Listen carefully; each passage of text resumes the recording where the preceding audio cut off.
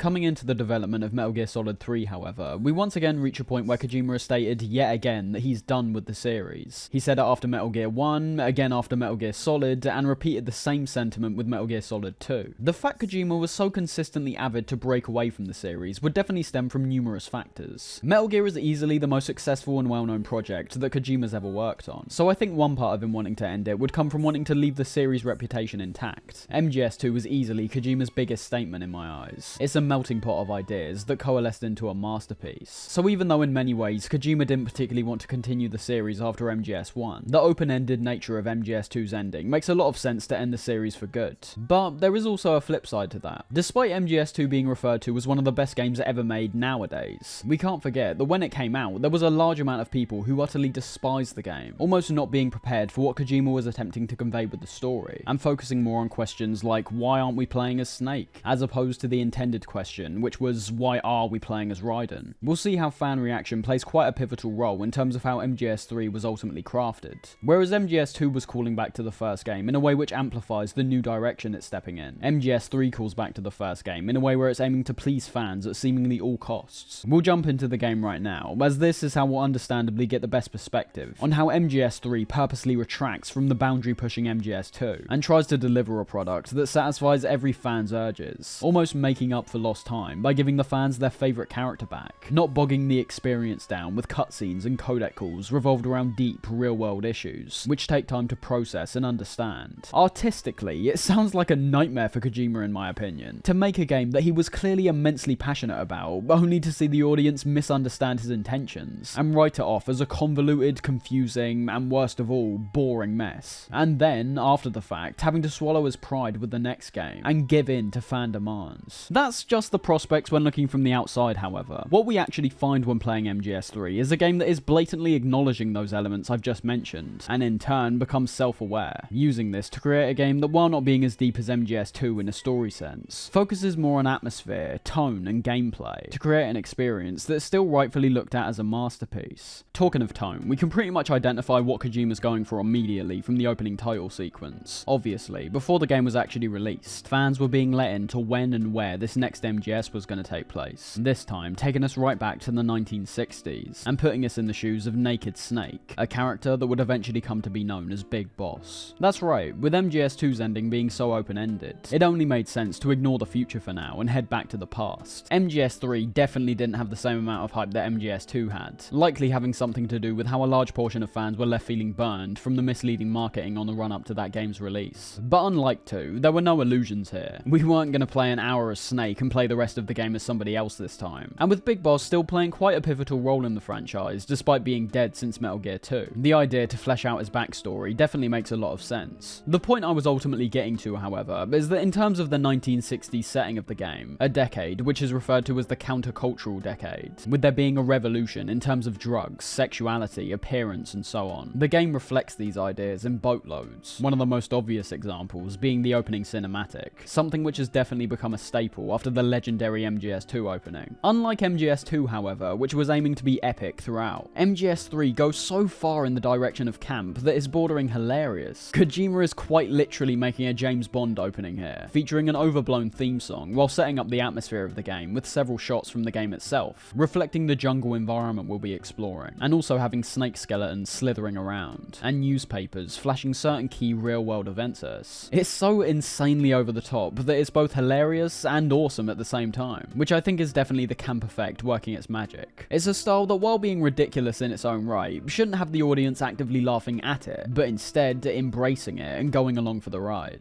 There were elements of this in the previous games, but the jump-off point is so large here that coming back to MGS3 definitely takes some readjustment for me personally, especially when playing it directly off the back of 2. Starting a new game, we're given a strange selection of options to begin with. We of course choose our difficulty just like before, but the first choice we're actually given asks us what game in the series we like the best, being given the options 1, 2, 3, or this is my first Metal Gear game. These do genuinely have different effects, although for the most part they don't substantially alter the experience regardless of which one you pick, which I think is good. Choosing 1 has your stamina decrease less during the opening part of the game. 2 is essentially a joke, where Snake will launch into the mission wearing a disguise that looks identical to Raiden, even having his name changed to Jack up to a certain point. 3 unlocks some camos and some extra things we can mess around with outside the main game, and saying it's your first Metal Gear Gear game is just the standard MGS3 experience. These are only small inclusions, as I said, but still fun to witness. Finally getting into the game, however, we hear the iconic voice of David Hayter as Snake once again, which wasn't a given obviously, due to the fact we now aren't playing as Solid Snake. After the end of World War II, the world was split into two, East and West. This marked the beginning of the era called the Cold War. We're immediately made aware that unlike MGS2, which was focusing on events that were completely fictional while containing a message within the fiction that translates to real life, MGS3 is grounding itself in real-world events, namely the Cold War. We open on a shot of a large aircraft containing Snake, our new colonel, and some of our allies inside. The Fox emblem on the side of the plane being a reminder that we aren't dealing with Foxhound this time round, but instead the Special Operations Fox unit. This opening works as a way to get a visual on many of the characters we'll be interacting with throughout our mission. Well, apart from Snake, if you picked MGS2 at the start, as well as also highlighting that our mission's taking place in Soviet territory. Approaching Soviet airspace. 20 minutes to drop off. Commencing internal depressurization. Equipment check. Arm main parachute. All right. You ready to go? Drop zone still showing a high pressure mass. Cav okay. Good. We've got high visibility. Snake, off the bat, isn't treated with the same kind of legendary status that Solid Snake has from Metal Gear 2 onwards. The legends all have to start somewhere, and Big Boss is no different, being chastised for smoking a cigar right before he's about to head out into his mission. Put out that cigar. Connecting oxygen hose to interior connector.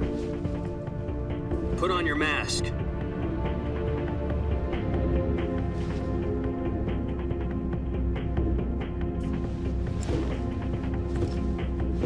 Does this panty waste know what he's doing? Just like in MGS2's case, you can see the cinematic approach from Kojima in terms of the cutscenes is improved yet again. I'm of course not going to name every instance I perceive as being great, because especially with how stylistic MGS3 tends to be, we'll be here all day. But just in this cutscene alone, I love the slow-mo zoom-in shot of the cigar, the light changing orange paired up with Snake rising his head, all the smooth panning shots and zooms highlighting characters' faces and the surrounding environment, giving us a visual on both the type of technology we're working with, as well as the different characters who are performing their set roles. It's once again a constant throughout the game, which I'm merely going to say is pulled off with excellency yet again. You'll be able to see for yourself how great the direction is this time round. Although in terms of that style being carried across to the gameplay, we do see the cinematic approach be dampened somewhat compared to the first two MGSs, solely down to a factor which makes the gameplay exponentially more satisfying. What I'm referring to being the Subsistence re-release of MGS3, which introduced a true third-person camera, also being carried over to the HD remaster as well. We'll focus more on that when getting into the gameplay. For now, we witness Snake jumping out of the plane and performing somersaults in the air.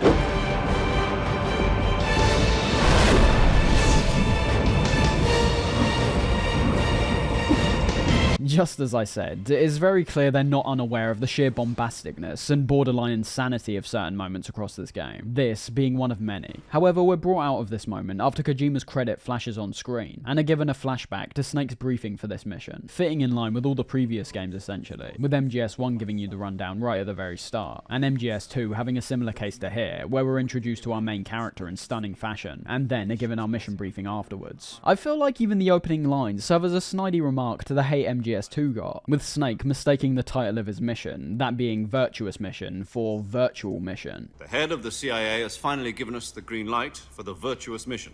Virtual mission?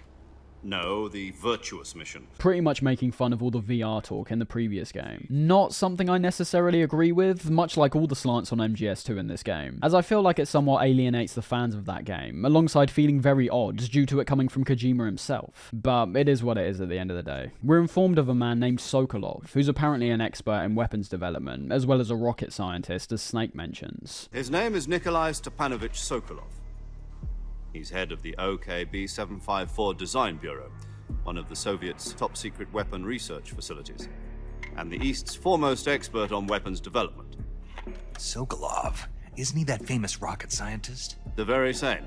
Sokolov's attributed as one of the pivotal scientists who launched Yuri Gagarin into space. Once again, a real-world event being tied in with a fictional character. Sokolov is said to have become afraid at his creations, most likely worried at what the Soviet Union would intend to do with his scientific abilities. A similar scenario to what we saw with Otacon with Metal Gear Rex. So in turn, Sokolov defected to the West. Around the same time all of this was happening, the Cuban Missile Crisis was also in full swing, getting a fairly detailed and accurate recounting of the many decisions and negotiations which were carried out during it. And tying this event with fiction once again, it said the deal the US and Russia came to was that in order for the Soviets to remove their missiles from Cuba, the US would have to give back Sokolov, with the assumption being the Soviets require him to continue work on their new weapon, more than likely some kind of Metal Gear. Finally, on October the 28th, the Soviet Union agreed to remove its missiles from Cuba.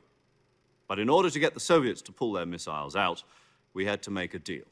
You mean the one where the US agreed to remove its IRBMs from Turkey? No. The Jupiter IRBMs deployed in Turkey were obsolete, and we were going to get rid of them anyway. They had no strategic value whatsoever to either the US or the Russians.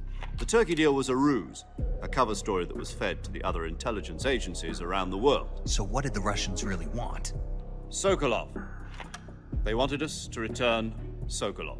Ultimately, what our mission comes down to is rescuing Sokolov and preventing the creation of a potentially devastating weapon. The rest of the information we're given is rather negligible, just details revolved around how they'll exfiltrate via the Fulton recovery system, and how we've got around a 4-hour time limit before the plane has to refuel. Although in terms of the game itself, we can realistically spend as much time as we want completing our mission and still be fine. One new addition we do see, however, is the option to press R1 during the cutscenes at certain points, typically putting us in Snake's perspective for a brief moment. It's one of those inclusions that didn't particularly have to be there, but doesn't work to the game's detriment either. It's something else which I feel was implemented, primarily because of how long the cutscenes were starting to get in MGS2. So reintroducing some more interactive elements, even small ones like this, should definitely keep certain people more invested in the cutscenes this time round, and thus more invested in the game as a whole. I will say, however, I feel like out of all 3 Metal Gear Solids, I find myself struggling to connect in the same kind of way as I do with 1 and 2. While saying that, I'm pretty sure I know why though. Some of it stemming from the goals during development, and some of it stemming from the game itself. It's a similar feeling that a lot of players must have felt when playing as Raiden for the first time, and I acknowledge that I've always had less of a problem with this character because of the years I spent playing as him when I was a kid. It was less of a heavy blow to me, due to me being fairly unfamiliar with the MGS franchise to begin with. Playing MGS2 for the first time, I wasn't really aware of how invested fans were to Solid Snake. With MGS3, however, I not only have that unavoidable knowledge that Kojima was reintroducing the character of Snake so that fans would be happy, an idea I don't like to begin with. But then there's also the obvious fact that we're not actually playing as Solid Snake. The series has enough sequels by this point where the guy who the game's literally named after is no longer the main protagonist. Solid Snake has now become merely one of 3 protagonists alongside Raiden, and who we'll eventually know to be Big Boss. It's not a full-on negative in my opinion, as we'll eventually see that Kojima does manage to make us connect with not only Snake, but tons of other characters who we're meeting for the first time. It's just something else which I describe as slightly off-putting to begin with, just like Raiden before. We've got the bare minimum Big Boss connection to attach to, but the overwhelming thought in my mind is that from his conception, I feel like he was placed in as a Solid Snake stand-in. Hooray, no more Raiden. You've got quite literally a near identical character model to Snake from MGS2, and now you can play as him for the endurance of the game. It might be more of a personal view that I'm fine for anyone to disagree with, but I thought I should bring it up regardless. There's not characters like Otacon or Liquid which tie the experience back to Solid Snake. We're essentially starting fresh, which is fairly admirable in all actuality. It requires not only brand new ideas for characters and all their unique personalities, but also requires the writing to be on point so that we connect with them in the span of only 1 game. Which, say what you want about how you connected with characters in MGS1, but relationships like Snake and Otacon's easily reach their peak only when coming into the game's sequel. All I'm saying is that MGS3 marked the turning point for how Metal Gear was now turning into a franchise that is no longer bound to the main character anymore. Kojima had tried to end the series several times by this point, and I think from here on out it becomes increasingly obvious that he's merely using Metal Gear as a vessel to carry out ideas that he'd likely want to pursue with new IPs, in some cases working to great effect like this game, and others appearing a lot more out of place. By the time we reach MGS5 for example, you'll see how that game in many ways is associated to the series by name, but is lacking so many of the qualities which defined Metal Gear to begin with. Parachuting onto the ground, we end up losing our backpack on one of the trees, and crash onto the ground with style.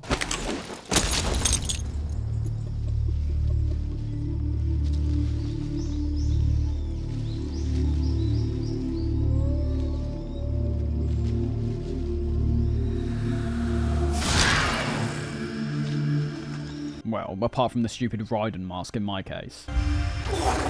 We'll eventually find that a large amount of the radio calls and cutscenes are placed at the front of the experience. But one thing I do like is how we're given control immediately upon landing, giving us a chance to get a feel of the jungle environment. We'll get into the environment more in a second, but just from the get-go, it's a hell of a feeling to finally be given a play zone that's out in the wilderness, when all the previous Metal Gear Solids were predominantly placed within interiors, MGS1 having a strong industrial feel, and MGS2 having a futuristic feel. It's a breath of fresh air from the second we're given control, brilliantly cutting out any kind of music and letting us take in the atmosphere, hearing all kinds of wildlife within the jungle ahead of us.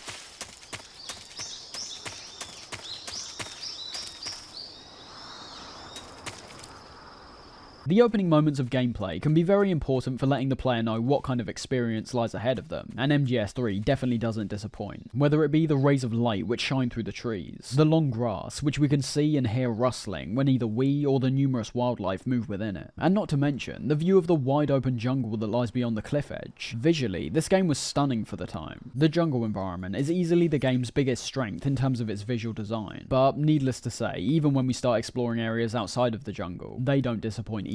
As I said, I'm glad we're given the chance to control our character to begin with, but we do get control taken away pretty quickly when making our way only slightly forward, introducing us to not the codec, but radio screen. Although, unlike Metal Gear 1 and 2, it's basically just the codec again. The screen has had another redesign though, and one which obviously fits more in line with the technology at the time. The dialogue's always been the most important part of the radio calls, so as long as the voice acting and writing's good, which it most definitely is here, a lot of the other stuff can be thrown to the wayside for most players. I will say though, the absence of the animated character portraits that we've experienced for the past two games does take some time to get accustomed to in my opinion. There was no real reason these had to be removed, because at the end of the day, these were always supposed to be audio based in terms of the game world. We could see both characters talking, but they were merely talking over an earpiece essentially. It's primarily done to reinstate the 1960s time frame, but aside from some unique slides which pop up during specific conversations, and the few slides we can flick through for all the different characters we talk with, the final slide always giving you a brief set of data pertaining to whoever you're talking to. The radios here have always felt a bit more static to me. It works, and I don't particularly have any real complaints about it overall. It's just the fact that compared to before, we literally have near to no movement on this screen, aside from Snake's silhouette in the back. A detail which I'll admit does look pretty great, and leads to some good moments where we can get a better visual on some of Snake's reactions during certain conversations. The call we get here establishes some of the codenames we'll be using during this mission. Snake's being Naked Snake, and this Colonel type figure who's actually called Major Zero, referring to himself as Major Tom. From here on out, we'll be using code names to refer to each other.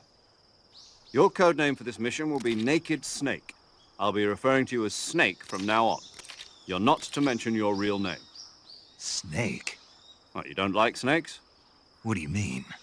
Well, you've eaten one before, haven't you? In survival training. I'm glad to hear that. I don't know if I'd ever order one in a restaurant, but... Be careful, you might not have a choice. What about you, Major? What should I call you? Let's see. I'll be Tom. Call me Major Tom.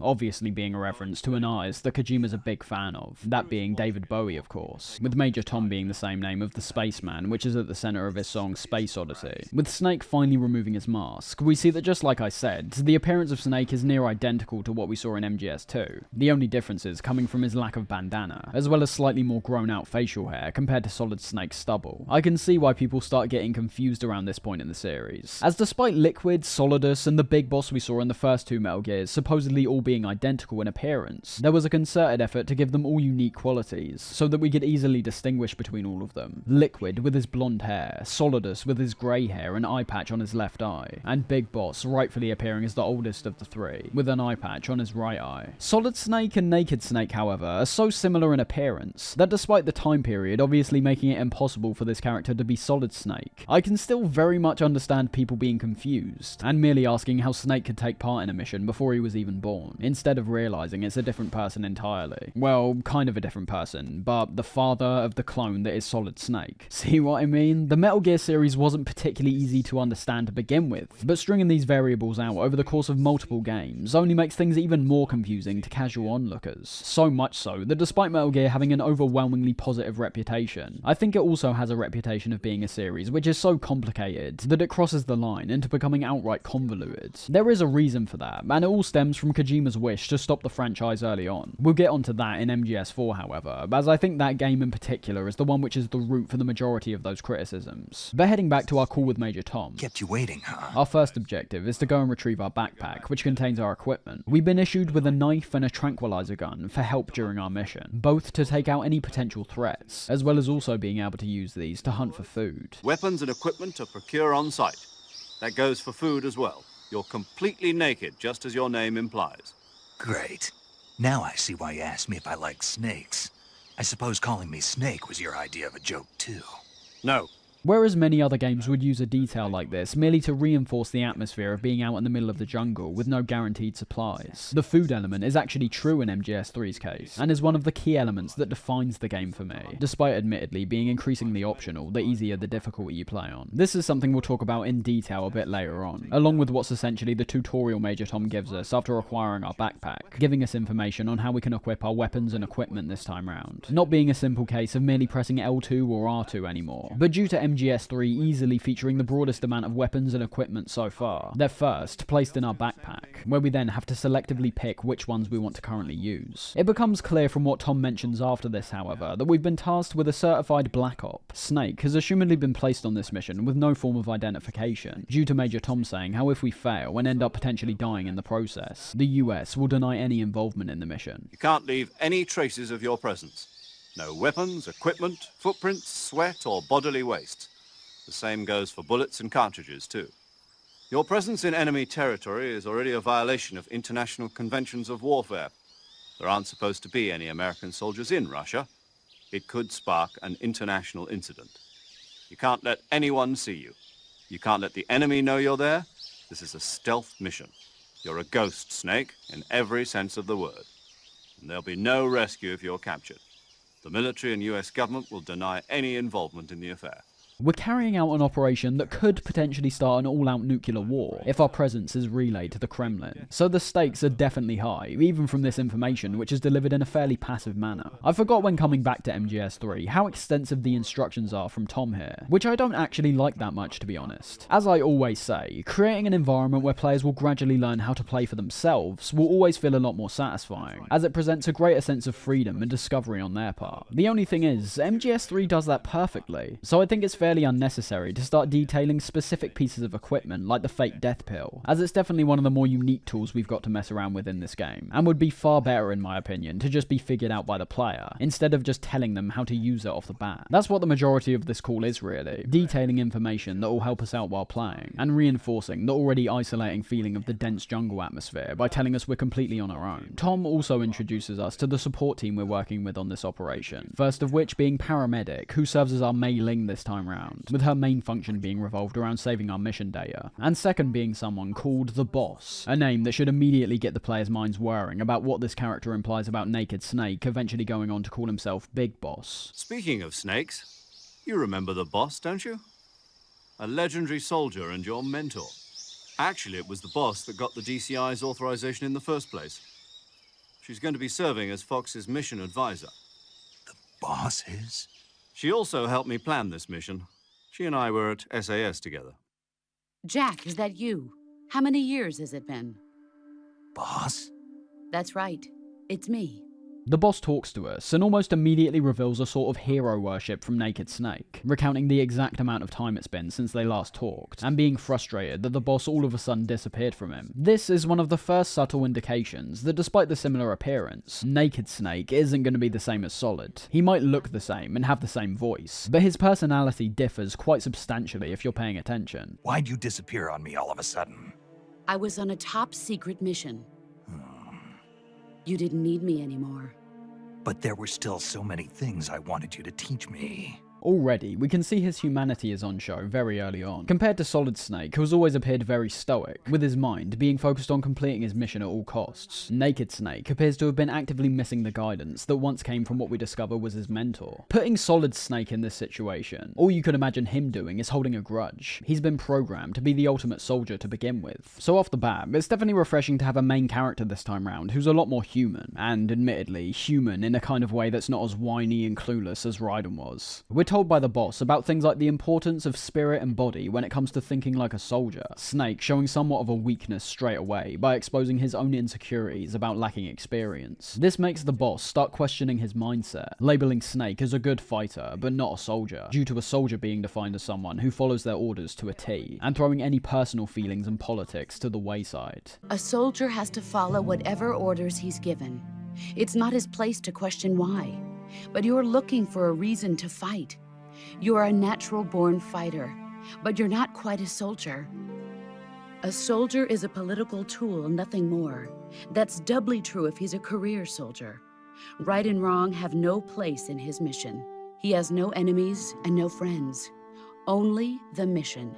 One might argue this is not such a bad outcome. As I was just saying, it means that Snake is a lot more human. He's not a mindless drone just following orders like Raiden was made to do. Although, it doesn't seem like that's quite what he wants. There's a saying in the Orient, loyalty to the end. Do you know what it means? Being patriotic. It means devoting yourself to your country.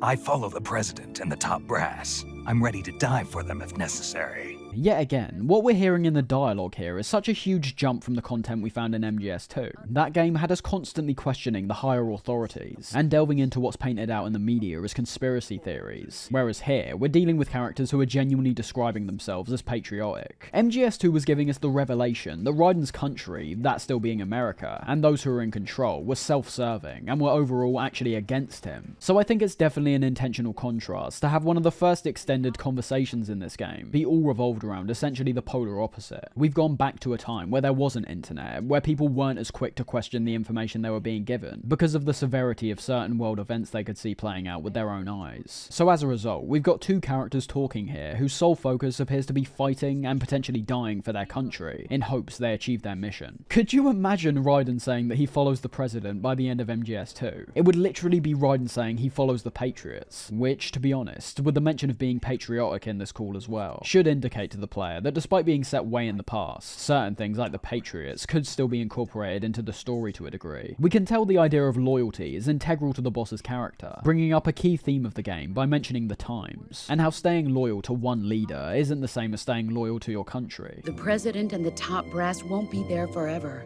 Once their terms are up, others will take their place. I follow the will of the leader, no matter who's in charge. People aren't the ones who dictate the missions. Then who does? The times. People's values change over time, and so do the leaders of a country.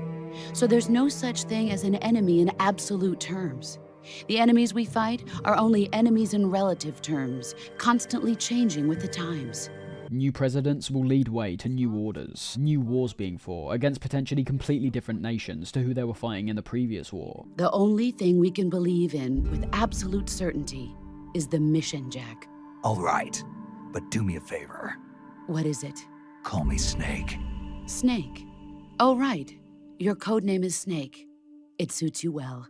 That about wraps up our conversation with Major Tom and the boss, being told about some new combat mechanics like CQC, which we'll eventually be implementing into our engagements, and then being let loose into the jungle once again. Commencing virtuous mission now.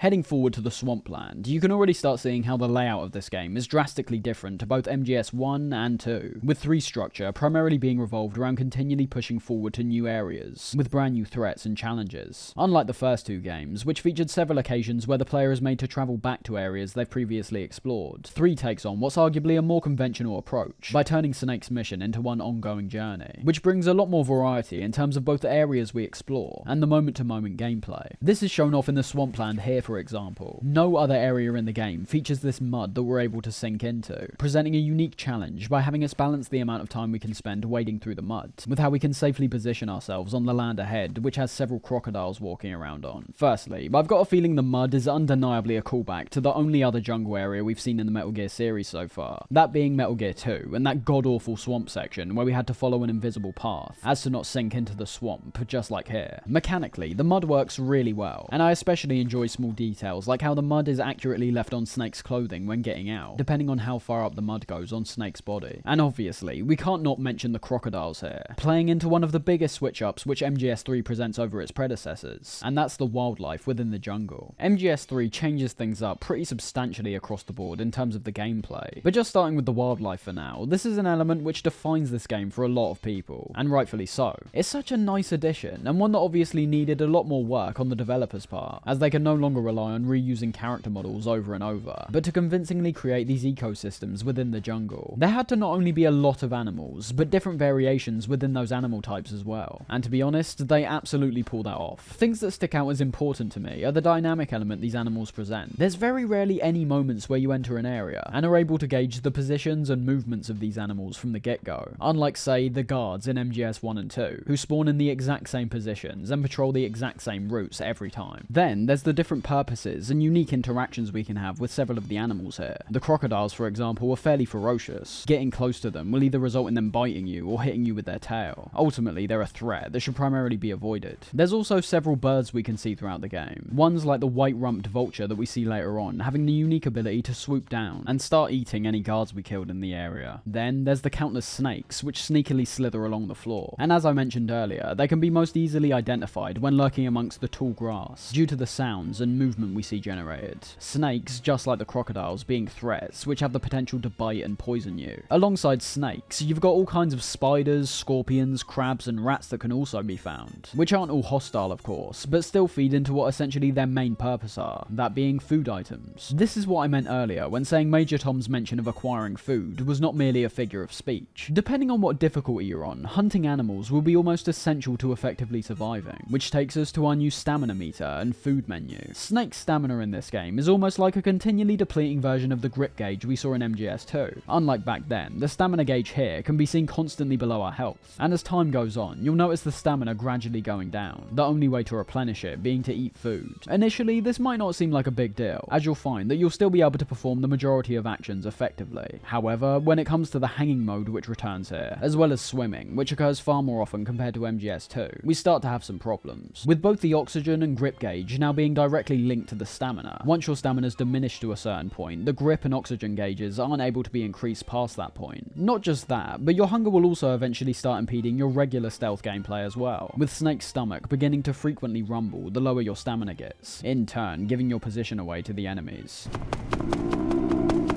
Heading into the pause menu now presents a variety of options that we'll get into later on, but one of them, as you can see, is labelled food. When entering this tab, we're presented with all of our food items, as you could assume, which is where we should also mention that food isn't merely negated to animals, but also things like rations, which, yes, marks the first time rations aren't being used for a static health increase, and also the bizarre product placement calorie mate tie-in, which is something we'll be seeing a lot more of in the upcoming games. Unlike some of the other menus here, the food menu isn't at all convoluted. It lays out all the necessary information clearly, such as if we've eaten this food item before, and what we think of certain food items that we've previously eaten. This is important due to Snake having a variety of different reactions depending on what food item you eat, some, like the calorie mate, being very much to his liking, and in turn, restoring a very large portion of his stamina.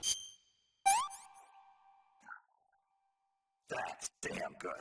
Whereas others will make Snake recoil in disgust, these foods typically restoring a minimal amount of stamina. From here though, is where we start getting into some of the insane details which make up a large part of MGS3, first of which being the spoiling system which has been put in place, where aside from items like the calorie mate, rations, or instant noodles that we can find throughout the game, food items like animals, mushrooms, and fruits which we can collect will end up spoiling over time, with the consequence for eating these being a food poisoning effect, which will make Snake sick until he's cured via the cure menu on the pause screen.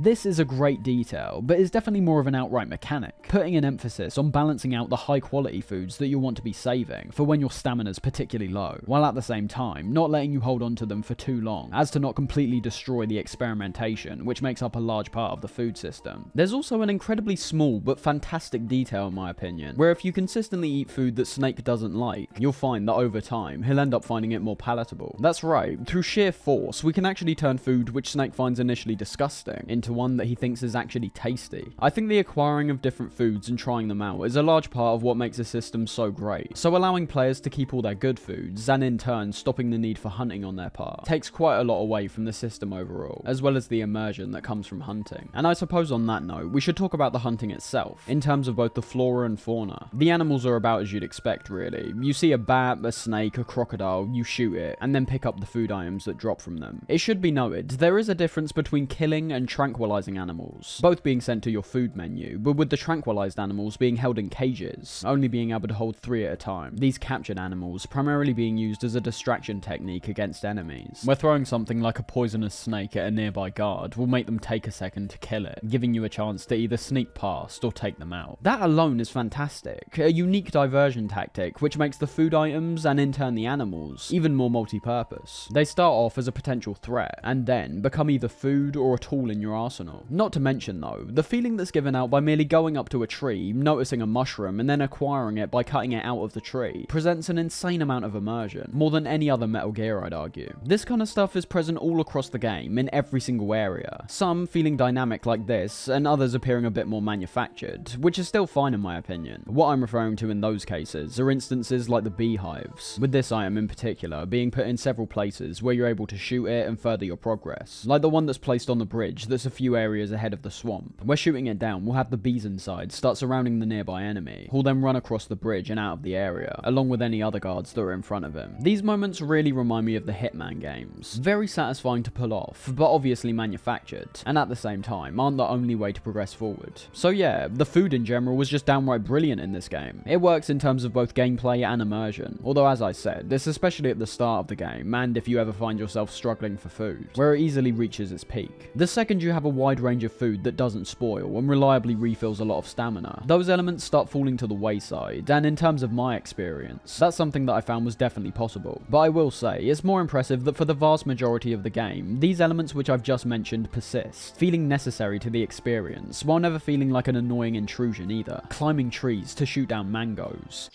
placing mousetraps to capture mice.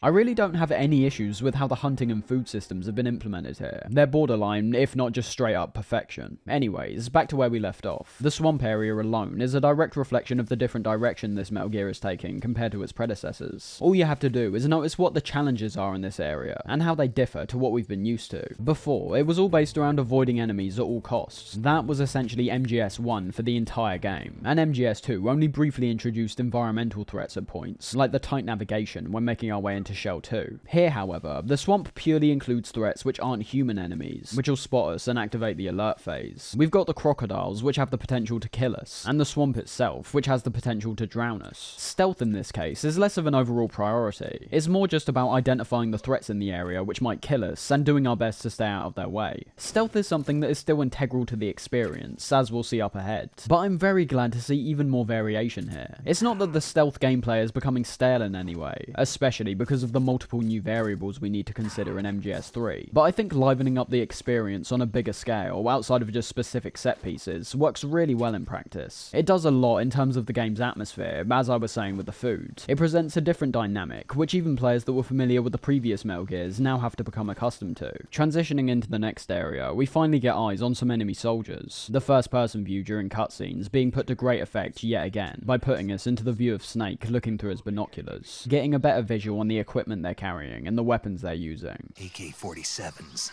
and grenades. The radio call which follows on from this once again has Major Tom stating how this is a stealth mission, and that we should avoid being detected at all costs, as well as also having the boss give us a description of the camouflage menu. So let's go over that right now too. Despite camouflage being described as a key factor to staying undetected in both previous games, it's also something we never actually had control over, aside from the incredibly easy stealth camouflage, which pretty much destroys the stealth gameplay in its entirety. This changes big time in MGS3, with camouflage being one of the most vital elements that we now have control over, which can make a huge difference in terms of being spotted or staying undetected. The camo index, as well as the names of the current camouflage we're wearing, is now shown in the top right of the screen at all times, being necessary enough and also small enough to not feel like it's cluttering up the screen. The camo index is marked by a percentage, which will constantly fluctuate depending on the actions you're taking in-game, as well as how well the camouflage you're wearing is making you blend into your surrounding environment. So for example, regardless of whatever camouflage you're wearing, you'll notice the camo index will significantly decrease, face, and possibly even turn red and go into the negatives. So it's not all solely based around how good the camouflage you're wearing is. But where the camo does come into play is when crawling on the ground or staying stationary, as then you're able to start gauging how effective the camo itself is, which in turn will go on to affect things like how likely the enemies are to spot you while running around, some camos making you stand out more than others, even despite the already loud actions you're taking. So the index is pretty much just a mark of how easy you are to spot now, which, as you may have noticed, due to it appearing where the soliton radar would usually be, has a lot to do with the enemy's lines of sight and how they've been changed in MGS3. We'll talk about that when looking at the gameplay at large in a minute, but sticking with the camouflage for now, heading into the pause menu and clicking on the camouflage tab reveals two options, face and uniform, both options being pretty self-explanatory in terms of what area they're affecting. Going into either of these two tabs reveals a range of options, which is already quite varied at the very start of the game, but can be further increased with multiple other camo types and even secret camos for your face and uniform. The ability to customize our camo stays in line with the heavily immersive aspect which can be felt in the game already, where due to the differences which come from things like the enemy's AI, we're given the ability to put more consideration into our actions, and even further making us feel like the sneaky badass we've always been painted out as in the Metal Gear series. There is one big caveat for me when analysing the camouflage system, however, one that for me personally strips away quite a bit of the immersive aspect, and almost completely destroys it as an interesting gameplay function as well. What I'm referring to are the plus and minus numbers we see presented alongside all of the camos in the menu, removing essentially all experimentation from the player by telling them immediately what the most effective camo is for the environment they're currently in. Just like the camo index, it can fluctuate pretty quickly depending on where you position yourself. For example, more often than not, just standing out in the open jungle will have the tiger stripe or olive drab camo be the most effective, whereas merely pressing yourself up against a tree will in turn make the tree bark camo the most effective. This is where I begin questioning what the intention of the camouflage is, and how it was meant to be most effectively used by the developers' standards. As I already said, the experimentation is already gone from the get-go, unfortunately, which is hands down my biggest issue with this system. All it would take is literally the removal of the plus and minus numbers, and that's it. The camo index could still stay the exact same, and would be the only indication at how effective your camo currently is. But aside from that, I also have to consider if the intention of the camo menu is a bit more convoluted than I initially thought. As you may have gathered from the tree bark camo example I gave a second ago, the camo index can vary significantly depending on what surfaces you're up against. You're next to trees, use tree bark. Crawling through grass, use the leaf camo. The only thing is, switching these camos in accordance with what surfaces we're surrounded by isn't the most quickfire thing to pull off. Remember, to change camo, we're continually having to pause the game and pull ourselves out of the experience, something that with MGS3 especially is a pretty large detriment. For most players, I imagine they'll merely default to what gives the highest amount of camouflage on average, so as I said, ones like the tiger stripe. However, if the intention was ultimately to have the player switch camos every single time they're amongst a different type of surface, it does not work well at all. The system is just far too slow to be anywhere near satisfying enough to pull this off smoothly. That may very well not be the intention at all, of course, but the ultimate point is that despite the camo system initially appearing like it brings a sense of depth and immersion, which I suppose it still slightly does to a degree, there's big issues which take away from the mechanic for me. The lack of experimentation almost destroys it to begin with. Add on the clunky transition we have to make every time we want to switch camo, as well as there still ultimately being camos that you can reliably pick and stick with for the endurance of the game, and you've got a promising system that desperately needs more depth and a significant amount of streamlining. The area we left off from is a fantastic introduction to both how the enemies differ compared to the previous games, as well as how we're also having to approach these areas differently, due to them being noticeably more open compared to MGS 1 and 2. Starting with the enemies, so MGS 2's AI had already been heralded as having one of the most impressive enemy AI systems ever created, a statement that I don't particularly disagree with at all. But I think what MGS 3 presents over MGS 2 are even more mechanics to showcase the AI's capabilities. First off, due to the removal of the soliton radar, you can naturally assume that we're now having to gauge their cones of vision. However, that's the thing, even when utilising our motion detector tool, which is the only kind of radar we get in the game, you'll notice the cones of vision are now actually gone. This is a change that I really enjoy, as it's removing the safety we previously had, where we could literally stand right in front of an enemy, but because we're just out of their cone, we still can't be seen. MGS 3's feel a lot more realistic in a lot of ways. Their sightlines are now directly tied into things like your camo index, if you're crawling, walking, or running, and one of the most important additions in my opinion, the sound you're creating. This immediately presents more strategy to the way you play the game, and if you've played the previous Metal Gear games and gotten used to the radar, will also reveal how much reliance you would have been putting into it for the majority of both 1 and 2. It solves the issue which I brought up a while ago now, about how the radar actually draws the player out of the experience, and results in them them almost playing the game solely through the radar, missing out on the great visuals and atmosphere which is shown in the game itself. 3 does away with all of that, reinforcing the immersion even further by requiring you to primarily pay attention to your surroundings, and as a result, taking in the visuals, the small details, and the atmosphere that you may have otherwise been missing out on. The sightlines of the enemies are noticeably improved. You'll find that running out in the open without surveying your surroundings will more often than not result in an enemy seeing something, an effect which is indicated to the player the same as always, with a simple surprised remark from the enemy in question.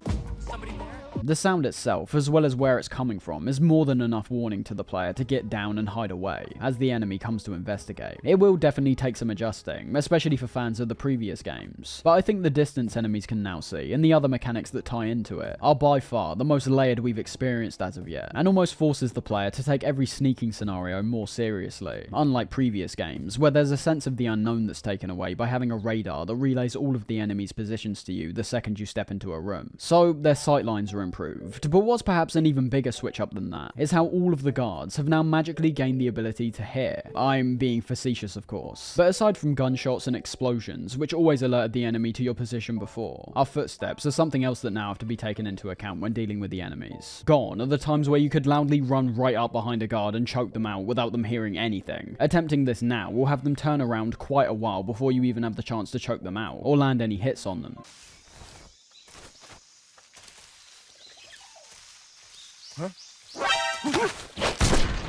And while this obviously presents a bit more of a challenge for the player, I wouldn't ever want to replace it with the system we previously had. It's yet again adding more depth and strategy to the gameplay, making players question if they'll be able to creep up behind a guard, knock them out, and hide their body away before another guard comes along and potentially spots them from a much further distance than we're used to. The different states of movement, just like how guards see us visually, are the main way to avoid being detected. Running obviously being the loudest approach, which will allow guards to hear you from a pretty long distance away. Then you've got the walking, which is a lot quieter, and then crawling, which is the only real outlier in terms of the realism here, by not alerting the guards whatsoever, despite still generating quite a loud sound.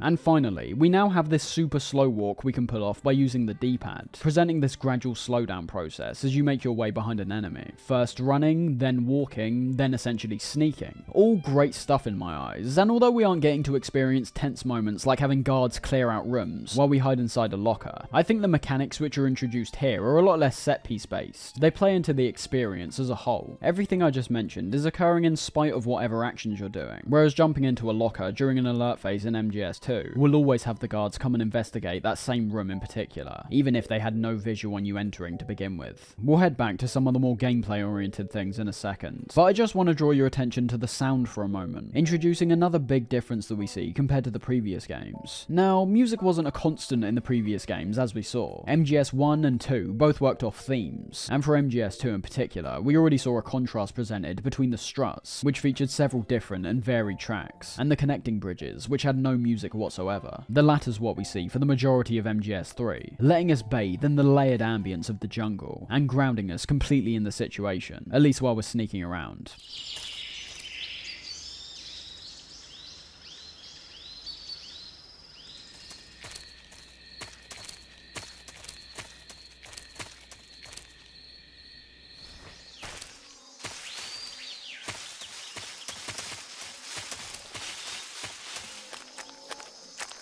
As per usual, the music still starts up when being detected, the soundtrack this time obviously featuring a large amount more woodwind and brass instruments, compared to the electronic sounds we heard in MGS2.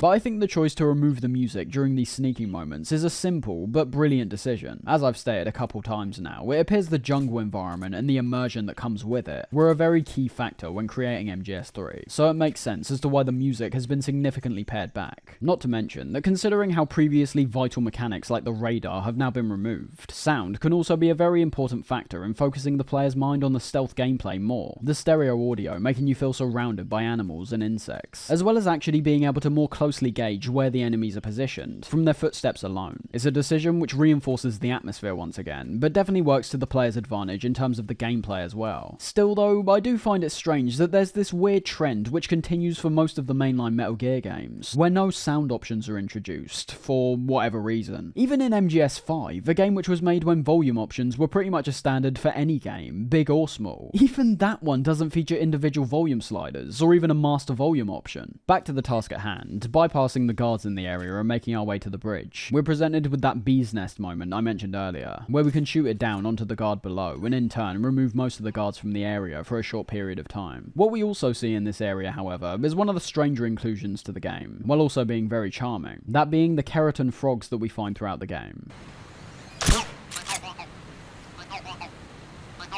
These working as both a collectible, by serving as the main way to unlock the stealth camo this time round, and also a distraction technique due to the sound they end up producing. It presents a type of quirkiness that fits in line with the overall experience, as we'll see, but equally presents the idea of unlocking the stealth camo in a more mysterious and rewarding way compared to just being handed it at the end of the game. Making our way across the bridge, we're able to get a visual on some items located in a small alcove ahead of us, this being one of the first blatant examples, outside of the SVU, which was located in a small patch of grass earlier on, of how we'll be acquiring the majority of our equipment and weaponry this time round. Unlike before, where weapons were placed behind doors which could only be unlocked with certain levels of keycards, a lot of the weapons we find now will merely be lying around, just like here, or inside of buildings, something which I should add are no longer locked off by keycards whatsoever. I think it still presents a level of managing the player's progression, just like before. So, just like how you were given weapons like the AK after acquiring a higher level of keycards, you only find some of the more extreme weaponry as you venture deeper into the game. But overall, it's something else which is encouraging some more optional exploration on the player's part. It's incentivizing them to explore these areas to their maximum potential, while at the same time not making it blatantly obvious that said weapon is hiding around the corner, which I think in turn makes the optional exploration feel even more necessary and enjoyable to the player. You see a locked door, you already know something's behind it. It's just a matter of when and how you'll be able to open it up and what awaits you inside. Whereas here, you could be playing the game as per usual, and then stumble across a brand new LMG or sniper rifle, an unexpected reward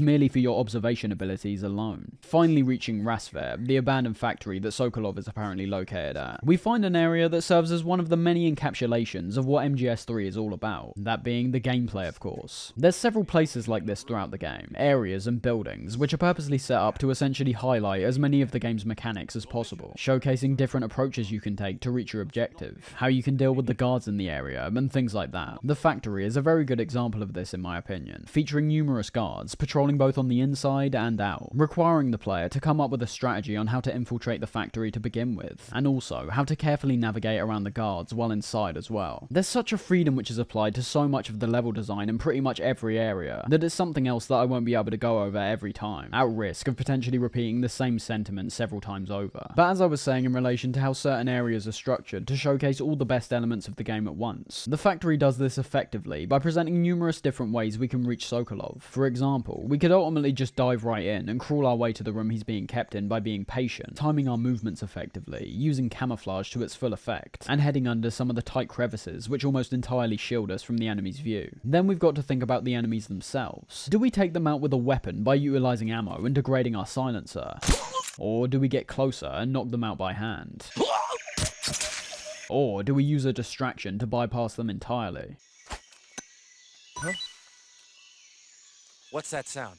Then back to how we're making our way to Sokolov's room. We could instead choose to bypass all the enemies and make our way around the perimeter into the back of the factory, where we can then find a ladder, which we can climb up and essentially drop directly into the room that's adjacent to Sokolov. Just so much variety. It's in cases like this where I can see why people have attached so much to MGS3's gameplay, as the amount of ways you can approach a stealth encounter now is just unprecedented compared to what we've seen before. In MGS2, you could enter a strut from several different positions at times, but the stealth experience was then all dependent on how you'll make your way forward from there, and how the guards in the room have been moved around to accommodate where you've entered from. Whereas MGS3 just gives you free reign, the open environment letting you explore areas with so much more freedom compared to the tight and compact corridors before. Finally, say we get caught on our way to Sokolov, which in turn means we can't access the room due to us being told beforehand that we won't be able to make contact during an alert phase. Well, it's not actually the end of the world, as just like how the open environment invites guards to get a visual on you easier, It also presents even more ways to lose the enemy as well. One way can be found directly in the factory itself, with there being a small passage that we can crawl into under the building. This only being effective, of course, if you've managed to break the line of sight before entering. Otherwise, we can get smoked out pretty easily with grenades.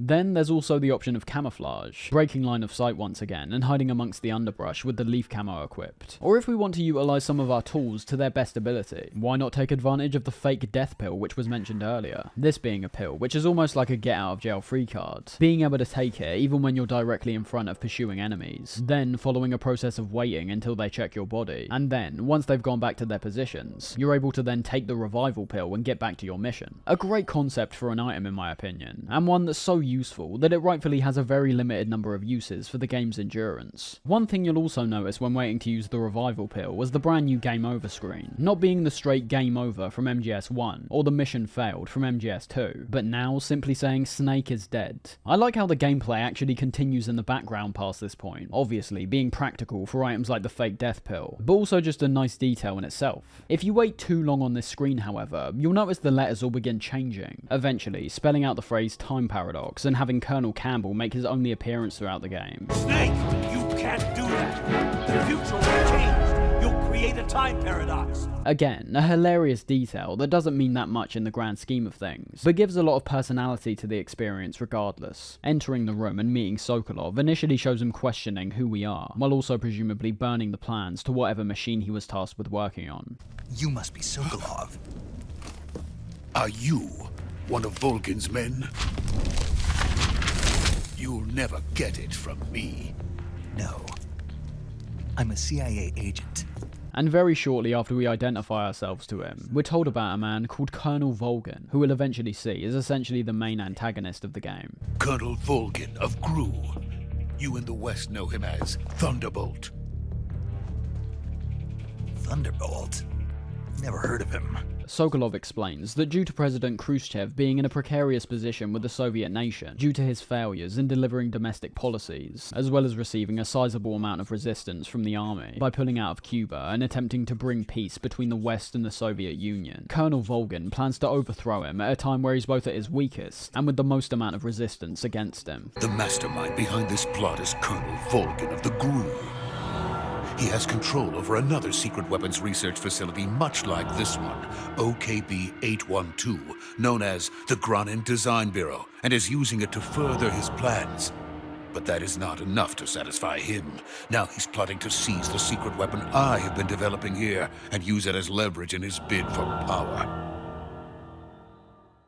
The guards which have been patrolling outside are explained not as a preventative for Snake, of course, as the Soviets aren't even supposed to know he's here, but instead for Volgin, with Khrushchev definitely seeing the potential catastrophe that can ensue from him getting his hands on Sokolov. One of the funniest moments here, however, which might fly completely over the heads of players like myself, is when Sokolov mentions how good Snake's Russian is. By the way, your Russian is superb. Where did you learn to speak it? From my mentor. It's a needless detail, as ultimately we never hear anyone speak full-on Russian for the entire game, but it's merely telling us the entire time you and Sokolov haven't actually been conversing in English. A bit of a strange detail to add, to be honest. It's quirky, but I also imagine including the Russian itself would have likely been a route Kojima was considering at one point in time. Making our way out of the factory, we get ambushed by multiple guards, while also meeting a character who yet again appears to be the primary through line throughout the series, and the only character in the MGS games that has now shown up in every entry. He's the Ocelot commander. Ha! That's Major Ocelot to you. And don't you forget it.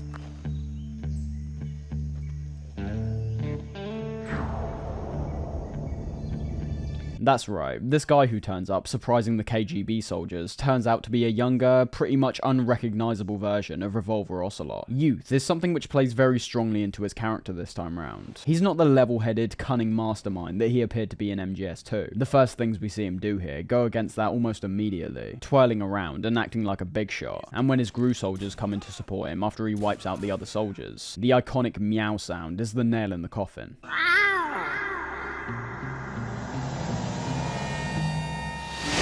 Ocelot is damn near a joke the first time we meet him, and although I won't say he's a complete laughingstock for the whole game, he's in no way being written to be anywhere near as intimidating as he is in the future. This is a fantastic scene overall. The action carried out over the course of it is stylish as anything, starting off with Ocelot's smooth execution of the KGB soldiers, and also having Snake single-handedly take down Ocelot and his men while primarily using CQC.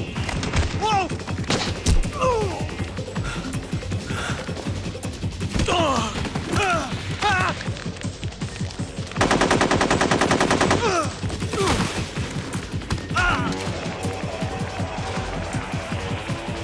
After that bombastic sequence is over, however, we're able to actually kill Ocelot, who's lying on the ground, and create yet another time paradox. Snake,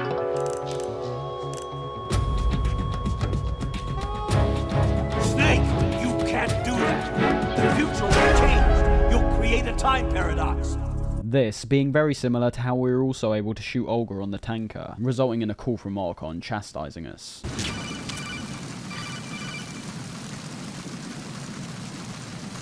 What are you doing? How could you shoot someone who's unconscious? What are you, some kind of a monster? Catching up to Sokolov, who we find panicking by the bridge, we finally get eyes on the Metal Gear we've been hearing about. Although it should be noted at this point that despite it very much appearing like a huge mechanical beast just like Rex and Ray, which I'll admit is pretty strange considering it looks just as advanced as those mechs, despite being set considerably further in the past, this thing is never actually referred to as a Metal Gear. Yes, the Shagohod. The treading behemoth. A Metal Gear game with technically no Metal Gear in it, instead being called the Shagohod. There's people who simply call the Shagohod the first Metal Gear created in the series, and others who describe it as an alternative. But ultimately, it doesn't really matter. It looks and acts like a Metal Gear, so if you want to refer to it as one, I really don't think there's any issue. The absence of the name is merely showing how the idea of Metal Gears haven't even been conceived yet, nothing more. In the overly intense conversation which follows, Sokolov remarks that the completion of the Shagohod will result in an age of fear spawning out of Volgan's reign, ending the Cold War victoriously and broadening his view to the world at large. A world war. But just as it seems we're about to escape with Sokolov, we're greeted on the bridge by the boss herself, clearly not being in that submarine in the Arctic Ocean. The boss is communicating with us by radio from aboard a Permit-class submarine in the Arctic Ocean. Boss? We are kind of made to see this coming, with the last conversation we had with Major Tom having them both question why the boss has gone radio silent. We lost contact with the boss some time ago. What happened?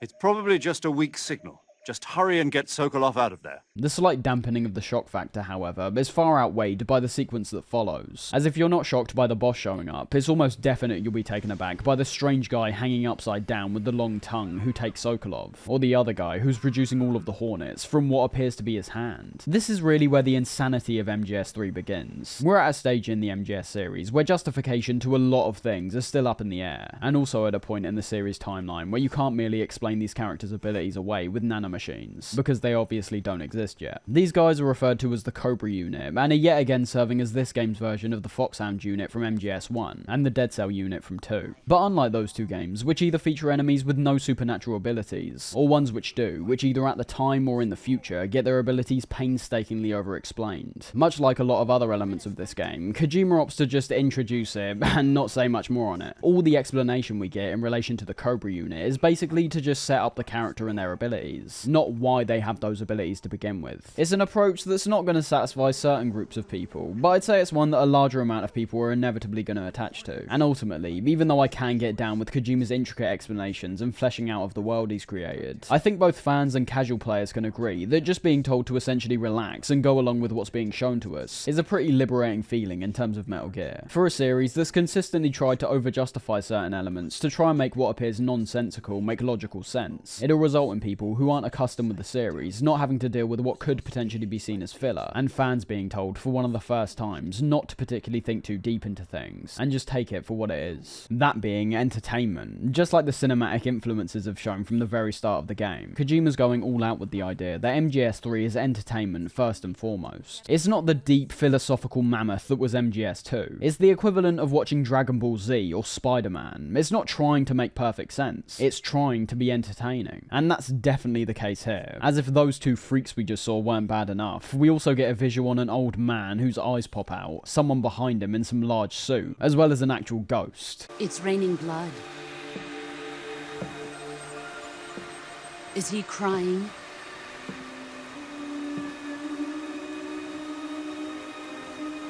It's so insane, but visually striking as well. I'm not sure I'd say the personalities are set up as well for the majority of the Cobra unit, as we'll eventually see, but their designs and abilities are easily some of the most distinct in the entire franchise. And to cap off our meeting with the enemy here, Colonel Volgin presents himself behind the boss, the most obvious confirmation of her defection to the Soviet Union. Boss, what is this? I'm defecting to the Soviet Union. Sokolov is a little gift from my new hosts. With returning Sokolov and what turns out to be the two Davy Crockett she was carrying being her gift to Volgin, the Davy Crockett being exactly what Volgin describes them as, tactical recoilless nuclear warheads. I mentioned how Volgin is the main antagonist earlier, and that is still true to a certain extent, but it's definitely the boss who fills the role of the double-crossing master, who has to eventually get put down by their apprentice. The experiences we face across the endurance of the game almost being Snake's training for his eventual encounter with the boss. It's been done many times before, but is still pulled off here very effectively. The boss effortlessly proving her superior combat abilities by disarming Snake's weapon with one swift movement, and subsequently breaking his arm when he attempts to retaliate with CQC. A damn painful arm break to look at as well. Snake leaves this encounter battered and bruised, only being spared because the boss refuses Volgin's wish to kill him. Something which is pulled off really well here are the movements and facial animations. You may have noticed this several times in the cutscene so far, but the lack of pure stoicism doesn't just translate to naked Snake, but to most of the characters we see. Aside from the arm break, Snake's face alone conveys the degree of pain that he's in.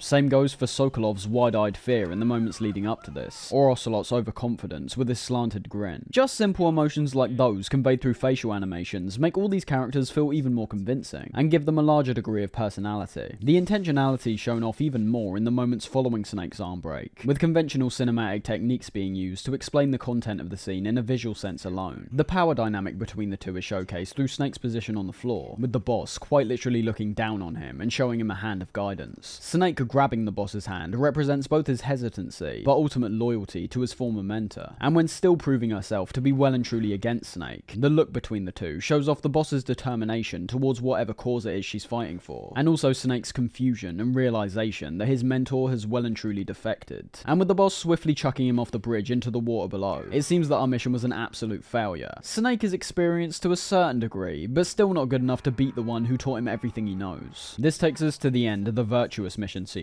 which as we'll come to find, is actually quite similar to the Tanker and Plant chapters, with how the opening gameplay section works more as an introduction, whereas the next section makes up the bulk of the experience. But before we move on, Snake washes up on the side of the river, and we're made to perform a medical procedure on ourselves to fix some of our broken bones and cuts. All the information's explained by paramedic beforehand, just like the majority of the new mechanics have been, unfortunately. But the cure menu, just like the camouflage, is a mechanic that, while seemingly having a lot of potential, doesn't end up culminating in something I find to be all that satisfying. It's yet another mechanic that's all based around realism, with items like the rations being made food items instead of healing items. The cure menu is where we do the bulk of our healing now, sort of. The healing in this game is actually a lot more typical, automatically regenerating at a certain rate, which depends on how much stamina you've got. There is still life medicine that we can find, which works as a rarer and overall less effective version of the rations, but regeneration is what you'll predominantly be using most of the time if you're aiming to save those life medicines for particular boss fights in the future. The cure menu plays solely into the health meter, and when you boil it down, it's just quite gimmicky overall. I think it works well for this single moment here, repairing ourselves after our devastating encounter with the boss, reinforcing how powerful she is with the amount of severe wounds which have been applied to our body. However, this system permeates for the rest of the game, and merely ends up being an inconvenient checklist to get some of your health back. Curing yourself doesn't actually heal you, but when you sustain what the game considers to be a severe injury, or you get poisoned or something like that, you'll either get a visual representation of this through Snake himself, with the poison effect, for example, being represented as some purple bubbles above his head. Or in terms of an injury, you'll notice a part of your health bars turned red, meaning that until you heal, you won't be able to regenerate health anywhere past that point. Still might not sound all that bad, but it's the way we do it once again that's the biggest issue, drawing us out of the experience by pausing the game, just to perform a quick button push, so that we can get back into the fight. Most times, you'll find that enemies won't be able to cause this type of severe injury, but some of the boss fights are made so frustrating solely because of this mechanic, having to stop the fight frequently to cure yourself, thus ruining the immersion and intensity of the fight.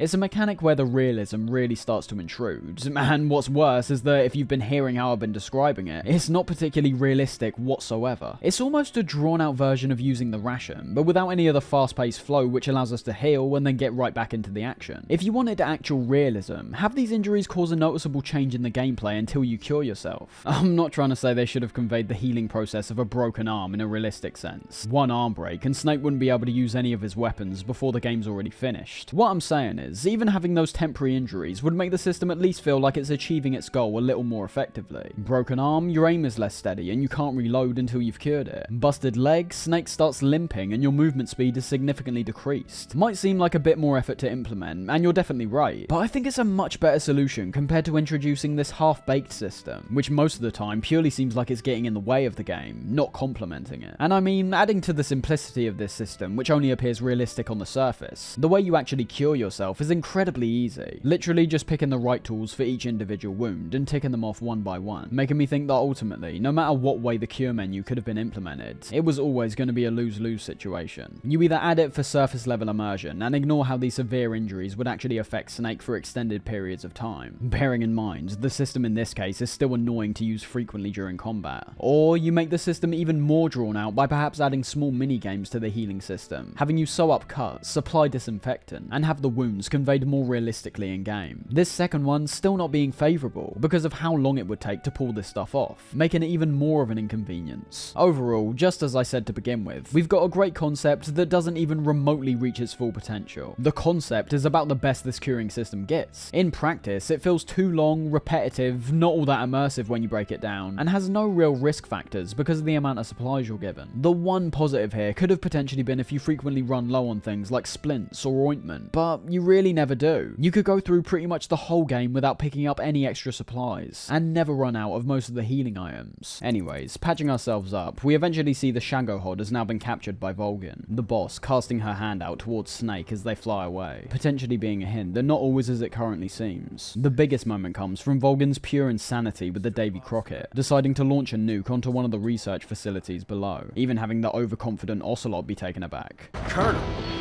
even if they are our enemies, they're still our countrymen. But it won't be me that pulled the trigger. It'll be our friend, the American defector.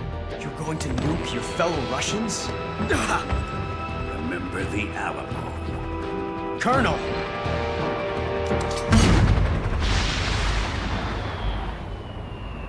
Volgin, I think, stands alongside Vamp as one of the most irredeemable characters in the entire series. He purposely lacks charm, is a brute, a bully, and shows in this moment that his motivations aren't based around liberating the Soviet Union, but instead are all revolved around how he can be all-powerful. He's only just acquired the Davy Crockett and thought the best option was to test it out on his own people. One thing that does look amazing, however, is the nuke itself, being given a visual on the gigantic mushroom cloud and the shockwave which ensues when transitioning back to Snake's perspective. This image alone sums up the horrors of war, the pure and natural surroundings of the jungle we've been experiencing, only reinforcing this even more. This world provides food, water, wildlife, trees, oxygen, and what many will claim are the most advanced species on Earth appear to be mindlessly destroying it to suit their own goals. It's in our nature, I suppose. Technology has only made the possibility to end humanity a lot more tangible. The intro sequence is repeated after this, capping off the virtuous mission section of the game and taking us to Operation Snake Eater. I will say that on its own, the intro is still very cheesy, but presenting it alongside the setup we've seen over the course of the introduction, the music and visuals are definitely recontextualized for me as a lot more epic to a certain degree. As I was saying when describing this game as pure entertainment, if you're along for the ride, you'll begin perceiving things which may appear as cliche or even cringy from the outside, as quirky, cool, and unique. The context really matters in this case. To truly experience MGS3 to its full potential, you've got to understand what the intention is, in my opinion. It's like laughing at Dumb and Dumber because you think it's a stupid and nonsensical film, as opposed to laughing with it because it's a stupid and nonsensical film that's not taking itself seriously, and is actively trying to make you laugh. After the intro, we see Snake has been swiftly deployed back into Soviet territory, this time getting a briefing on the events which took place in the hospital which he was taken to after the Virtuous mission. Zero tells us the US have been left in a rather sticky situation, with Khrushchev being informed about both the nuke that was shot by Volgin, as well as the American plane which was patrolling the area with Zero inside. Not knowing it was actually Volgin who fired fired the nuke. Khrushchev puts these two pieces together and confronts American President Johnson about the matter. What we see is merely a recap of the events we just experienced, ultimately resulting in Khrushchev giving America 1 week to prove their innocence. In this case, the proof we need to deliver being the elimination of both the boss and Colonel Volgin. Heading back to the present, we're launched into the ground, and given our main mission objectives by Zero, as well as also being told about the return of Paramedic on our support team, and the new introduction of a weapons expert called Mr. Sigint. Yo!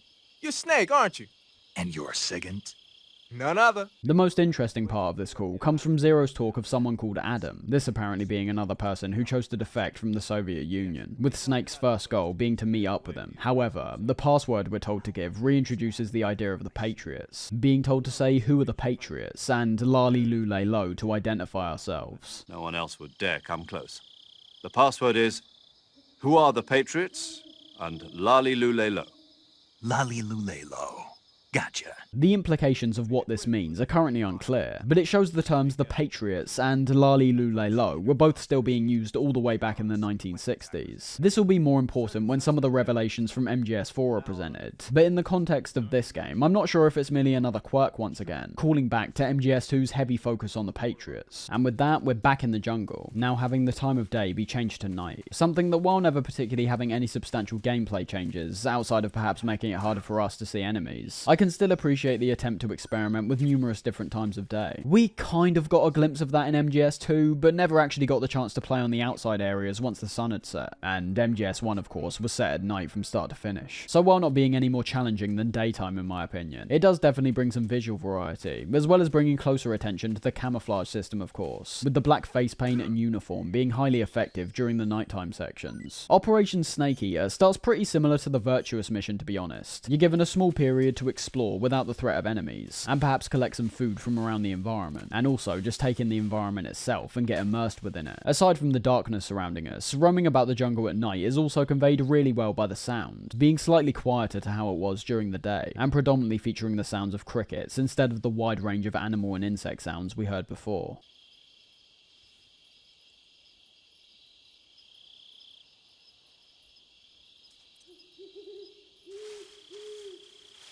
That's until we eventually hear a horse in the distance,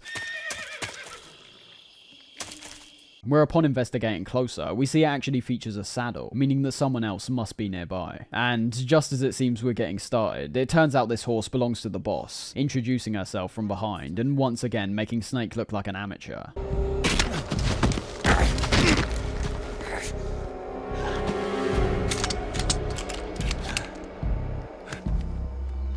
Go home.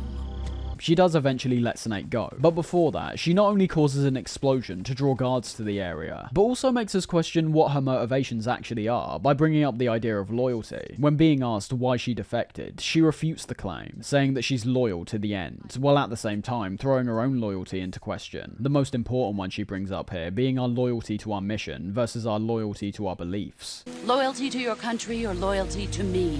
Your country or your old mentor? The mission or your beliefs? Your duty to your unit or your personal feelings?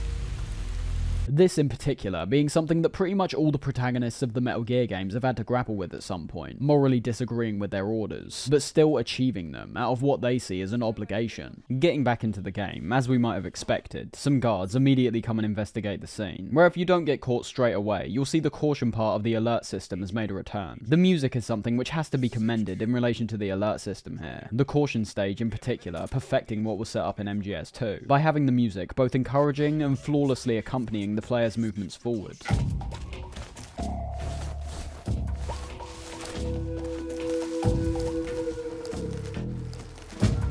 MGS2's caution music was pretty intense for both the tanker and plant, still being great in its own right, but the music here has not only had an obvious stylistic change to better suit the time period and jungle setting, but uses things like the tempo and the variety of instrumentation to even greater effect, having the tempo of the track be a lot slower, to the point where it essentially matches up with the caution timer ticking down at points, having certain instruments be individualized and played on their own, both to let players focus in on the sounds which surround them in the world, but also having instruments like the guitar perfectly match up with Snake crawling along the floor or in some tall grass.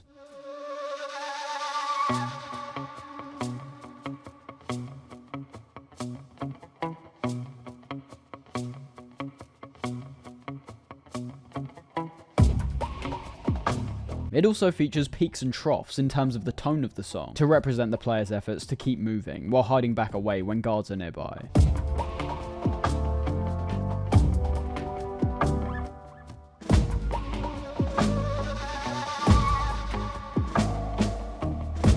Just everything about the caution theme is fantastic here, and despite the alert theme being grandiose and layered with many more instruments to increase the intensity, it's also just about what you'd expect from the alert theme at this point. I wasn't as taken aback at how fantastic it was compared with the caution theme, for example. As we're on the alert system, let's just real quick look at some of the changes which have been made to it. Although I've got to say that on the surface, it seems like compared to the jump from MGS1 to MGS2, the majority of this mechanic has merely been carried over from the previous game, which is perfectly fine in my opinion, purely because how well that system worked to begin with. For example, enemies that spot you don't alert all the other guards around them straight away. They first retreat and then radio in with HQ to call for reinforcements. Before that point occurs, you can merely take out whatever guard or guards that spotted you and have the alert phase be immediately removed. No evasion, no caution, just back to normal.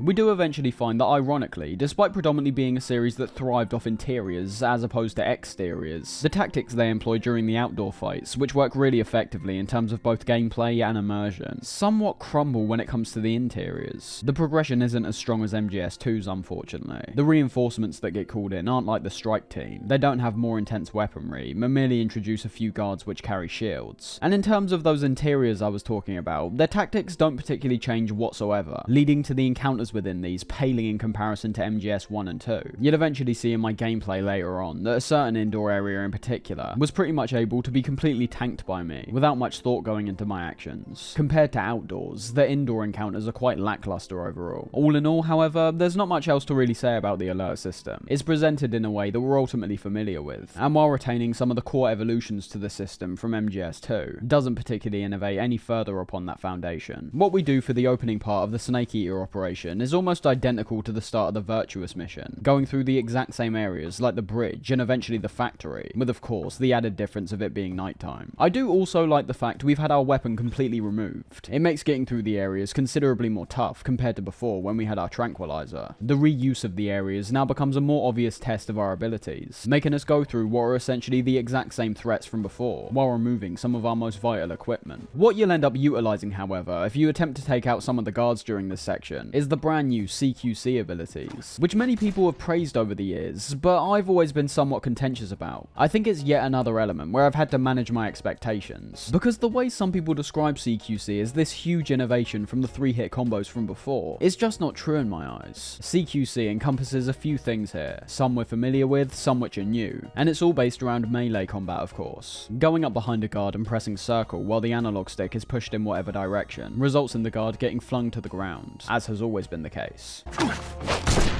Tapping the circle button 3 times performs a 3-punch combo. Once again, as expected, although I've always thought the combo was considerably less stylish compared to both MGS 1 and 2. A strange change to make for MGS 3 specifically, because of how over the top a lot of other elements are. Where things start to differ slightly is when it comes to the grab and choke this time round, where grabbing an enemy gives us the ability to use them as a human shield. We're also able to press down the left analog stick to interrogate the guards now. Speak. Immersive on its own, but also presenting some genuinely useful tips at points, like being made aware of a hornet's nest in the surrounding area, or being told that food items like rations don't go bad. Things the player could obviously discover for themselves, but ultimately, if a mechanic's main function is predominantly to be an immersive feature, even small tips like this make it feel worthwhile in a gameplay sense as well. And finally, while holding an enemy, we're also able to slit their throats this time as well. A more graphic version of the neck break essentially. So yeah, that's all there really is to CQC, a slight elaboration to the hand-to-hand combat that we've previously seen, though while working well contextually with MGS3's story, with the importance of CQC in terms of the boss and Snake's relationship. Mechanically, it's not all that different to what we've already seen. The new additions are welcome of course, but I can't deny, the stylistic drawbacks of things like the 3-punch combo have always been questionable to me. There was something about MGS 1 and 2 that felt so satisfying when pulling off a combo, primarily for me, because of the animations, and how both you and the enemy are wildly flung around during it. Then looking at MGS3, Snake for some reason punches and kicks like he's an old man, or wearing really tight jeans or something. And that's not just how the CQC looks either. There's a distinct difference between the fluid CQC combat we see in cutscenes, and the slow, almost robotic movement we see when punching in-game. Nothing bad overall, but nothing I would highly praise either. Reaching the factory, we find that this Adam we're supposed to meet up with is nowhere to be seen. That's until we get another shock to the system when being surprised by a giant spotlight, which emanates from a motorcycle. Sorry I'm late. Cut the engine. They'll hear us. Are you the agent they sent? Are you Adam?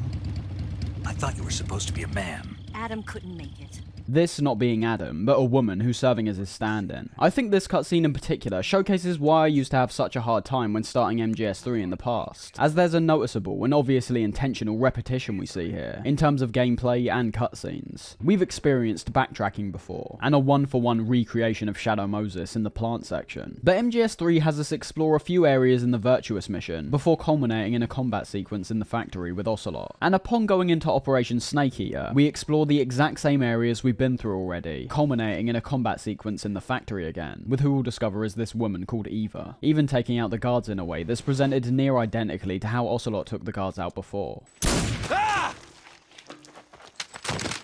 Ah! Ah!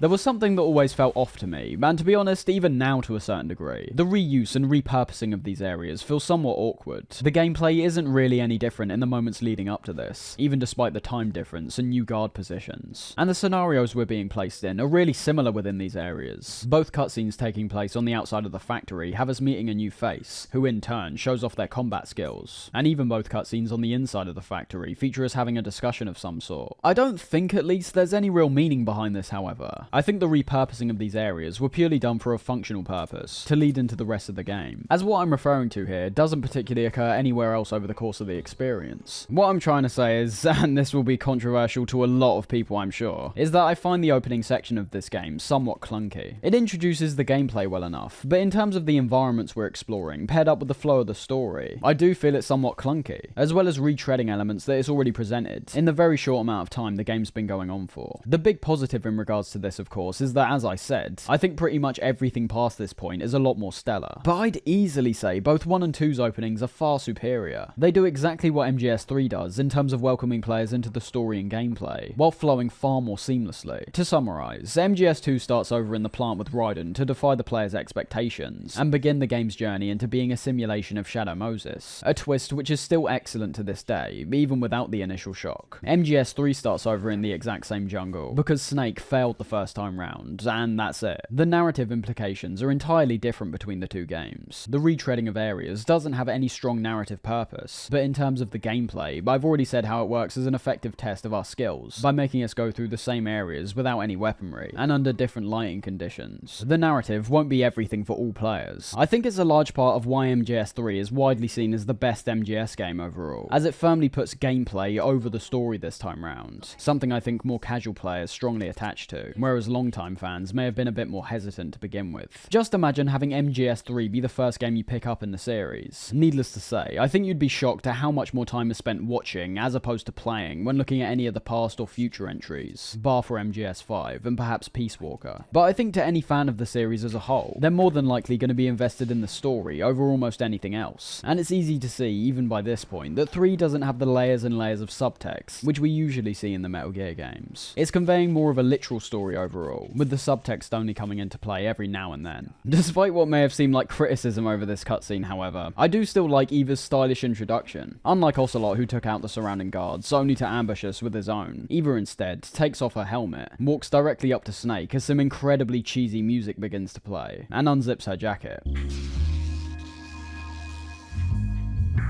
This is around the point in the series where complaints of over-sexualization really start to come into play. And you can't deny, those views definitely aren't unfounded. We mentioned this idea way back in MGS1 when talking about Meryl, but at least in that case, there was a gameplay function attached to it. As dumb as it might sound, her backside and her walk were the only identifying characteristics we had to figure out which guard she was disguised as in a later point in the game. Eva, on the other hand, is just blatantly shoving tits in the player's face, which might not be an issue for everyone, but should be acknowledged as an issue for certain players. It should be noted at this point, however, that Eva's sexual nature is somewhat integral to a couple key plot points later on, so I don't think it's fair saying it's completely unnecessary. What I could see as unnecessary, however, but the close-up shots were occasionally given by pressing R1. You could try and argue that this is what Snake's personally looking at, but let's be honest, it's just a dumb inclusion that puts Eva's rack front and center. I'd say overall, the biggest issue with this kind of stuff in Metal Gear is how it's portrayed, not what's being portrayed. As I said, Eva's flirtatious nature is a key part to her character, but you don't particularly need to shove it in the player's face to the degree that we see here. Getting a close-up shot compared to a zoomed-out one doesn't develop anything else about her character that we don't already know. Someone named Octavius Rex on the Metal Gear forums made a pretty apt comparison, which I think explains why some people have an issue with how certain characters, namely women, are sometimes over-sexualized in the series. They use The Witcher 3 as an example, which, as they say, can at times be a very sexual game. Yet, they also attempt to be mature in terms of how they convey those scenes as well. That's the difference between a game like Witcher 3 and MGS 3. The Witcher features far more graphic scenes compared to anything in the Metal Gear series, but despite Metal Gear oftentimes having an even more serious tone than a game like The Witcher, anything sexual related does seem to always be treated like a teenager's all of a sudden taken over control. I will say at the very least, it makes a lot more sense in MGS 3, so much to the point where despite some of the over-the-top zoom-ins, it largely fits with the tone of the experience, and ends up making sense in terms of putting us in the shoes of Snake when interacting with Eva. Not all will agree, but that's just my personal view. Later on, however, I don't think I'd be as quick to say that it's all that necessary, but we'll get onto those instances when we're there. Still focusing on Eva's introduction, it is pretty hilarious all round. So far, we've been dealing with a guy who meows like a cat, a group of freaks, and a guy who appears to have electricity running through his body. To have all of that diffused and contrasted with a woman who almost instantly starts coming onto Snake is sort of right in line with what we've started to expect from this game in all honesty. It's ridiculous, hilarious, and fits the tone and story of the game well. The talk they have after their meeting highlights both Snake's doubts about trusting Eva, as well as the obvious parallels between all three of their names: Adam, Eva, and Snake, all referring to the Adam and Eve stories in the Book of Genesis. What happened to Adam?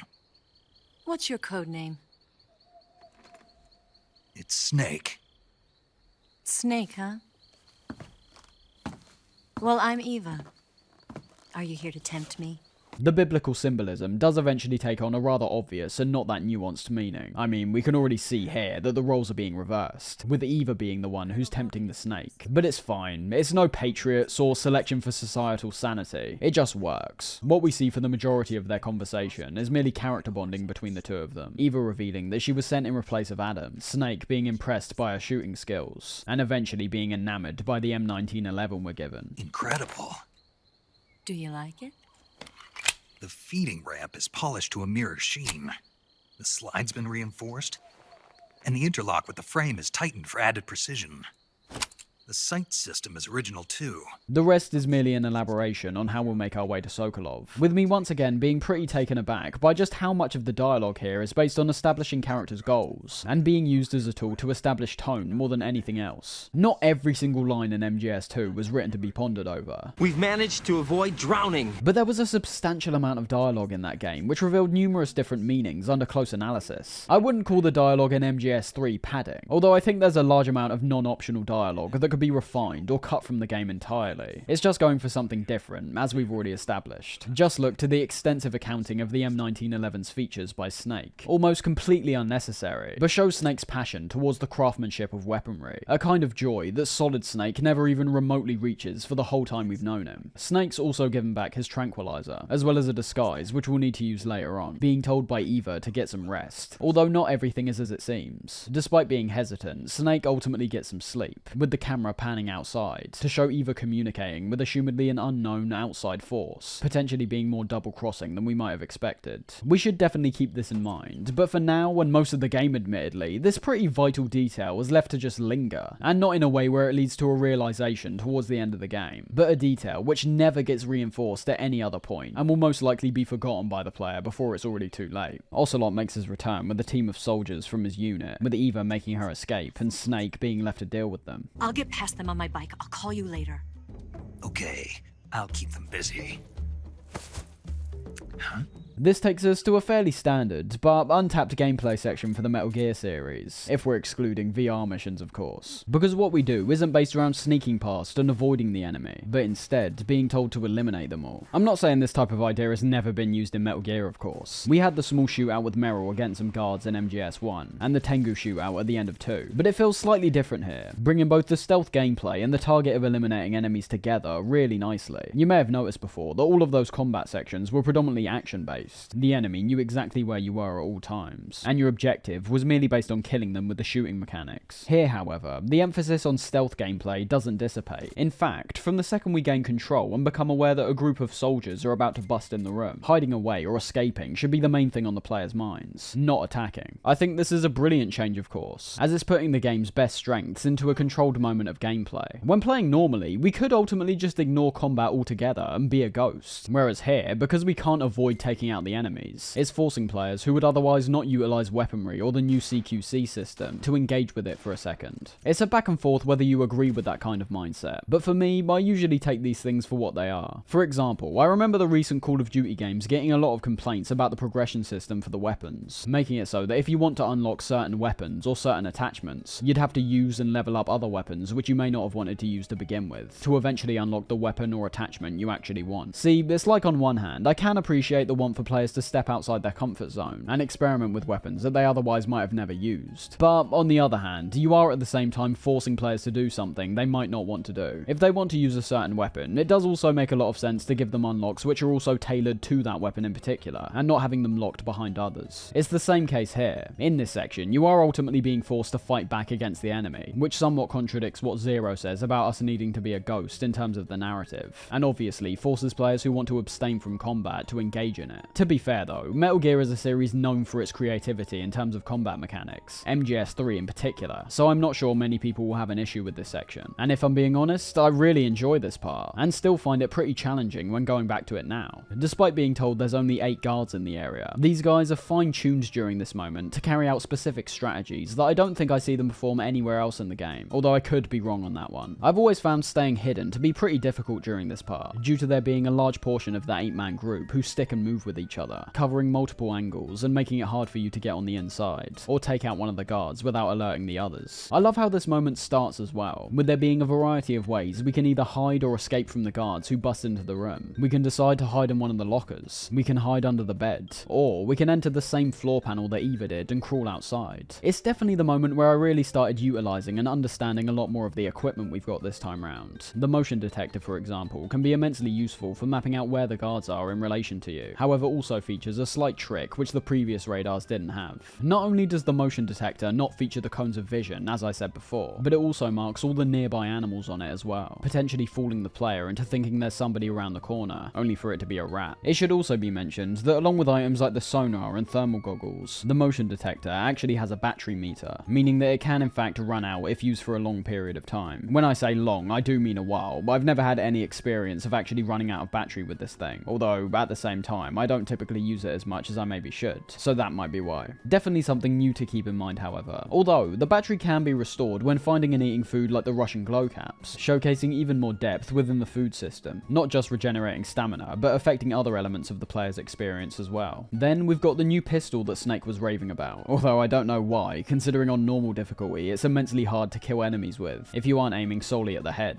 Headshots are still a one-shot kill, but it appears that everything below that now has a lot more resistance, at least for the M1911. From what Zero mentioned at the start of the game, and as you would have seen for yourself, the silencers are no longer permanent. Instead, they degrade the more you shoot them. This puts more weight on all your shots this time round. You aren't just wanting to be more accurate to save your ammo, but perhaps more importantly, so that you don't waste your suppressors. I wouldn't say they're handed out all that sparingly, but at the same time, you will be able to find a fair few if you're exploring these levels to a good degree, so the risk of potentially having no suppressor doesn't entirely disappear, but it can be lessened to a good extent the further you get into the game. As you can see in some of the footage, combat isn't all that different from what we already saw in MGS2. We always aim down the iron sights of the pistol now, obviously due to the lack of a laser sight, but the way we aim for the majority of other weapons is fairly in line with the previous game. Shooting is pretty similar as well. I didn't notice any substantial changes in regards to weapon accuracy, recoil, or anything like that. One thing that I will say was showcased a bit more for me in this game was the damage effects on enemies. These obviously existed in MGS2, as we saw when looking at the interrogations, and how you could wound different parts of the body to get them to hand over their equipment. Just like in that game's case, where the enemy would hop on one leg or hold their arm in pain, we can witness guards shooting machine guns with one arm, or pulling out their sidearm depending on what arm's been damaged. As you could expect, this applies to the legs as well, of course, with shooting them affecting their movement and making them limp around. Great details which deepen the combat, and truly show how targeting certain limbs is a viable option during encounters, presenting even more strategy, perhaps wounding certain enemies, moving on to others, and then coming back to finish up the wounded ones. Outside of that though, the combat isn't much different to what we experienced before, which is fine. I think MGS2's shooting mechanics were already spot on, so seeing them return here was no issue for me at all. Shooting still feels satisfying, guns still look detailed, and feel punchy, both from their animations and sound effects. And third-person combat is becoming less and less of a viable option. But hey, what can you do? One thing I do just want to mention right now, as it plays into the idea of different camera angles, is an aspect which could make or break MGS3 for some people, depending on what version you're playing on. You may have already seen me switching back and forth between it so far, but what I'm talking about is the camera system, the one which was in the original game being the same kind of top-down view that we're familiar with, and the one which was introduced in Subsistence being what I'd call a true third-person camera. This is what I was referring to earlier about this game lacking somewhat of a style compared to the previous two games, as by introducing this new camera angle, you now have control over where you're looking, in turn removing a lot of those smooth tracking shots and zooms, which looked really nice before. That's just the style, however. Functionally, I can't ever imagine playing MGS3 any other way than from this perspective. For a game that features so many little details, snakes slithering on the floor, guards who can spot you from a greater distance away, I'm sorry to say, the original camera angle just doesn't work that well for this game. I still appreciate the option to switch between the both of them by pressing the right analog stick, but in most instances, you'll find that despite lacking the style of the top-down angles, the third-person camera is absolutely the way to go. It lets us observe our surroundings more closely, drawing us into the immersive atmosphere even more. And let's not forget, being an innovation for the series which would ultimately stick for most of the future entries too. Again, it's mainly because we're working with exteriors instead of interiors. Introducing this type of camera to MGS2, for example, will most likely feel like it's only removing style. It would feel unnecessary, and perhaps only increase the feeling of claustrophobia to a certain degree. So all in all, the third-person camera system is very welcome here, and at this point, I really don't think I could ever play without it. Once we deal with all the guards in the area, we get a cutscene revealing that Ocelot has captured Eva. Snake, yet again, proving his seniority over Ocelot by analysing his behaviour, as well as his brand new revolver.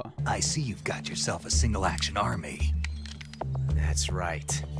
There'll be no accidents this time. You call that an accident? Well, it wouldn't have happened if you hadn't been showing off.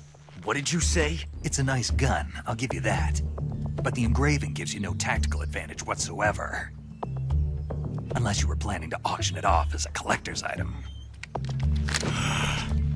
A good set piece, just like has been the case for most of the cutscenes so far. I especially enjoy Snake's mocking attitude during this scene, on top of Eva insanely doing a backflip off Ocelot's face with her bike. There's also the fact that Snake literally stops Eva from killing Ocelot towards the end. The line she says about regretting stopping her, obviously being a nod to fans of the series, who already know the maniacal mastermind Ocelot will eventually become. Don't. Why? He's still young. You'll regret stopping me.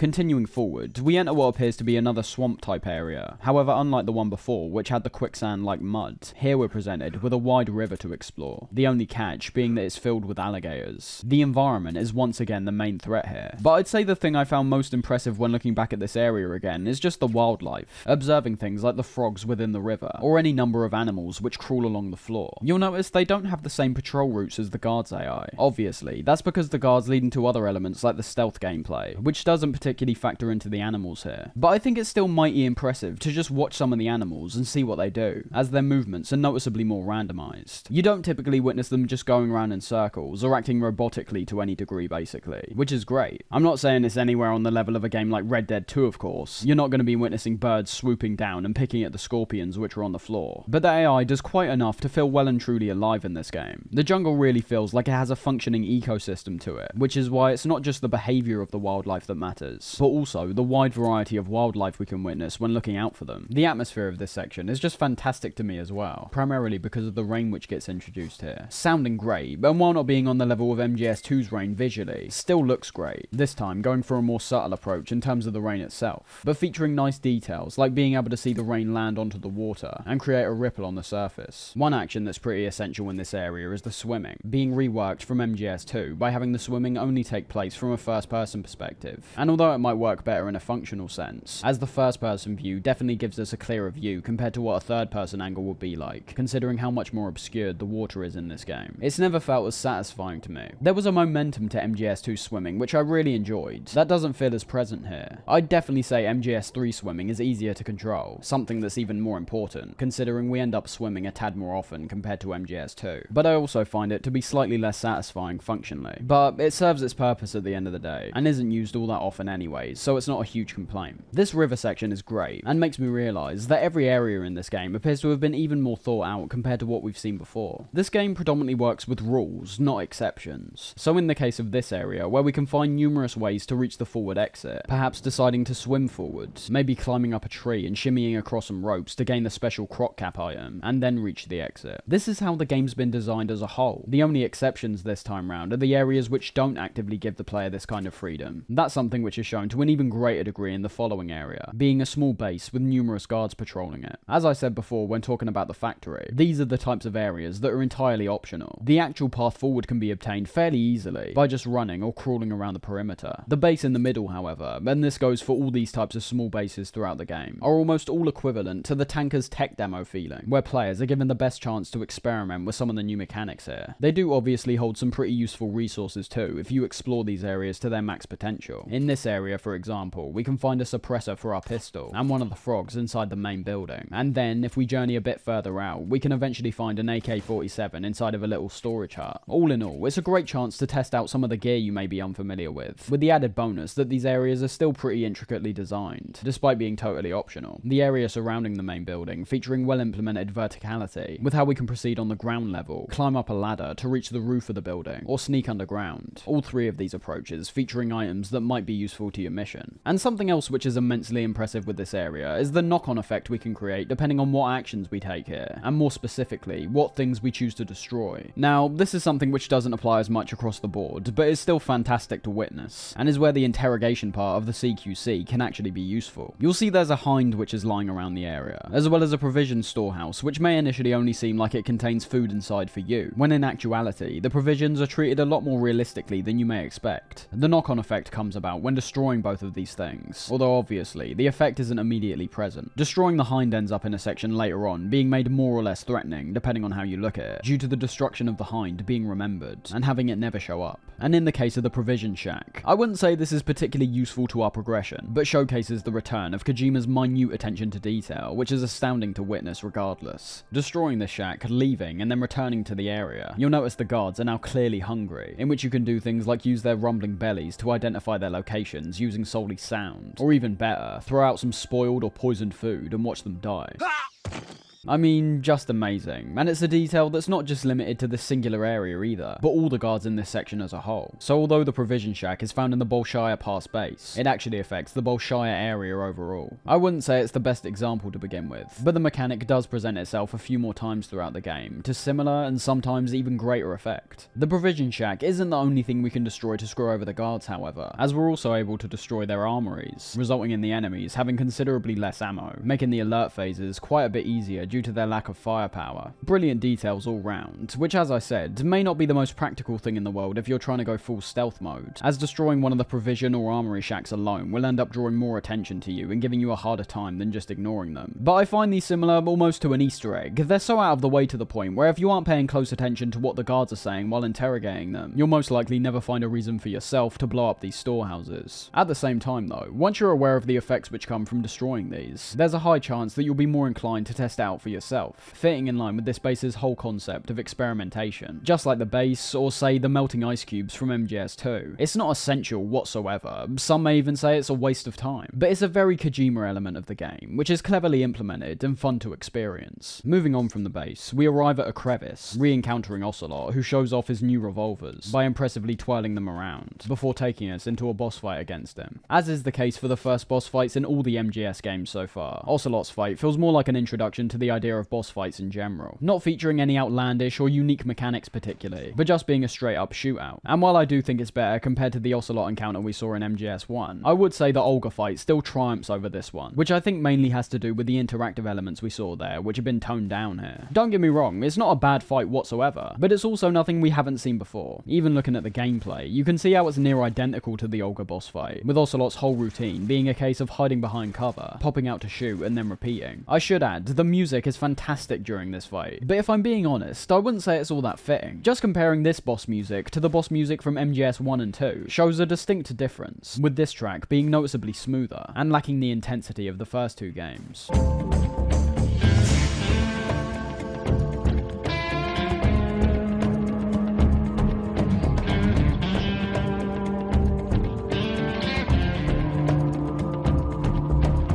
There is a catch to that though, in that MGS3 carries out the boss music in a way that I think has been much needed ever since the very first Metal Gear, and that's by having each individual boss have separate themes to their fights. So while I don't think that Ocelot's is the most appropriate fit for our encounter with him, I can't necessarily say that about the rest of the tracks. We do inevitably see the intensity reintroduced to most of them, and overall, it's just refreshing to have new boss battle music every time, instead of having the same theme repeated over and over again. I love both themes from the first two games, but you can't deny, the ambition and variation that's present here is undeniably superior, especially because all of the tracks sound great as well. The biggest benefit, of course, being that all these tracks have now been fine-tailored to fit the atmosphere of each individual encounter, which as you could assume, might have benefited particular boss fights like Vamp or the Cyborg Ninja by amping up their horror elements. Coming back to this boss fight, however, my favourite part of it is some of the different strategies we can use during the fight, which take full advantage of our equipment and the environment. This is why I could see a lot of people actually preferring the Ocelot fight to Olga's, as in all honesty, this fight includes elements which are less context sensitive, which has always been an aspect that I find to be considerably more impressive. These would be things like the beehives that we can shoot down to flush Ocelot out of cover,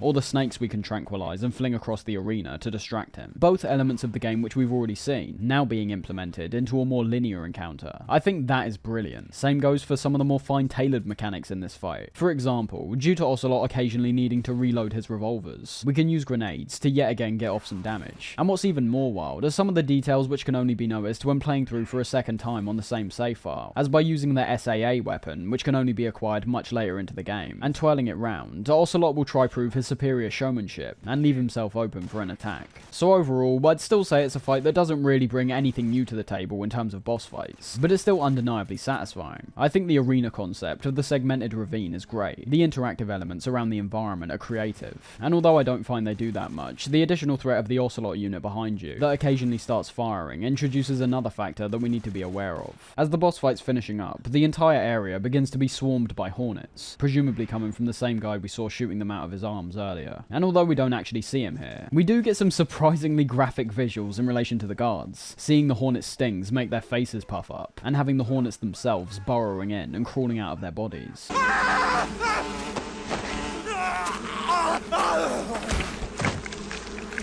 This is done to set up our eventual fight with this guy even further, something that I actually feel a vast majority of the Cobra unit lacks. As we'll see, while their abilities may make them distinct immediately, in no way do I think that justifies how lackluster some of their setups are. There's a few bosses that we end up fighting that we pretty much never interact with, or even really see that much beforehand, but we'll get onto that when facing them. As for now, we witness Ocelot managing to survive the swarm by twirling his revolvers around, while Snake is left with no other choice than to jump down the ravine, taking us to another really unique segment of the game, albeit one that's quite short and somewhat lacking in the gameplay department. We emerge inside of a cave, our surroundings being covered in what's almost pitch black darkness, with the only real light we can see emanating from the surface we just jumped down from. One thing I like here off the bat is the adherence to gameplay once again. The codec calls almost became predictable in MGS2. You could pretty much always predict the cutscenes that were going to end and then lead into a codec call, and the ones which will put you right back into the gameplay. It's in moments like this, however, where you can see the radio calls have been stripped back quite a bit. They still feature the vast amounts of dialogue, covering everything from useful advice to discussions about 007. Snake, have you seen 007 from Russia with Love?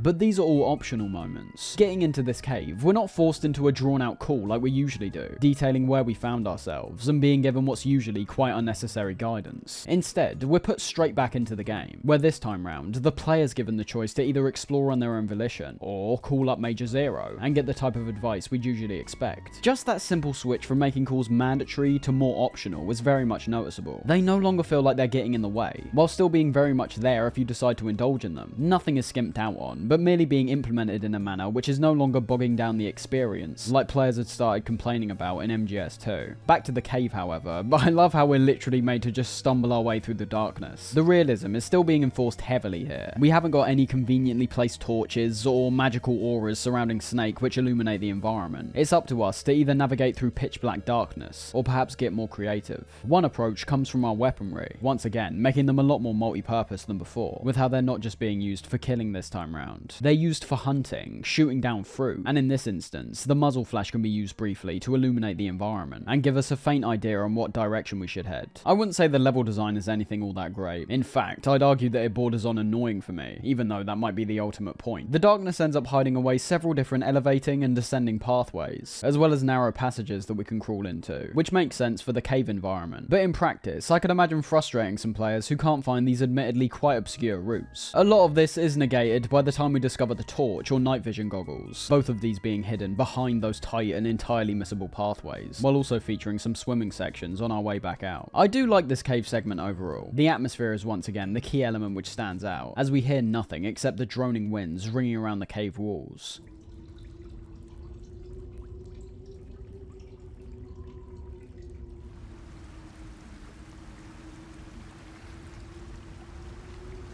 And there's even another small but great detail which you'll notice as you make your way through the cave. And that's how Snake's eyes actively start adapting to the darkness, with the scene eventually brightening up to the point where you may not even feel the need to use items like the torch anymore. One thing I will say this area exposes, however, is the slight clunkiness that I've always felt with the movement in this game. For the most part, it's absolutely fine. The movement remains pretty much unchanged from MGS2. But there are some scenarios we're put in which just reveal what I describe as a strange suddenness to some of Snake's actions, as well as just some straight up jank. I've already mentioned how I don't like the new 3-hit combo, due to it not being anywhere near as stylish compared to the previous two games. But that's at least acceptable to a certain degree. What I really hate are animations like when Snake runs up hills, or any incline for that matter. I've always felt the animation for Snake stepping up the steeper terrain just looks ridiculous. Just like his 3-hit combo, he looks more like an old man during these moments. Not everyone will agree, I'm sure, but it's always something that's bugged me personally. I imagine it might actually have something to do with MGS4, to be honest,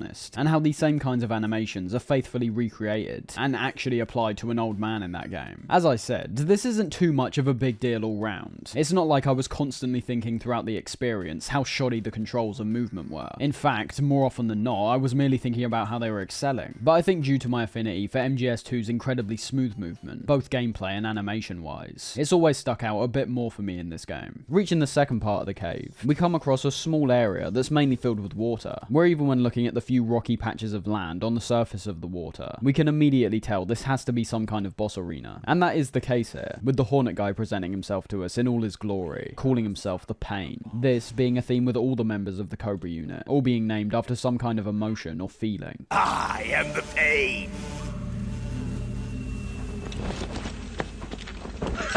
We get thrown straight into a fight against him almost immediately after meeting him, and I'd say he lives up to his wacky appearance in every way. During the cutscene, he's erratically jumping around and doing backflips, and even when getting into the game, we see him continually standing still and moving his arms, like he's composing some kind of symphony. This guy's a definite weirdo, but unfortunately I'd say he's got one of the most forgettable fights in the entire game, and that's primarily due to how easy he is to kill, as well as not featuring any kinds of creative tactics that we can implement, which the majority of other bosses do actually have. It's a big shame, because I think many elements of his character are great. His design is great, with his balaclava and distinct yellow jacket. The Hornets are unsettling, but when going up against him, I only really come away with issues. First would be the attacks. They aren't all that varied, and don't particularly use his abilities to their max potential. The few attacks he has are spread across a swarm of Hornets which get thrown towards you, as could be expected. Then a few homing Hornets, which are able to severely injure you and require you to cure your wounds. But the final one is just a really standard grenade attack, where the Hornets will transport a grenade to your location. Even then, a lot of these attacks can be really easily avoided due to the water we're surrounded by. If there's a swarm coming towards us, jump into the water and we'll be fine. Same goes for the homing ones, and same goes for the grenade ones. This leads the fight to be incredibly easy. The Hornet armor which he frequently applies to himself not putting up much resistance either, although looking very freaky admittedly. I just found this fight to be bland over anything else, both in terms of the strategies we've got to employ and the ones that he's got. You can do things like make your way to the other side of the arena, but there's really no need to. Remember that I'm playing on normal difficulty, a setting which I personally consider to be the baseline difficulty for the majority of games I play, unless being explicitly told that another setting is what the developers define as the true experience. And although I never found myself to feel invincible, I definitely thought Snake in this game was considerably more tanky. The amount of damage I found myself taking was levels above anything from the previous games, and while it doesn't destroy the experience as a whole, I can't deny that it dampens the effect of the stealth gameplay to a certain degree, and definitely gets in the way of boss fights like this. Why would I bother making my way around the arena when I could just stay on the same platform the entire time, tank all the damage that's coming towards me, and even just avoid his attacks by jumping in the water and getting right back up, all while the pain's standing right in front of me? What doesn't help is certain weapons that just decimate things like his armor. The M37 shotgun, for example, which we can find in the cave beforehand, blowing his armor totally off within a few shots, where you can then just destroy him with one of your automatic weapons. This fight is just underwhelming overall. The arena's not that memorable, the fight's lacking any kind of difficulty or creativity, and the best positive I can gather in regards to the game as a whole is that I think most other fights far and away excel past this point. It's not awful, just not great. It is pretty hilarious how this guy dies though, falling over and then literally exploding.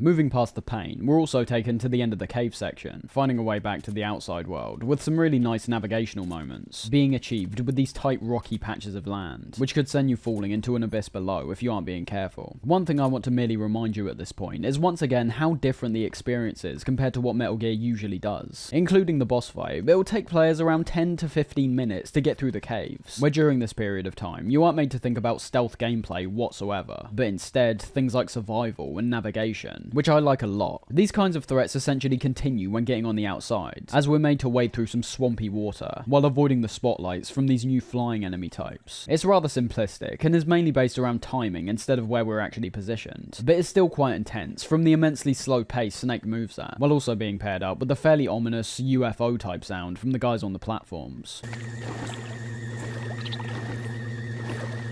And despite these seeming like a fairly insane concept to put in a game set in the 60s, there is at least some historical basis to these, although unlike we see here, they were never actually used in combat operations. It's kind of like the Fulton recovery systems which we later see implemented into Peace Walker and MGS5. Both devices technically existed, but one was merely an experiment that was far too dangerous to be used effectively on the battlefield, and the other, which was not just used sporadically, but also in a completely different manner to the Fulton system we see in game. So yeah, I've heard complaints about the guys on the flying platforms, but I really don't see that much of an issue. It's no less wacky and nonsensical than a lot of the other elements in this game, so I'm not particularly sure why anyone would get hung up on this, especially because outside of this more linear moment, they do present the player with some additional problems later on, revolving around being able to gauge what height they can spot you at. And as you can see, one shot to the head gets rid of them in a very satisfying way. That alone makes me like their inclusion.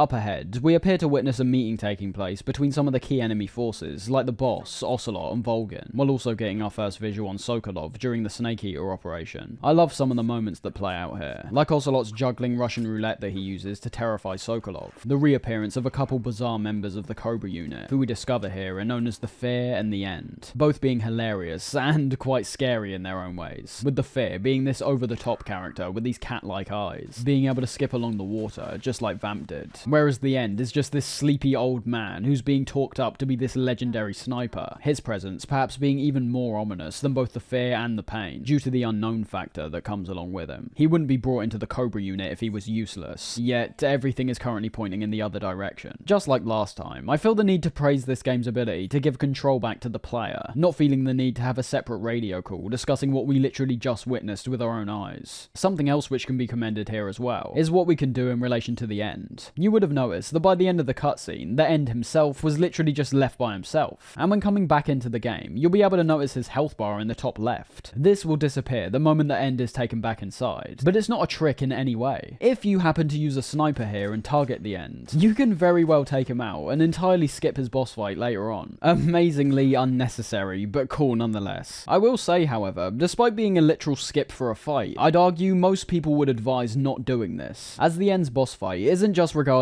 as one of the finest fights in the series, but some people even claim it's the best boss fight of all time. We'll talk about that when we come to it. For now, our next objective's based on getting inside this warehouse, with this area in particular serving well for some sniping, due to the long distance between your location and the docks, making a bit more sense as to why the End was placed here to be shot at. Making our way in does present somewhat of a new challenge when you think about it. The swimming mechanics have never actually been paired up with being detected by the enemy, surprisingly. You'd think they go hand in hand, balancing out our draining stamina while being underwater, while also trying to stay out of sight. And that's ultimately what we experience if you don't just decide to wipe all the guards out with a sniper. Although, with our ability to actively shoot while swimming on the surface, it makes the prospect of taking out the guards even more practical. Inside the warehouse, we find an area that effectively uses verticality, tight spaces, and multiple guards to impede the player's progression, while not being all that memorable either. And going on from there, we not only see when heading outside that it's not turned to full nighttime once again, but if you're not being observant, you'll also end up running into a few traps which are scattered around the area.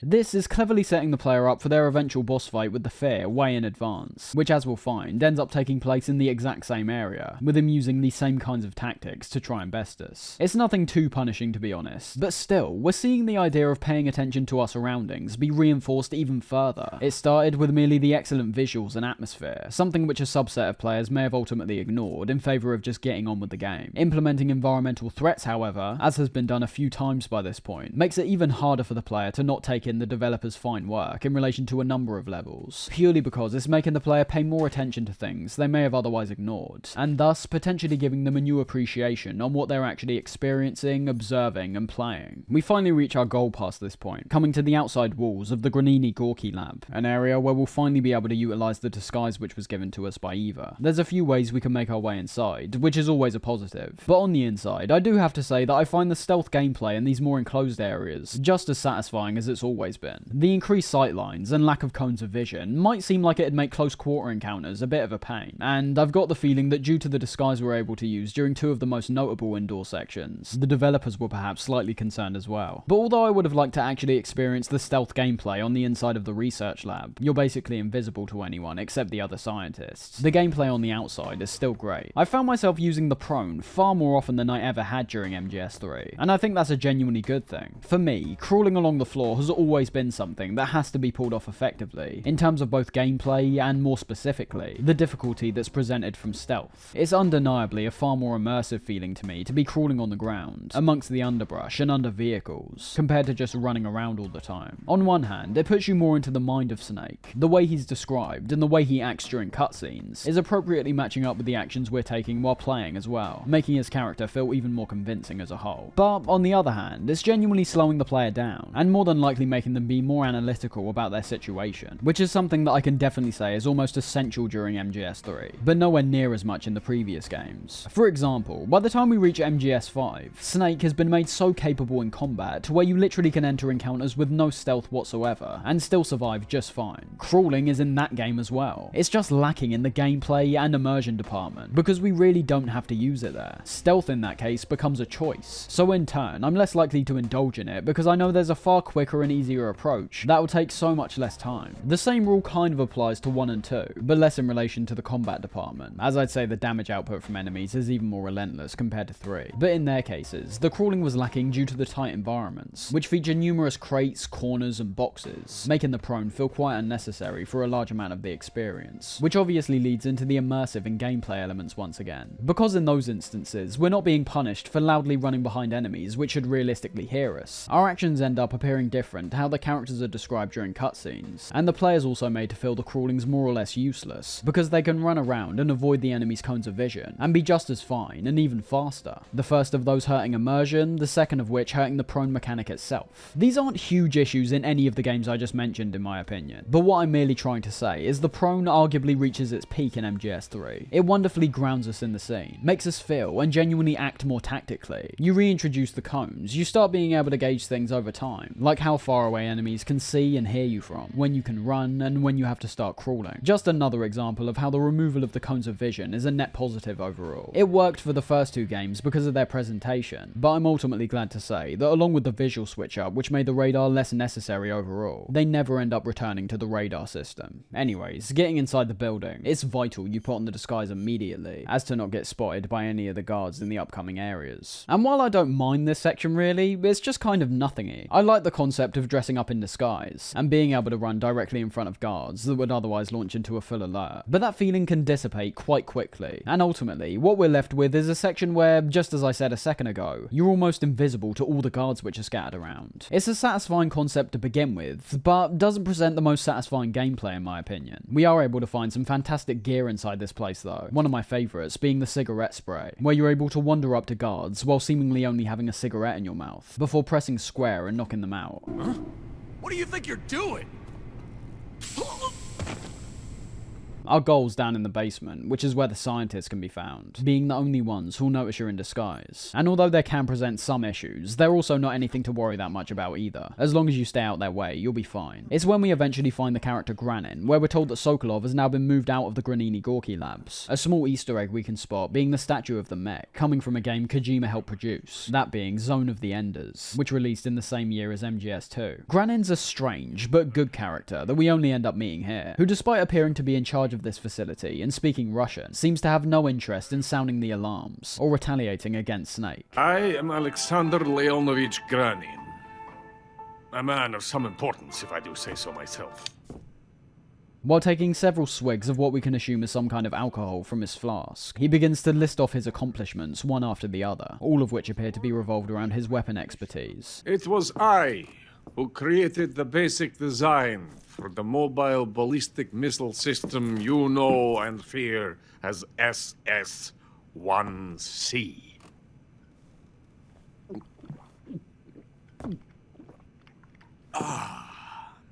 You're crocked, aren't you? We get somewhat of a huge revelation in terms of the series at large, where Granin describes his frustration around Sokolov, with all of his research around the next weapon he was planning to produce for the Soviets coming to nothing, assumedly due to Sokolov being seen as the superior weapons expert, going with his ideas instead of Granin's. They may have actually been wrong for this, however, as the weapon we hear him describe, the one which he intends to make, as well as the sketches he presents in front of us, being chronologically the very first mention of Metal Gear in the entire franchise. A bipedal tank? Yes, a walking tank, a robot. This guy built the foundations of what people in the future will describe as one of the most catastrophic weapons to ever be created. But obviously due to the Soviets and Volgin pursuing the Shagohod instead, it seems to Granin that his bipedal tank idea would never come to fruition. This technology will be the missing link between infantry and artillery. A kind of Metal Gear, if you will. And this magnificent Metal Gear will mark a revolutionary step forward in weapons development. Metal Gear? Yet another Easter egg is thrown in directly after this, where pressing R1 gives us a close-up on two statues of Metal Gear's Ray and Rex, where once again, I don't imagine this is supposed to be taken as anything else except a nod to the past games. I think it'd be fairly insane to assume Granin had designed both of these Metal Gears several decades before they were created. The technology used in their development probably didn't even exist back then. Granin explains how he's deciding to send his Metal Gear documents over to one of his friends in the US. The close-up we get on the picture of him and his friend, making it very clear this guy is more likely than not the father of Otacon, being near identical in appearance. Aside from Granin just complaining about the Soviets' ignorance to not pursue his Metal Gear idea, we also hear him mention something called the Philosopher's Legacy. My project has been terminated. The Philosopher's Legacy has been handed over to him. What the hell are you talking about? Very quickly after, he briefly explains the concept of the Philosophers and their legacy. It becomes clear that whatever organization this is, it appears to be the earliest incarnation of the Patriots we've seen as of yet. The way they're described seems to fit in line with how we perceive the Patriots in MGS2, an organization that aims to have control over all else, with Volgin throwing a spanner in the works by stealing their funds from them, due to his father being in charge of their money laundering activities. Granin tells us that Sokolov, as well as the Shagohod, can be found inside Groznygrad, helping us out by telling Snake how to get there, and then promptly giving us back control. A strangely pertinent talk with a drunk who we never converse with again. To capitalism! So, we need to head back to the warehouse. However, on our way there, we run into a pit stop in the form of the Fear, catching Snake off guard and hitting him with an arrow. I am the Fear.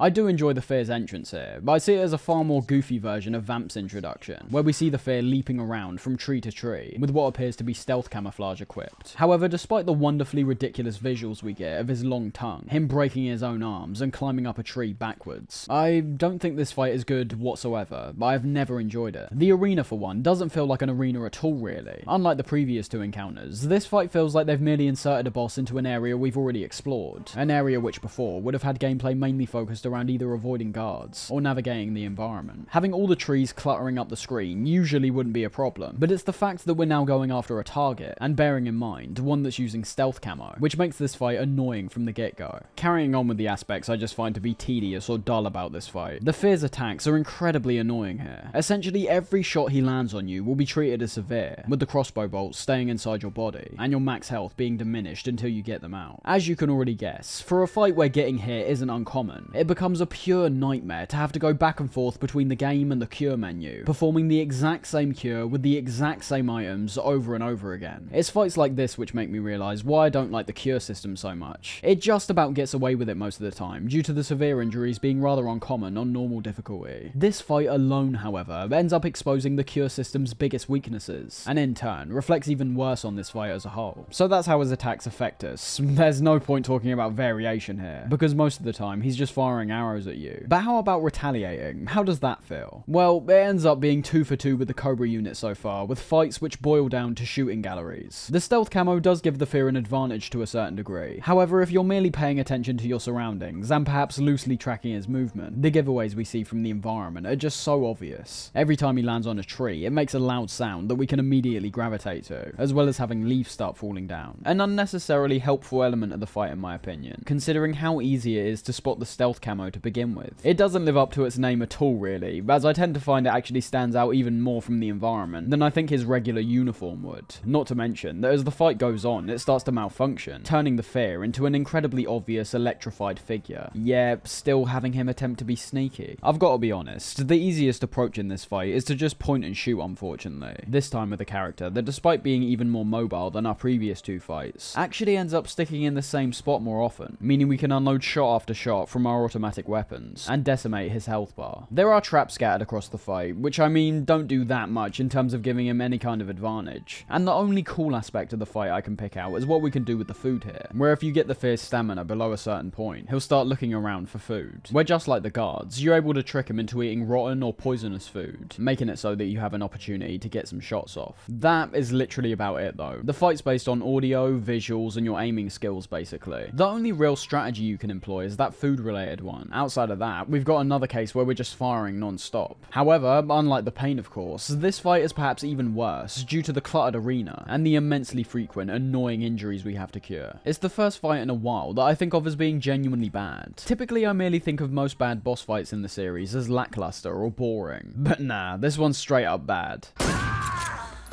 With the fear out of the way, we head back inside the warehouse and enter the newly unlocked door using the punch card given to us by Granin, getting a call from Eva when arriving in this next area. Most of the call was merely giving us an update on Sokolov and the Shagohod, but it also appears from what Eva and subsequently Major Zero mentions about the end, that he'll be the next Cobra that we go up against. I think the next few areas are merely used to get us reacquainted with the stealth gameplay in the jungle. Due to how well this game's paced, it might not have seemed like it, but with all the cutscenes, radio calls, boss fights, and cave expeditions in between, it's actually been a while since we've partaken in some straight up stealth gameplay in the jungle, working ingeniously in my opinion, due to the end fight very much requiring the player to perform stealth effectively at points, depending on what their approach is, but we'll get onto that in a second. It's in this area where we can discover another one of those optional tech demo-y structures, this time being a house that holds some pretty useful equipment inside. Just like the base, this is a structure which is mainly used to showcase the sheer potential of MGS3 overall, not just the gameplay, featuring a house which can be entered in a variety of ways, from above, below, or directly in the front. There's also enemies which can be taken out using numerous pieces of equipment we've gathered throughout our journey, being able to take advantage of all our weaponry, by perhaps choosing to eliminate guards sneakily and up close with our tranquilizer, or perhaps further away with the sniper from the elevated rocky pieces of land. It even works as a great example of visuals, sound, and how effective other styles of gameplay can be utilized to create moments of sheer enjoyment from the player. For example, if you want to go loud for whatever reason, this house works as a great technical example in terms of both the graphics and our ability to survive this time round, peeking through windows and shooting at the enemies which are outside, those very same windows being shot in and broken by both yours and the enemy's bullets. Just a lot of potential things you can mess around with here, all of which are optional. I'm not sure I can praise this a huge amount like some people do though, and I'd say it's one of the more controversial opinions I have in relation to this whole freedom of approach idea, which is heavily present in MGS 3 and 5. We'll talk about it a lot more in 5, as it's an element of that game that I borderline consider a flaw. But just using this house as an example, people like to go on about all the potential possibilities with how you can interact with the environment and enemies here, but I feel like these descriptions which are given ignore the most important element. You may have all these options, but what's the most effective one, and how easy is it to pull off? It's like what I mentioned about the provision storage. You technically can blow the storehouse up and make enemies hungry, but most casual players will merely be wanting to get through the game. And if we're being honest, the most effective way forward has always been to use a silenced weapon to take out enemies and move forward. Everything else, like poisoning enemies and using snipers from a tactical position, is fine. It's great to see the detail and consideration, but I've always focused more on how they've been implemented. As I say, why bother going to snipe enemies when it will draw attention to you? It's fine for intentionally experimental moments like this, but yet again, it's not translating to the majority of the game. This freedom under analysis starts looking like an illusion to me personally. You've got all these approaches and all these tools and weapons at your disposal, but you can ultimately write off the vast majority of them in favor of the quietest and most covert options. Anything else would be fundamentally going against the stealth gameplay the series is built upon. So in summary, the house is a great way for players who are familiar with the game's mechanics to experiment with some of the more advanced techniques that can be used during encounters. My only issue is that whether you're a casual player or a long-time player, the most practical approach is always very clear, and for the more advanced players, I tend to find that you're continually taking a more drawn-out and complicated course of action that can ultimately be achieved far more effectively, and in a considerably shorter amount of time. It might not achieve the effect of having a guard eat poisonous food and so on, but the goal is always still the same thing: eliminate the enemy and move on to the next area. So yeah, a really fun area to experiment around with, but that's all it really is. MGS5 is a lot worse in this department in my opinion, as at least it appears it's acknowledging in MGS3 that all the approaches you can take during these tech demo areas aren't going to be practical for a lot of encounters. It's why I think there's several of these across the game, not just one. They implemented a lot of mechanics, but knew full well that many of them wouldn't be able to be used as frequently for the majority of areas. MGS5 on the other hand treats most its areas and guard encounters near identically, presenting a far bigger issue when it comes to how the gameplay and strategy works in that game. As I said though, we'll talk about that later. Finally, heading forward, we're presented with what many consider to be the greatest boss fight of all time, the End, kicking things off in a spectacular way by showing the End's strong attachment to the environment around him, having snakes slither along his body due to his effective camouflage, and also being able to photosynthesize.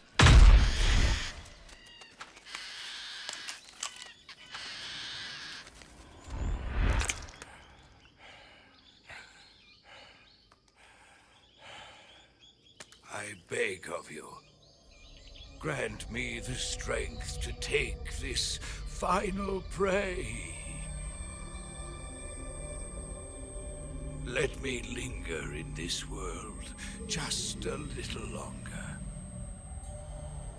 I have already slept enough for one lifetime. Enough for an eternity. You have my thanks. After the end announces himself to us, we have a short call with Eva, telling us about the 4 sections this boss arena is segmented into, and after that, we're put into the boss fight. The atmosphere, I should say, is one of many elements I think of as being perfect in this fight, defying expectations in a way that's unexpected itself. Despite this being a boss fight, listen to the sound here.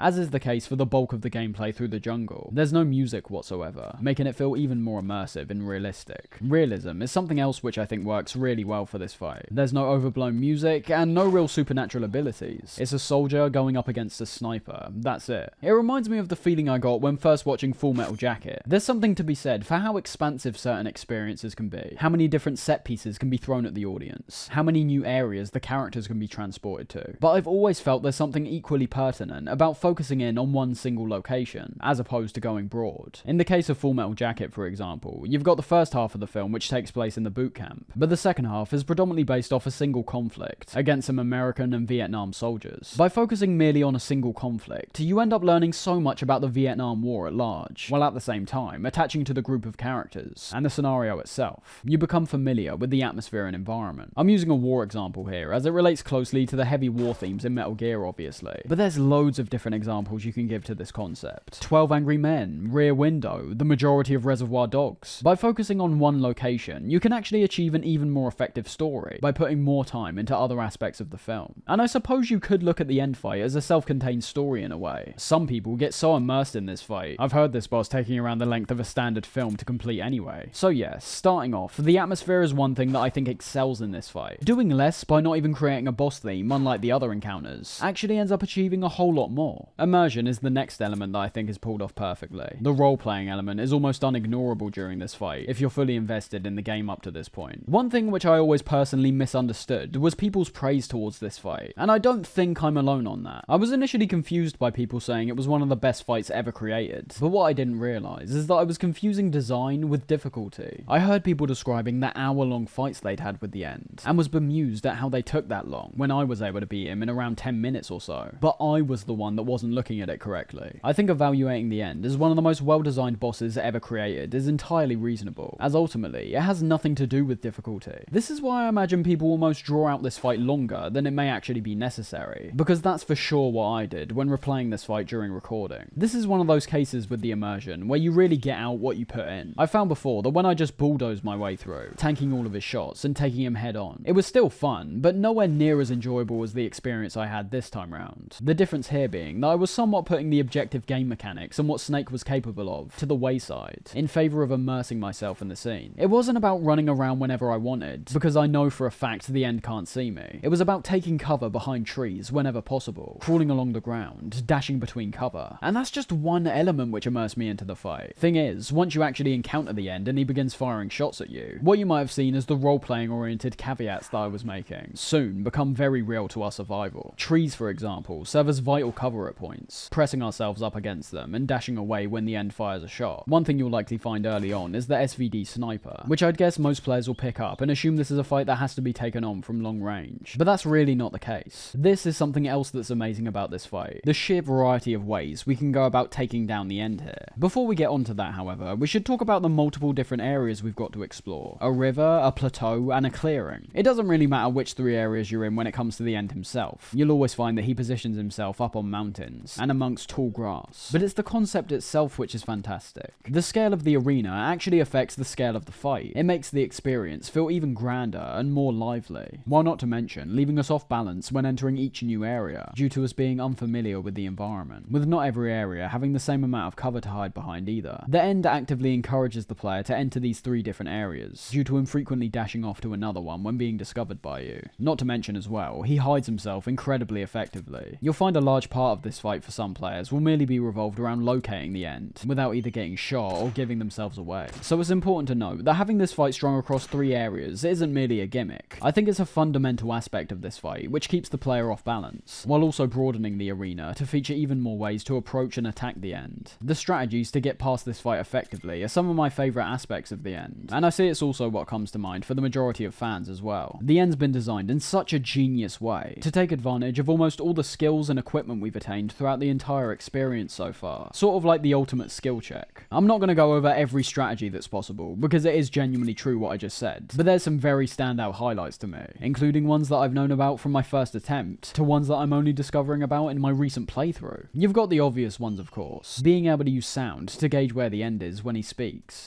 Welcome back, Snake. I've been waiting for you.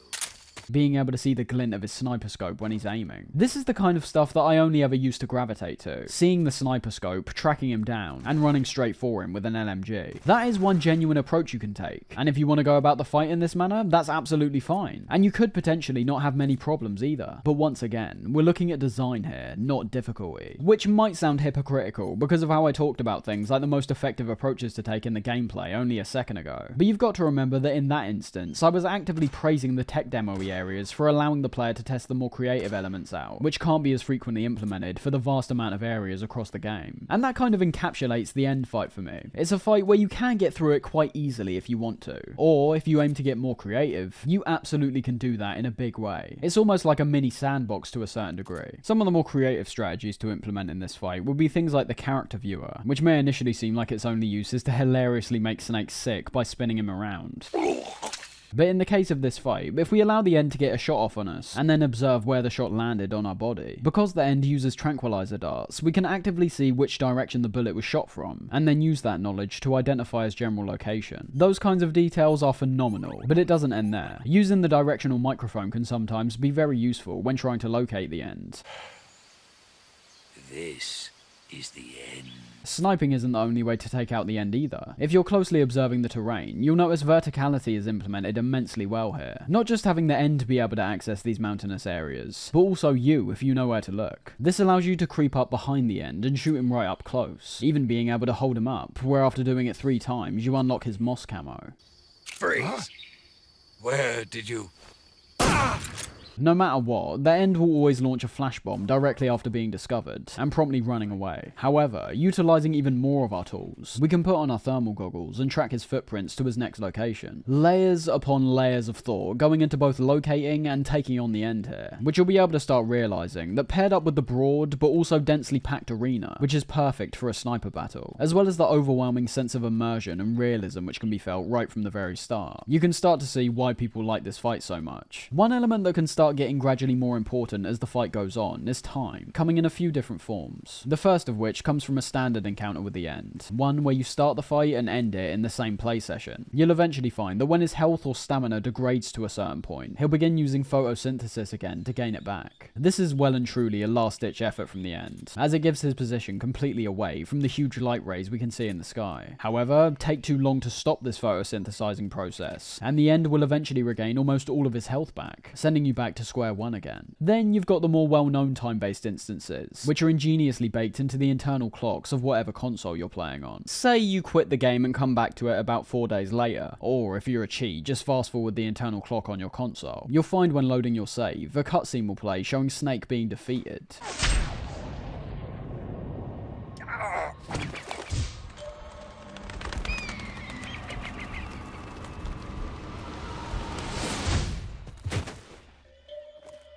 And if that wasn't impressive enough, the most well-known part of this fight comes from what happens when you come back to the save after a week, being able to completely bypass the fight due to the end dying of old age. Drop your weapon!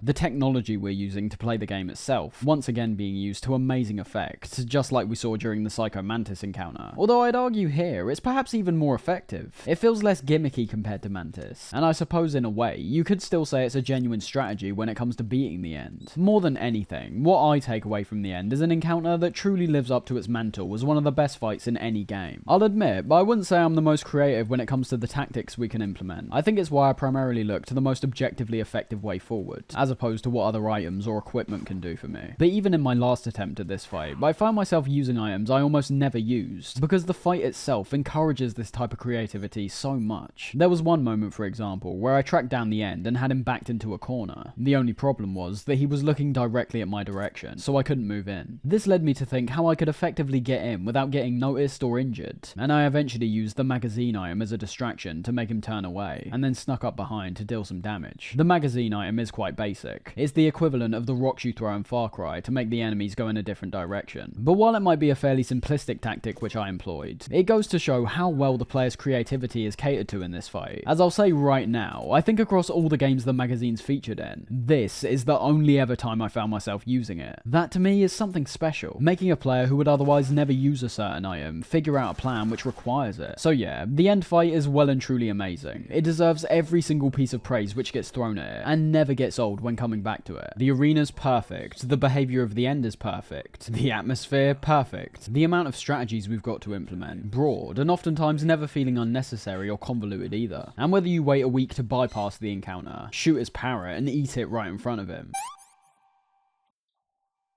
I'm gonna puke. or end the fight way in advance back at the warehouse area. The end is a boss which is unconventional from start to finish. It confidently breaks rules in relation to what we usually perceive a boss fight to be, and features immense amounts of detail which enrich the fight, and make it feel even more personalised and unique on every new attempt. Just amazing. Kind of similar to how I see Arsenal Gear. I perceive the end as one of the true, unquestionable highlights of the Metal Gear series. A moment in gaming history that truly needs to be experienced, not just heard about or witnessed. I can return to the form of the...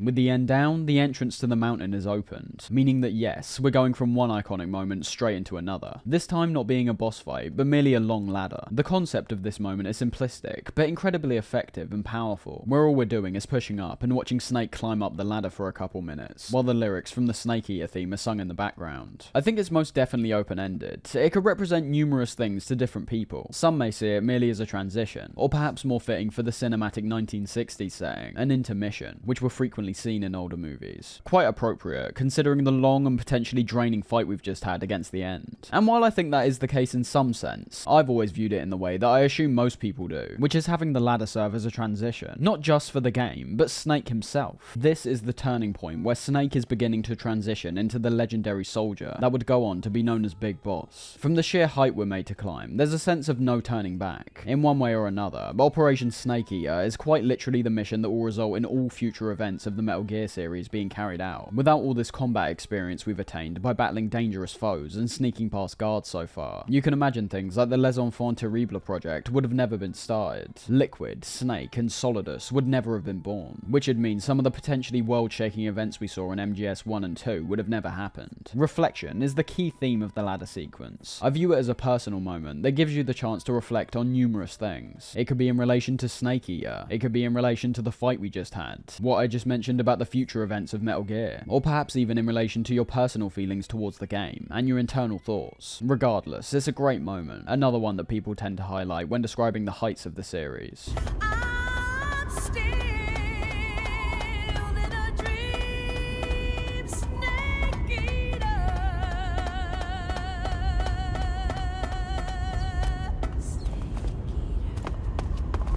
Reaching the top of the mountain, you would notice, or I suppose in our case not notice, that this is in fact the area that has the hind flying around. Obviously, with our destruction of it earlier on, resulting in it not being here. I really like the terrain we have to navigate through while making our way to the next section. Yet again, you'll be able to see that verticality is being employed, to now make even the idea of cover directly associated with the environment itself. All we've got here is rocky terrain, where we get this interesting contrast between being able to crawl on the floor to stay out the enemy's sight, while also wanting to peek up and see the enemies themselves. themselves, due to the elevated ground oftentimes obscuring our vision and hiding them away. The focus on verticality continues in the next area, featuring several steep inclines that we have to walk up, as well as the reintroduction of the men on the flying platforms, this ultimately being the consequence for blowing up the Hind earlier, leading many people to believe that blowing it up actually results in a more severe punishment, due to these guys actually being able to spot you, when the Hind only attacks when everyone's already on alert. I wouldn't say the mountain area, on the whole, was anywhere near as enjoyable as the jungle section, and to be honest, that's something else you could ultimately relate to the ladder sequence too, as unfortunately, after our fight with the End, we only travel back to the jungle one other time throughout the entire game. It's very blatantly the game's strongest environment, so I'm stuck somewhere in between praising the devs for wanting to vary up the scenery towards the midpoint of the game, while also acknowledging that the jungle's an aspect of this game that will ultimately define Snake Eater for most people. It's not like the following sections are badly designed or anything, I do just think they're lacking to a certain degree when compared to the jungle. The openness of the mountain area is what I'd say is my favourite part. There's such a lack of cover that you can begin employing some of the strategies which you may have gathered during the end fight, having your equipment highlighted as an effective tool which can be utilised to your advantage, instead of it merely being something that's cluttering up your inventory. The area with the two shacks towards the end is a great example of this, with the guard's elevated height giving you a harder time when attempting to approach from the ground level. However, under closer inspection, you'd notice there's an elevated pathway we can head up to get a much better vantage point, where if we want to really test out our aiming skills, we could try pick the guards off with a pistol of some kind, or if you're aiming to be swift and accurate, you can pull out your sniper and pick them off with relative ease. I just want to say as well, because I haven't really mentioned it up to this point, the ability to now open doors without the need for keycards is such a liberating feeling. Not all doors are openable, of course, but I think the addition alone simply shows how far we've come from the very first Metal Gear game, and how something as simple as opening doors was an utter pain in the beginning. We went from having to mess around with several different keycards when just trying to open up one door, to having that system refined by having the keycards stack on top of each other, and then finally in MGS3 have had the idea of keycards removed entirely. It does remove the progression aspect we usually associate with the doors and keycards, as I mentioned way back at the start of MGS3, when talking about how we acquire weaponry and equipment this time round. The progression's now more based around if you find these weapons. The warehouse from MGS2 is a good example of what I mean. You're immediately presented with the knowledge that several of the doors here are locked away, and are even given a visual on the exact keycard that's required to open them. The progression is the same in both games when talking about that aspect, just like in MGS2 where you have to wait to get a certain keycard. In MGS3, you have to wait until you've progressed past a certain area to acquire the equipment. The only difference is that MGS3 has more of an emphasis on exploration. The locked doors in MGS2 give away the fact there's equipment hiding behind them, whereas in MGS3 it could be anywhere. We have ultimately discussed that though, but I bring it up again merely in relation to the purpose of the doors here. They're almost pointless now, which might sound like nothing for most other games, but is genuinely quite a big step in a different direction for Metal Gear, based on the foundations that were set up from the very first entry. The only thing doors provide now, I suppose, are realism and cover from enemies. They're no longer used for progression, but instead just function as doors do in real life, an entrance to a structure. The next area we travel to ups the ante to an even further degree from the past areas, making me realise the overall progression of this initial mountain section is actually designed far more intelligently than I ever gave it credit for. We started with the idea of verticality being presented in the form of rocky mountains, upped that verticality and openness in the next section, and are now led to this point, where the area is almost completely wide open, with our goal laying atop several inclines we need to get up. We're not left without any help along the way, however. We've still got the shacks that provide some temporary cover, as well as some equipment inside. We've also got some trench-like pathways that have been carved into the ground, being both useful for avoiding enemies that are on the ground level, whilst also being potentially dangerous, due to their tight and weaving design being able to hide other enemies that walk amongst them. We're also given the chance in this area to take advantage of the destructible items around the environment, which can help in either taking out enemies, or launching a large distraction for all the guards in the area. It's once again a concept that for a lot of other games might seem quite simple, but is innovative in the Metal Gear franchise. And in the case of this explosive barrel that I'm referring to, it's having to be implemented in a different kind of context. A game like Call of Duty, for example, with the big red explosive barrels, only have one purpose, the elimination of the enemy, and a cool visual, I suppose. In Metal Gear, you've got the eliminating enemy component, the cool visual, and the additional distraction, which also means you're having to take into account elements like your positioning. If you're in a reasonable enough spot to set off the explosion where enemies won't spot you when making their way towards the sound. And then you've got to plan out why this distraction could be effective in the first place. How is it going to help you reach your goal? And how are you going to use the enemy's deferral from your patrol to your advantage? A lot of things to think about when you start breaking it down, with essentially all of the interactive elements in the environment being fantastic from start to finish. It might not be as big of a deal this time round, due to Snake's increased resilience on normal, but But, just like our evaluation of the end, that in no way means the design is poor in any fashion. The stealth gameplay is arguably the best it's ever been up to this point, presenting more creativity and interactivity than ever before. We eventually reach the meeting point at the top of the mountain, where once again, we stumble upon Eva in the middle of putting her clothes on, where I should remind again, this is fully intentional, and is a key part of her and Snake's relationship, regardless of how it initially seems. The conversation we see is primarily developing Eva and Snake's relationship once again, with Snake observing the scars on her body that were given to her by Volgin, in which I should also mention that Sokolov's apparent wife, who's serving as Volgin's piece of arm candy, is merely Eva in disguise. We get some more talk of Groznygrad, how we'll be making our way to it, and also how we'll be infiltrating the base and rescuing Sokolov. Where in the process, we're given our first visual on the guy we're going to be disguising ourselves as, Major Ivan Rydonovich Rykov.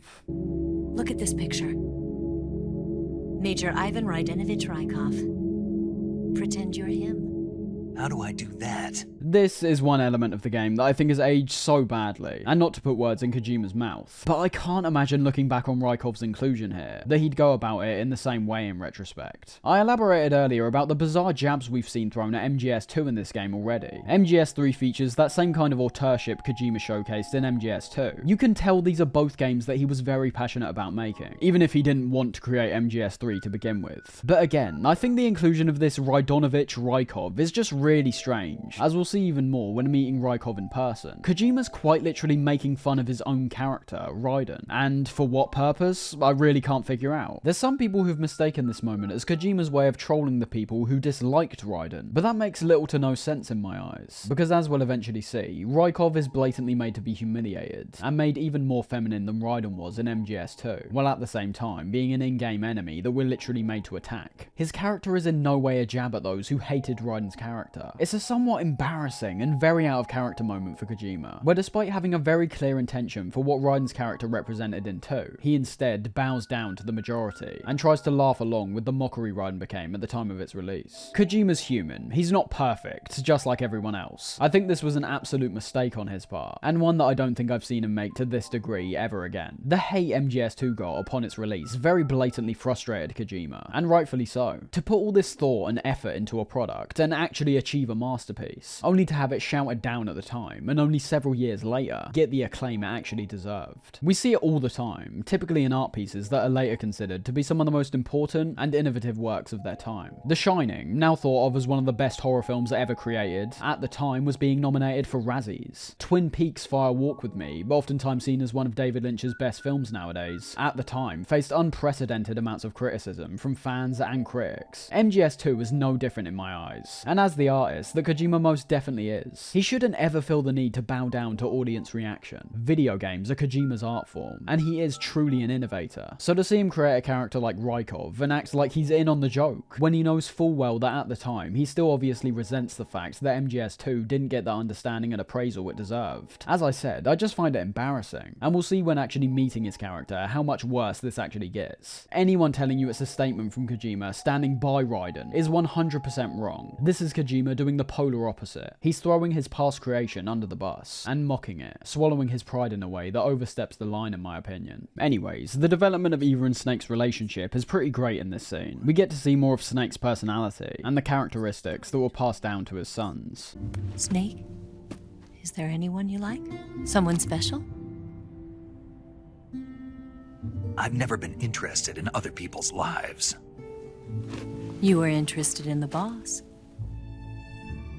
She was different. And we also see Eva and Snake share their first kiss, where although Snake's made to seem hesitant to reciprocate, the awkward PS2 graphics just makes it look like she's breathing on his face. And with that, Eva makes her way back to the base. The broad view we get of the base and the surrounding mountain ranges, looking great, eventually zeroing in on Volgin, who initially appears to just be punching a barrel, before having the fantastically grim reveal that it's actually the body of Granin as he launches it into the air.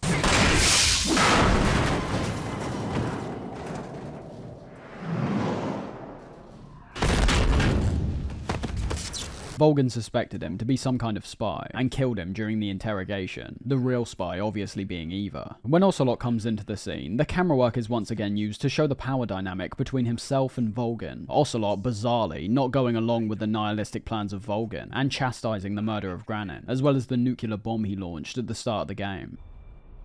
And that nuclear shell? Still feeling sore about that, are you? What are you gonna do? Report it to the authorities? This is war, Major. A Cold War, fought with information and espionage. We must root out spies wherever they hide. It is kill or be killed. Potential threats must be weeded out. Your feelings are a menace to the unity of our organization. Volgan's such a powerhouse that Ocelot has no chance of putting a stop to his actions. However, the one person that's appearing to keep everyone in line, that being the boss, turns up and ends their squabbling. Everything else we see is once again a recap, something we've seen this game tends to do more than any other Metal Gear before, which I don't really think is a bad thing. It would have been more appropriate to write in these reminders of the general plot and the player's progression on their mission in a game like MGS2 in my opinion. But regardless, I think it's always important to keep the player informed as frequently as possible. You never know if they're going to drop the game for a week, come back to it, and have no idea what was happening when they stopped playing before. One minor thing I always found to be impressive when being given back control was not just the visual we're able to get over Groznygrad, which as I said before, looks very nice, but when getting out your binoculars and taking a closer look, you'll actually realise how detailed the base is, even from such a far away distance. It's detailed to the point where you can notice guards with patrol routes. When eventually reaching Groznygrad, you'll notice the structure of it is pretty much identical to what we see here, meaning you could actually map out a plan of action all the way from back here, and then implement it when reaching the base. In fact, it's so detailed that someone ended up glitching their way onto this version of Groznygrad, and discovered it even featured collision, which makes near to no sense, considering there's absolutely no way you could ever reach here by normal in-game means. And when going up to the guards, they actually spot you and enter an alert phase. I love how the detail isn't just confined to what we can personally experience in this game. It goes to the next level by having the experience feel authentic to the developers themselves, which is a great mentality. Tricks and illusions can be thrown in for the player to save resources and cut down development time, and usually that approach goes just fine. But things like this just show another layer of dedication to me that has to be commended. Heading back to where we came from, we managed to find the door which leads to the Groznygrad underground tunnel. That should lead us directly into the base. And not long after progressing forward, do we come up against the final member of the Cobra unit, barring the boss, and that strange ghost we saw at the start of course.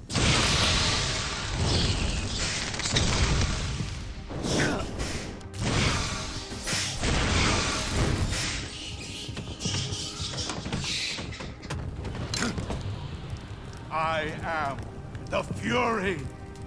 The flames of my rage will incinerate you. I came back from space. As I returned, I had one vision.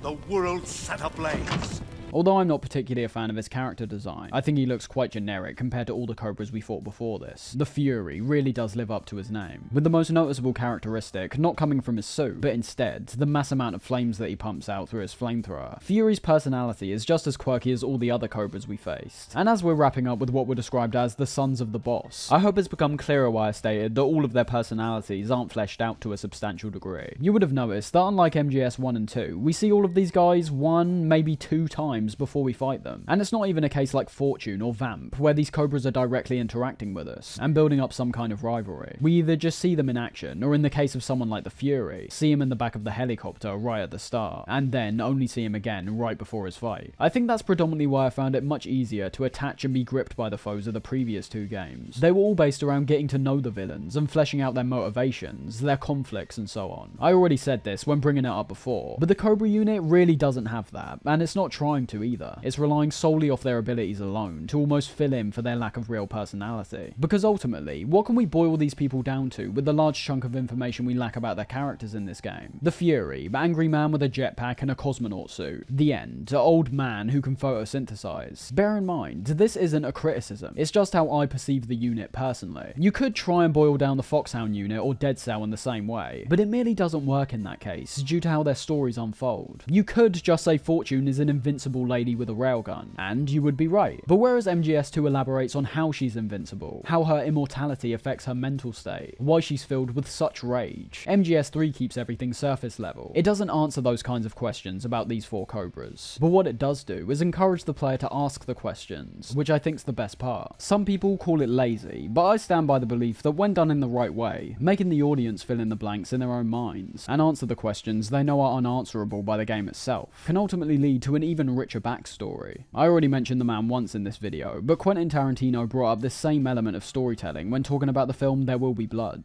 noting how the journey Daniel Plainview makes to the nearest form of civilization at the start of the film could be an entire movie in itself. Leaving it absent and merely fast forwarding to a point where we can see he survived lets the audience fill in the gaps and imagine the enduring journey the character had to go through. It creates an image in the viewer's mind that could potentially make his journey even more arduous and painstaking. Anyways, getting on to our fight with the Fury. It's a fight which I consider to be quite similar to the Pain, in that I never perceive it as anything bad, but also as nothing special that stands out when thinking about MGS3 as a whole. It's essentially just a standard one-on-one again. Any creative ways to take him out are noticeably absent. This appears to purely be a test of offense and defense once again. That, however, isn't the issue for me. Just because the fight's mechanics are simplistic doesn't mean there's no redeeming qualities. The flames that we frequently see bursting out the Fury's flamethrower are intimidating and grand. The jetpack he uses to fly around at times gives him a speed advantage, where you'll have to be dodging out the way and repositioning yourself quite a bit in advance if you want to avoid damage. The escalation in terms of the visuals and sound might be my favourite aspect of the fight, starting with the area being fairly dark and the music being more low-key, to reflect how the Fury currently doesn't know where you are. After the fight gets going, however, you'll notice that not only will the music get raised to become more intense, but as the Fury flies around firing his flamethrower, you'll also notice the environment getting set ablaze, turning the arena, which was once covered in darkness, into a kind of hellscape, with shades of orange and red filling up the area. That's about it though. You shoot and move, hide behind pillars to avoid the flames he shoots out, and as you can see from the end of the fight, there's also some of those explosive barrels lying around that we can use to our advantage to deal out quite a bit of damage. For a fight against a guy named the Fury, it's about what I expect really. An all-out fireworks show, with sheer offensive aggression being the primary way of combating him. Out of all the bosses so far, the end is still easily the highlight, but I'd say due to how aware the Fury fight is at its fairly simplistic nature, it outclasses our fights against the Pain and the Fear. The former being a fight that's equally as simplistic as the Fury, and the Fear just being a pretty annoying fight in general. The ending cutscene we get is also wild, seeing flames shooting out and being sucked into the Fury's body, before launching himself into the ceiling.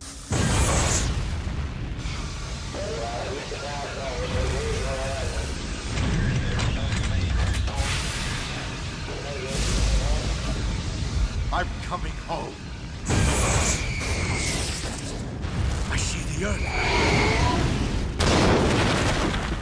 Really weird stuff, and that's not even mentioning the fiery face that launches out towards the end of the cutscene.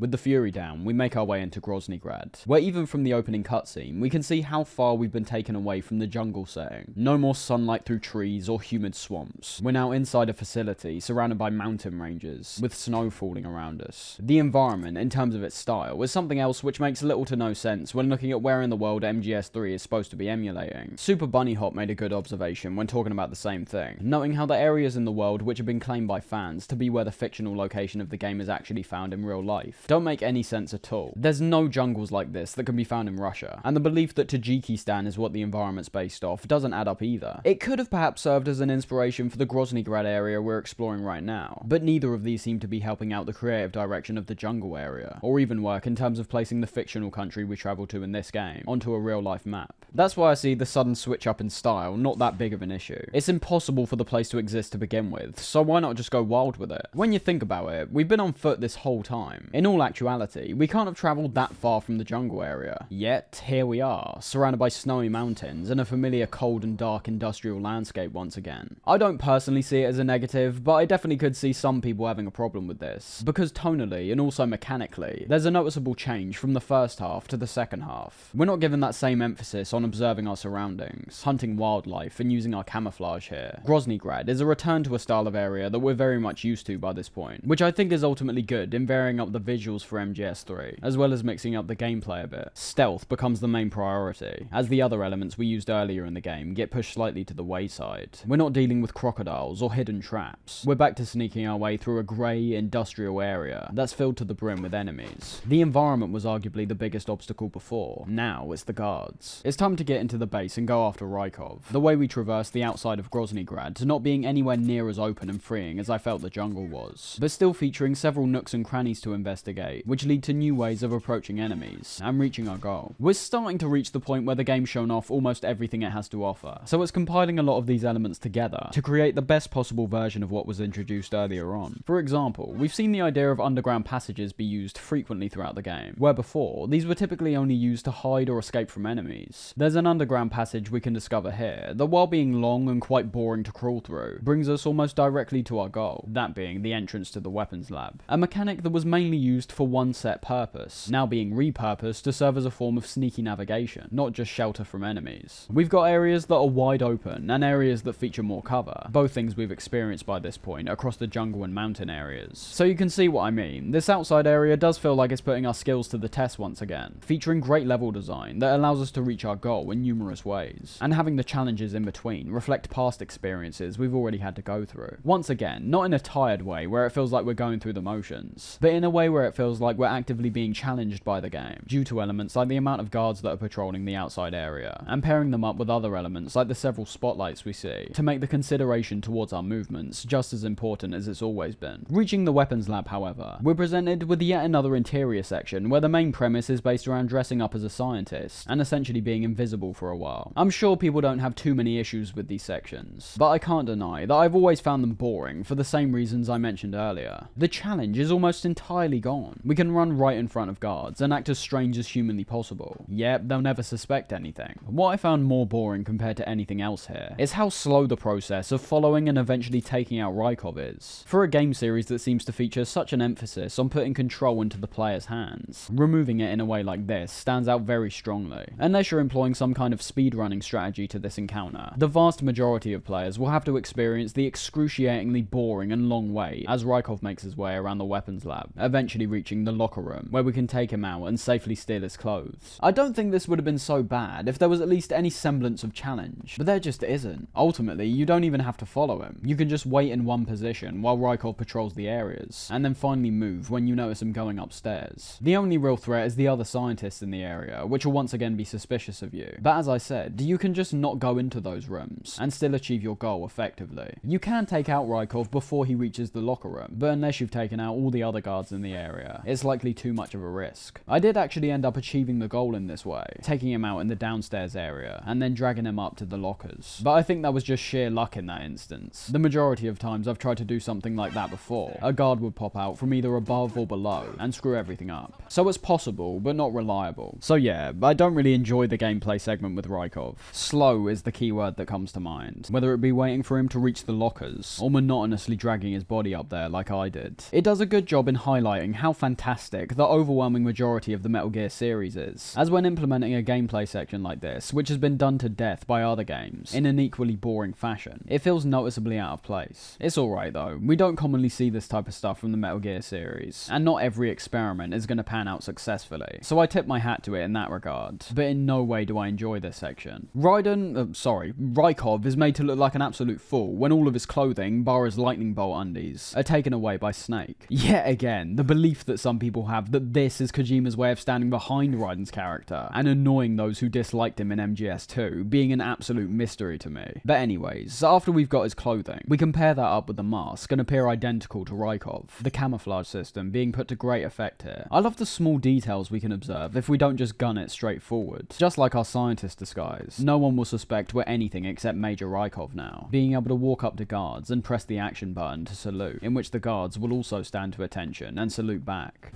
Sir. Using this disguise, we can effectively attain some useful items in the area, like the Scorpion weapon, and then make our way to the West Wing, where in the process of getting there, we can notice the Shagohod, which is being held inside a hangar, a stressful reminder that its completion is near imminent. When eventually reaching the West Wing, we observe a conversation between Eva and Sokolov, Sokolov once again proving himself to be the most bullied and stepped on figure in the whole game, with how even Eva, someone who's supposed to be his ally, is intimidating him to see if he knows anything about the Philosopher's legacy. What are you?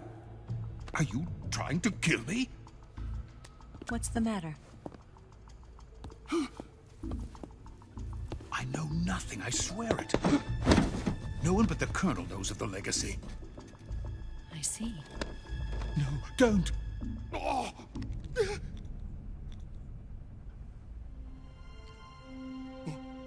Eva eventually departs, where Snake then goes and talks with Sokolov, being told that Phase 2, the final phase of development, which allows the Shagohod to launch a nuclear missile, has been complete. The Shagohod's made to seem like a damn terrifying machine from what we're told here. However, as we'll eventually see, that never really translates to the gameplay, unfortunately. Despite being told the Shagohod can reach speeds of up to 300 miles per hour, we never actually see it achieve anywhere close to that kind of speed. But that's fine, as I still think it works in setting up the Shagohod as an intimidating threat that we almost know full well that we'll have to fight at some point. It's actually quite typical to see games talk up a certain machine or enemy and not have those same variables be shown when seeing it for ourselves. It's the same kind of thing we saw during our fight with the Metal Gear Rays in MGS2. I really like the concept of Phase 2, with Sokolov putting his rocket science abilities to the test, and treating the Shagohod merely as the first stage of a rocket launch, propelling the missile at a speed where it's able to hit any point in the US. So, the Shagohod acts like the first stage of a rocket. Yes, precisely. The range of the missile launched by the Shagohod thus increases from 2,500 miles to 6,000 miles. 6,000 miles? That's enough to strike anywhere in the United States. A nice foreshadowing to the idea of Metal Gear, with how the emphasis on those mechs always seemed to be focused around both their mobility and their ability to launch nukes to countries all around the world, no matter where it's positioned. That's not where the comparisons end, however. Where it seems like the intention here, to me at least, is the idea of history repeating itself, with things like history and legacy, of course, being key themes to the Metal Gear series overall. We're told that Volgin plans to mass produce the Shagohod, send them to other nations around the world, and launch a worldwide conflict. But Volgin is planning to mass produce them based on that prototype. And deploy them all over the Soviet Union. Yes, and that's not the end of it.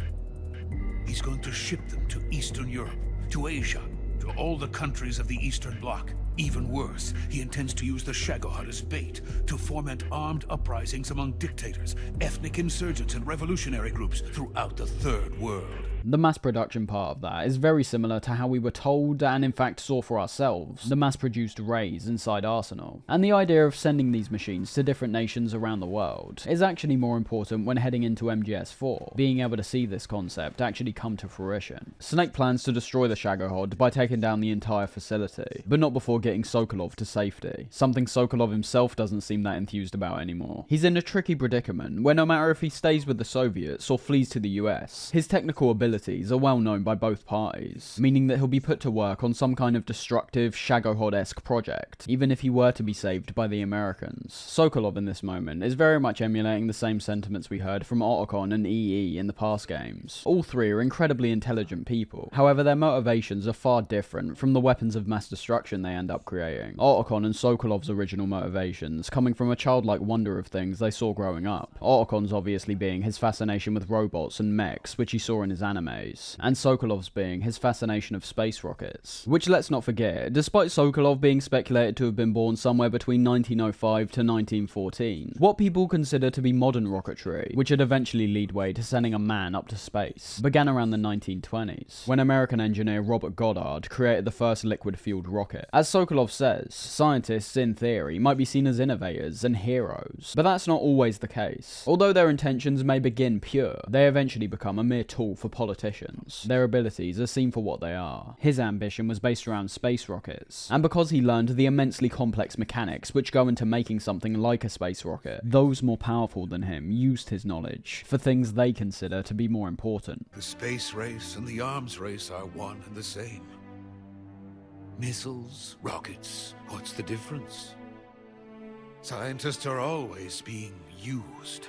Just because a scientist is familiar with rocket science doesn't mean they're going to be put on a space rocket project. It's only the knowledge that matters. The projects they choose to work on are completely out of their hands. This is quite an important message that resonates even today. The scientist is a key occupation that's been focused on in the Metal Gear series so far, and for good reason. These world-shaking mechs couldn't possibly be built without the help of some immensely talented scientists, like Otacon or Sokolov. All the Metal Gears we've seen, as well as the Shagohod, all stem from the plans, concepts, and ultimate execution from either one person or a group of people. The words of the GWAI echoing loud and clear when thinking of that concept. The individual is supposed to be weak, but far from powerless. A single person has the potential to ruin the world. Sokolov obviously feels a sense of guilt for his actions, regardless of if he was forced to create the Shagohod. Volgin aims to essentially destroy the world by proxy, using Sokolov's technology to do so. It's why getting him back was so important. All of these ideas link to what Sokolov is talking about here. The idea of scientists being a tool, and being used for efforts that could be seen as being immoral. Sokolov may have created the Shagohod, but he's in no way the villain. It's somewhat a criticism of scientists, and an acknowledgement of why that criticism exists. There's so many things they could potentially work on. Innovative technology, medicines, cures to harmful diseases. But instead, their abilities are being put towards war efforts. Not all scientists will have pure intentions, bear in mind, but the ones who do are still being made to work on projects that only bring death and destruction to the world. Volgin makes an appearance shortly after this, blowing Snake's disguise almost immediately in a, well, let's just say a rather unexpected way.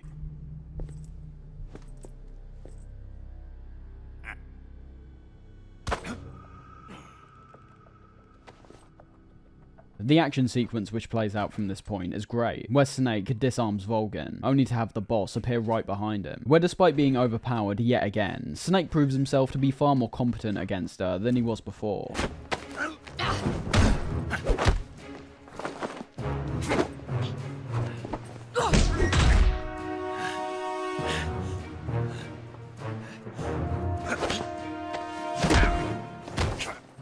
What is this fairy disguise? It's gonna rub off on you. And then you'll lose sight of who you really are. What follows on from this point is one of the most brutal beatings we've witnessed any character take in the series so far. Volgin truly proving himself to be a villain with pretty much zero redeeming qualities, as we watch him beat our hero to a pulp. It's surprisingly violent, even for Metal Gear, but I just love the weight and impact we feel from every single punch that lands on Snake, being left almost disfigured by the time Volgin's done.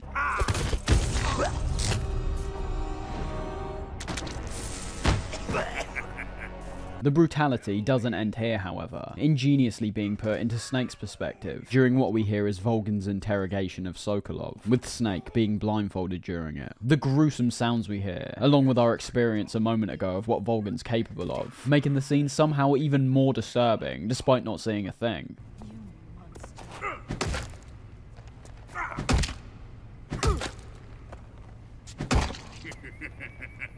Sokolov's killed by Volgin, where his attention then turns to us, in which Snake is tortured even further. The key details we can pick out in this scene are things like the strange looks we see exchanged between Eva and the boss, making us think there might be more to their relationship than we initially realised. Then, when a transmit is found on Snake, the boss's loyalty is thrown into question, where to prove herself, she's ordered by Volgin to cut out Snake's eyes, something she almost genuinely does before being stopped by Eva. This is where Ocelot's suspicion of Sokolov's supposed wife reaches its boiling point, performing his juggling trick once again, which Snake appears to have figured out, saving Eva at the cost of losing one of his eyes.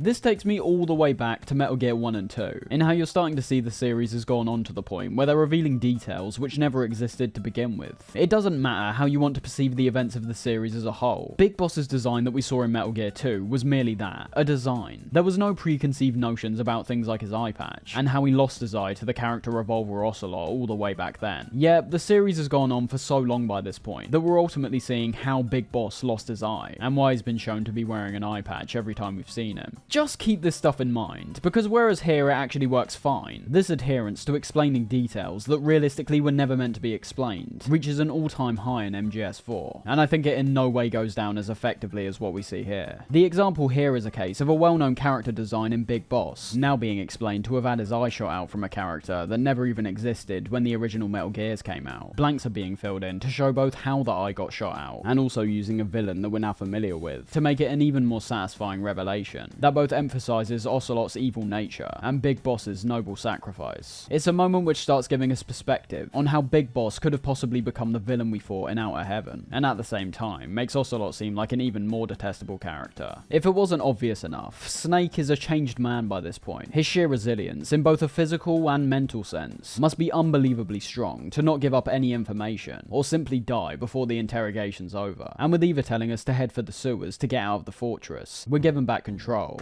this time with Snake being placed in a prison cell. Just like we saw in MGS1, there's a variety of ways to escape, which I really enjoy. We're forced to be creative once again, having all of our equipment stripped away from us, with a fork and some nasty food which the guard throws in, being our only form of items we can pick up. The concept is very similar to MGS1 of course, but there is slightly more ways to escape this time round, utilising the mechanics that are specific to MGS3 in a great way for some of these, and overall, just feeling like a further enhanced and refined version of what we saw before. This is where elements like the cure menu shine brightly for a moment, before becoming unnecessarily tedious once again, as when looking to it at this point, we find a transmitter that we can cut out of his body, revealing itself to be a fake death pill, which we can use to fool the guard into opening the door, and then reviving ourselves. That's already great. It requires the player to not take a closer observation of their environment, but to be honest, quite reasonably observe the cure menu. Snake's not exactly in the best condition to begin with, so it's an approach that I assume is a bit more common compared to the other ones. While we're in the pause menu, we can also use what we previously assumed was just a dumb Easter egg to our advantage, where if we make Snake sick by spinning him around, the guard will come and inspect us, in which we can knock him out and run away.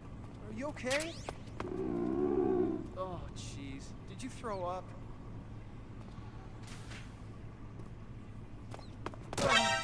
Just like the death pill, a mechanic that seemed fairly one-dimensional, and unlike the pill, fairly useless, is now being given a purpose that players can utilise if they're thinking carefully. I'd say things get even deeper than that, however, with there being ways to get out which only require the use of our radio. This approach is all based around a certain frequency we can call to unlock the door, being able to be found during the previous cutscene, where the Sorrow holds up the frequency behind the boss's head. But it can also be found in the cell itself, when the guard comes up and shows you a picture of his family, the frequency being found at the bottom of it. This cutscene plays when you continually throw the food that we're given out of our cell, where this moron thinks you're being nice and giving him food.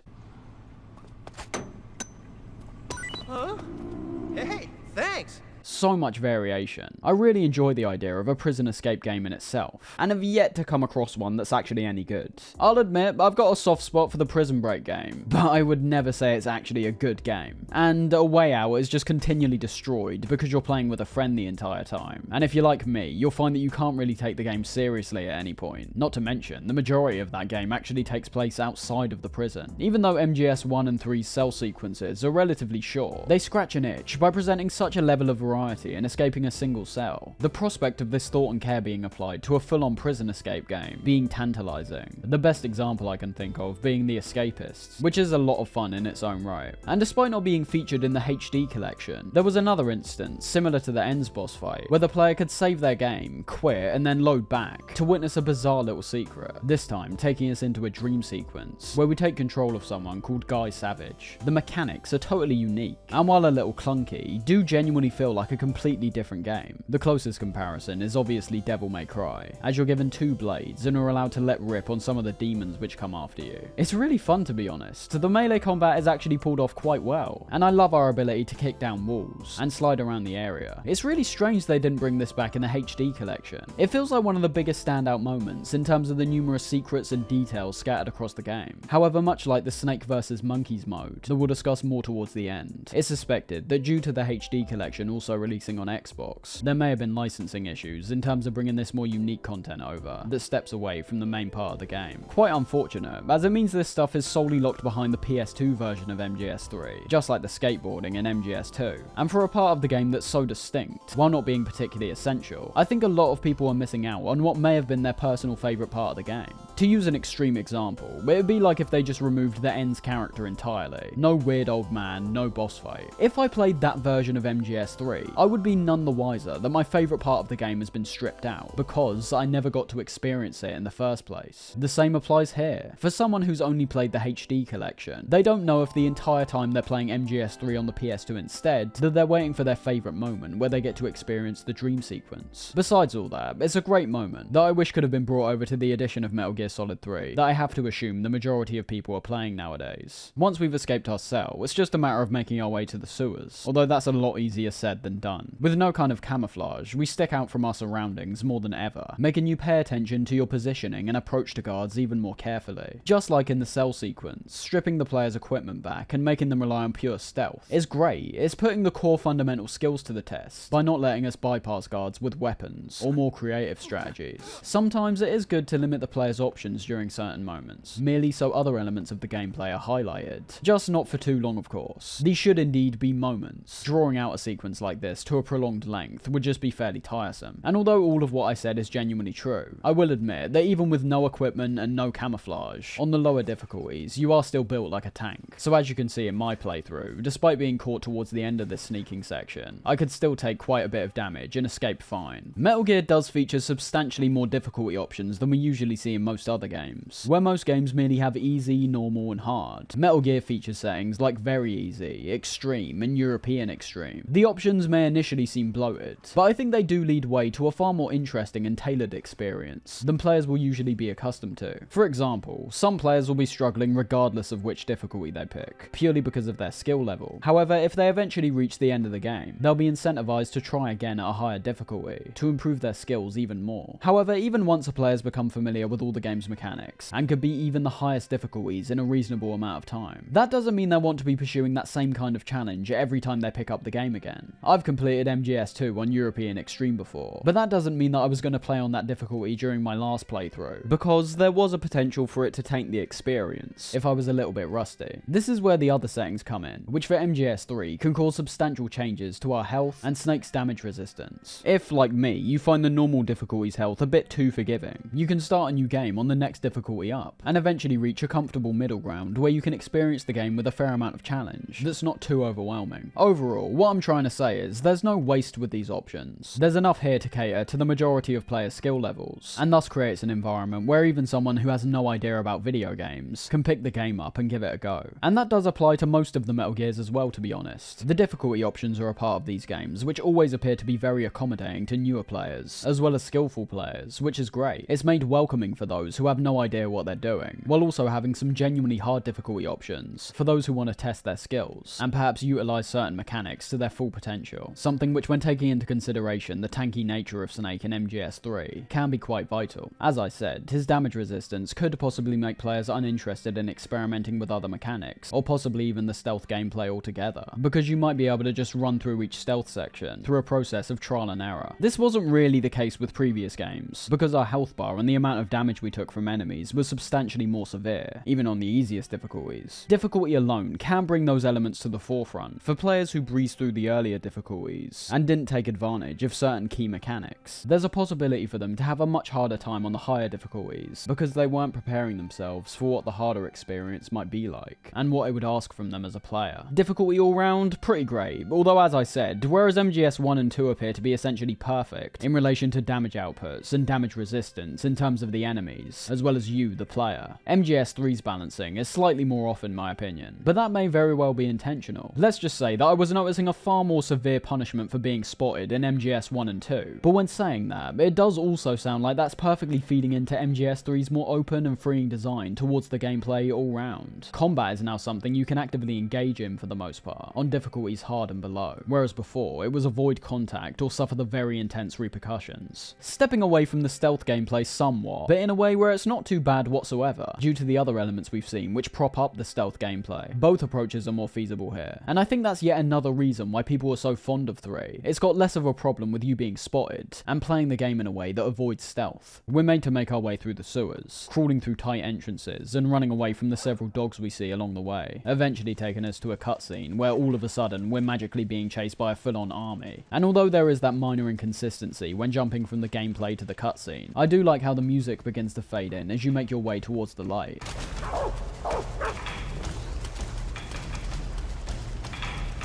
Unfortunately for Snake, he's backed himself into a corner, with the only way out now being to drop into the water far below. And as Ocelot makes his presence known and prepares to kill us, Snake takes a leap of faith and appears to almost die in the process. Snake!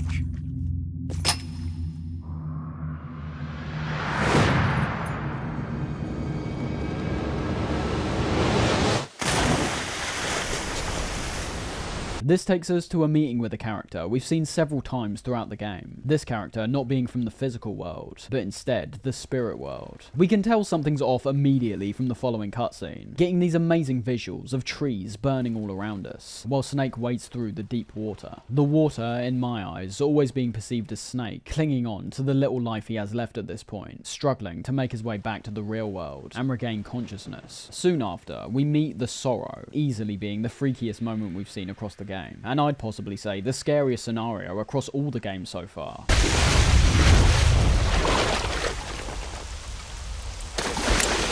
Are you one of the Cobras? Sad. So sad. A host of sorrows.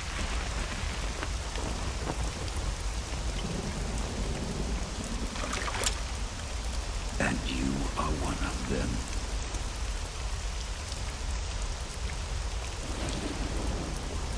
I am the sorrow.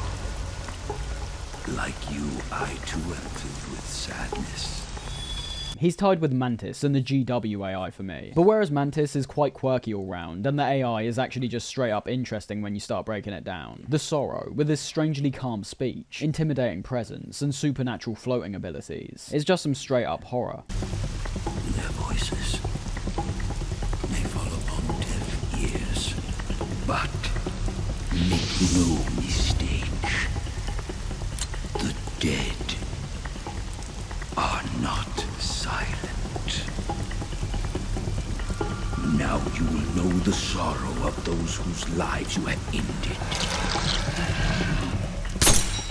We're taken into a fight against him shortly after, which, fitting in line with his out-of-this-world supernatural appearance and abilities, is equally as strange and unconventional. The Sorrow is less of a boss fight per se. As you can see from his health bar, he literally starts the fight with 0 health and 0 stamina. The whole premise is based around pushing continually forward, while the Sorrow floats in front of you. The main threat here coming from a really interesting concept, in that the main way the Sorrow can deal damage on you is by throwing all of the spirits of the enemies you've killed throughout the game right back at you. It's not that difficult, of course. The only issue you would have in avoiding most of these enemies is in relation to the slow movement speed we have in the water. But for the most part, this is the most unthreatening fight in the game. Yet, at the same time, because of the amazingly bizarre atmosphere of this encounter, and how it stands out from most of the other fights in the game, in terms of both tone and mechanics, it's not lackluster whatsoever. I think I genuinely put our fight against the Sorrow, besides the likes of the End, and some of the fights we see after this point. Again, mechanically, it's the most simplistic fight in the entire game, but it's predominantly the atmosphere, and also the slight puzzle-solving aspect to this fight, which still makes it a highlight for me. It's a fight which puts the horrors of war in your face more than any other, literally having every single guard, animal, and boss you've slaughtered be thrown directly back in your face. I think it's a moment which is once again emulating a very pivotal line from the AI in MGS2. It doesn't matter what side of the conflict you're on, once you start being confronted with the horrific actions we've committed across the game, blowing people's heads off, slicing throats, obliterating them with explosives, right and wrong no longer matters in terms of the individual. Their actions are the main thing which will be at the forefront of their minds, and for a lot of people, things like patriotism aren't going to be a good enough reason towards justifying these actions. Anyways, this fight is great, despite there not really being much to say about it. Facing our brutal actions is a genius concept, and further reinforces the anti-violence angle that the MGS series has been continually going down, with the less enemies you kill throughout the game actually affecting the amount of enemies you see here. It's not just a gimmick. From what I've always gathered, the game actually shows us how many people we've killed from area to area, even replicating the exact way some of these guys died, like the guard we see getting pecked at by a vulture, or the guards with their heads flung back with blood pouring out their throats. Just great stuff all round. It's amazing that such a genuinely scary atmosphere can be created in a game where horror is one of the last things you'd think of. We even get a jump scare right at the end, discovering the Sorrow's body and having his face flash up on screen and promptly kill us.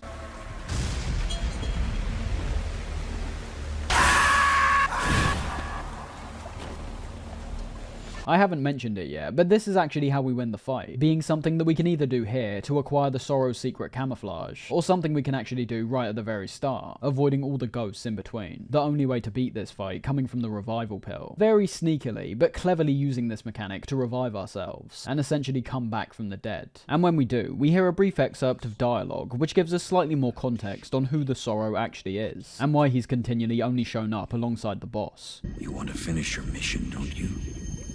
Then You'll have to shoot me. The spirit of the warrior will always be with you. Don't be sad. We'll meet again someday. From what we can piece together in these cryptic lines of dialogue, it appears the boss and the Sorrow may have actually been teammates, with the boss appearing to be placed in the exact same predicament Snake currently is, where despite not wanting to, the boss hesitantly had to kill the Sorrow, whatever mission this was, and if it links to how she eventually defected, currently being unknown. Regardless, Snake defies the odds and makes his way onto land, just barely surviving. Calling up Zero, we get some additional information on the Sorrow, being told he was a medium who communicated with the dead to help on the battlefield, which I mean fits in line with all the other freaks we've been coming up against throughout the game, yet again with little justification given to why he was able to do this, except Zero just saying he had special powers. Further clarification is given to the Sorrow and the boss's relationship, confirming that what happened between them is exactly what's happening to Snake right now, with the Sorrow defecting to the Soviet Union, and the boss having to eliminate him as part of a top secret mission. It's literally identical. However, due to the conversation we heard between the both of them while Snake was waking back up, there's still the additional mystery in relation to the boss's hesitance to kill him, although we can naturally assume at this point that much like how her mission was near identical to ours, so was her feelings. Snake's mission is to take down his mentor that he strongly admires. Much like the boss, he knows what has to be done, but it doesn't make his mission any less hard to swallow. We're also called by Eva, telling us to meet her inside of a waterfall, and after a small trek through the jungle where no particular threats can be seen, we eventually reach it, in which we're treated to another couple cutscenes that are filled with romantic tension.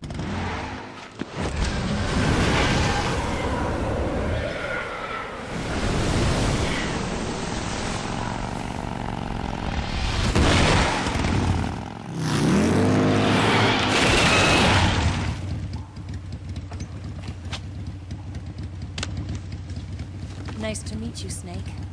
I'm Tatiana. There's not much to really say though. I think the further reinforcement of Eva's sexual nature works well in terms of the events which end up unfolding from this, but that's all it is, a reinforcement. I've mentioned a few times at this point, but you just can't expect the same continuous stream of new information and subtext, which is delivered from MGS2 in this game. It's a lot more conventional, but still effective. I think in terms of setting up characters, it arguably triumphs over every other game in the series, not merely reserving all our character interactions to codec calls, but having them frequently turn up in cutscenes, and physically interact, like we're seeing here. The romance is working between Snake and Eva because they've had this romantic tension ever since they met for the first time, and have had that continually present itself every time they've met after that point, the most important part for me being the meeting in the first place. Snake's essentially completely alone for the majority of his mission. The only person on his side who's helping him out is Eva, with all his other teammates communicating via radio. I wouldn't say the romance is perfect, but it works in the context of the game. Very on the nose, bordering cringy, and having an emphasis on Snake's masculinity and Eva's femininity to perhaps make up for a lot of lost time in terms of developing natural chemistry. But ultimately, when looking at it, you can't deny it's pulled off pretty well. I think this cutscene's arguably the best showcase of the pair's chemistry so far, having some nice humour in relation to Snake chowing down on, well, a snake, and Eva's hesitance to even entertain the idea of eating one. Want some? No thanks. Don't like snakes? Not for dinner. Not genuinely funny, of course, but the kind of humour that's merely charming. Not enough to actually laugh, but enough to acknowledge the humour that's trying to be created. Eva makes her way closer to Snake and has the smooch that has been long anticipated by this point. Thank you, Snake.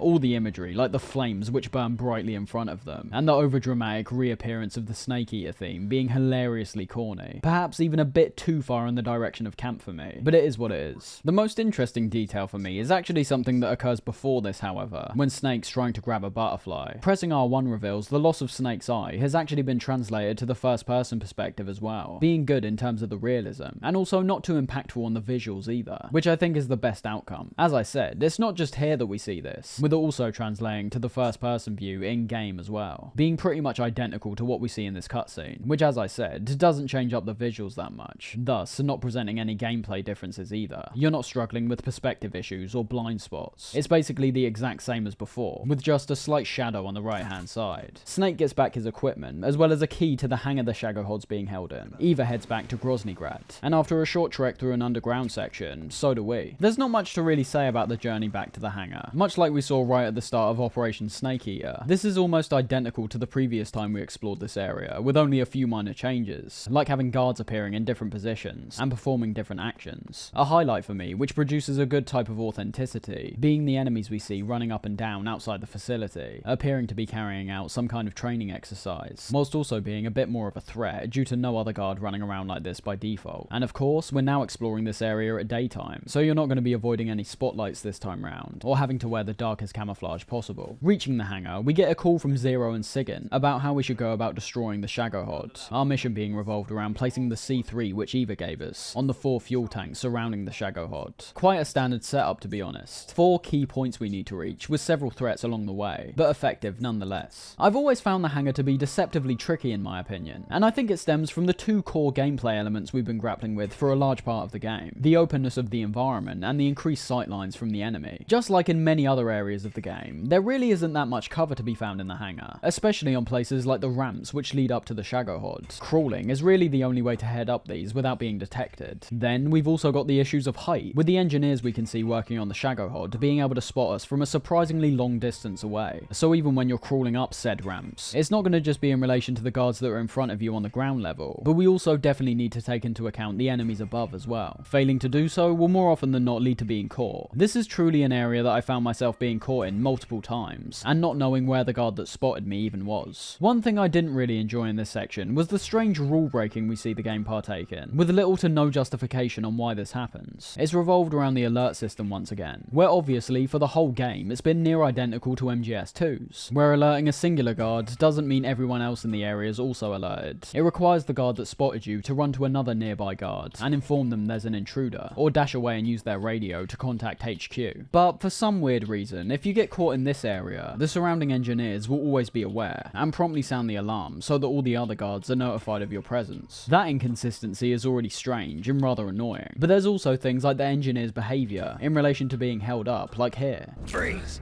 Somebody!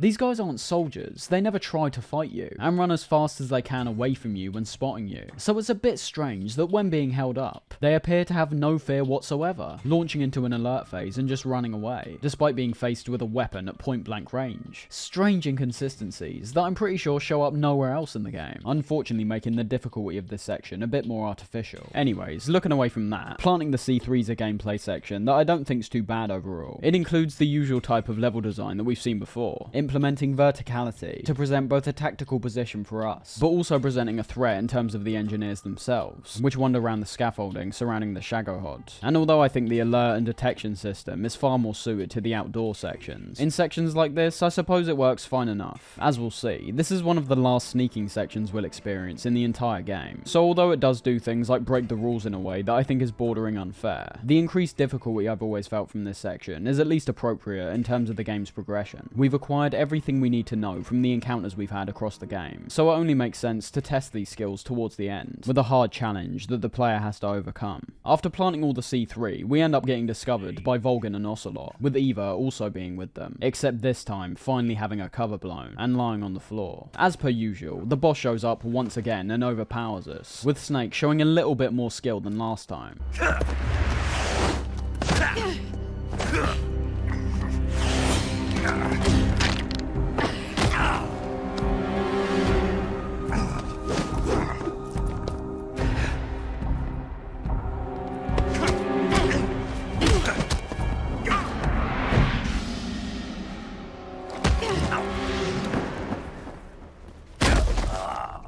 One of my favourite moments here being what happens just as we're about to save our game, with us being able to see the Sorrow holding up a countdown timer, indicating how much time we've got left until the C3 explodes, and the hangar's brought down on top of us. This not just setting up this high anxiety, high stakes situation in terms of the story, but as we'll see, the gameplay as well, arguably being even more effective in that case. The Sorrow with his countdown timer doesn't end there, but ends up re-emerging several times throughout the following cutscenes, a constant ominous reminder that we're going to have to wrap things up quick and get out of here if we don't want to die in the wreckage. It turns out that Eva actually ended up acquiring the Philosopher's legacy, but was discovered before she had a chance to escape. Volgin at this point definitely proves himself to be the most hateable character in the entire franchise up to this point. As he stands in front of us beating up our love interest, we have to realise that Volgin is a character that has literally zero redeeming qualities. Someone like Fortune is no doubt a villain, but is at least given a backstory that we can sympathise with. Her actions are reprehensible, but she doesn't even want to be in the position she's in to begin with, which is where her emotions begin to take over, and her status as a villain is justified. Even someone like Ocelot in the past games, the cold, calculated oddball, even he has more redeeming qualities than Volgin. All of his actions were revealed to be tied to the Patriots' will, an organisation that appears to have reasonable intentions in some instances, and completely totalitarian and maniacal in others. There's a lot less humanity in Ocelot's character under further analysis. He's almost like a tool that's consistently attaching himself to the most powerful people who are in charge. So in terms of his character, when it comes to his efforts in furthering the Patriots' goals, they aren't all that bad, despite how it seems on the surface. And the lack of humanity in my eyes actually results in a character that has less to hate. As I said, he feels more like a tool, a vessel. His motivations rarely seem like ones that are stemming from his own beliefs, even if that may actually be the case. Volgin, on the other hand, is a character who makes his motivations very clear from the first time we hear of him, and the way he goes about achieving them revolves purely around violence. Violence against Snake, America, and even his own allies and country. He's a self-serving maniac who wants to become all-powerful, and that's it. There's no backstory that reveals why he's this way. There's not a semblance of regret or remorse towards any of his actions. He's just pure evil. One thing Volgin does here is actually explain what the Philosopher's legacy is, doing it in classic James Bond fashion, where the villain unnecessarily explains something to the protagonist for absolutely no reason, outside of informing the audience of what's going on. Literally, he's gonna kill Snake regardless. You really think someone like Volgin would waste his time explaining in detail something like this? He gets his kicks from killing people. As a player though, the information we gather from what he says is genuinely interesting, starting off by describing the alliance which formed between America, China, and the Soviet Union during World War II. During the last Great War, the most powerful men in America, China, and the Soviet Union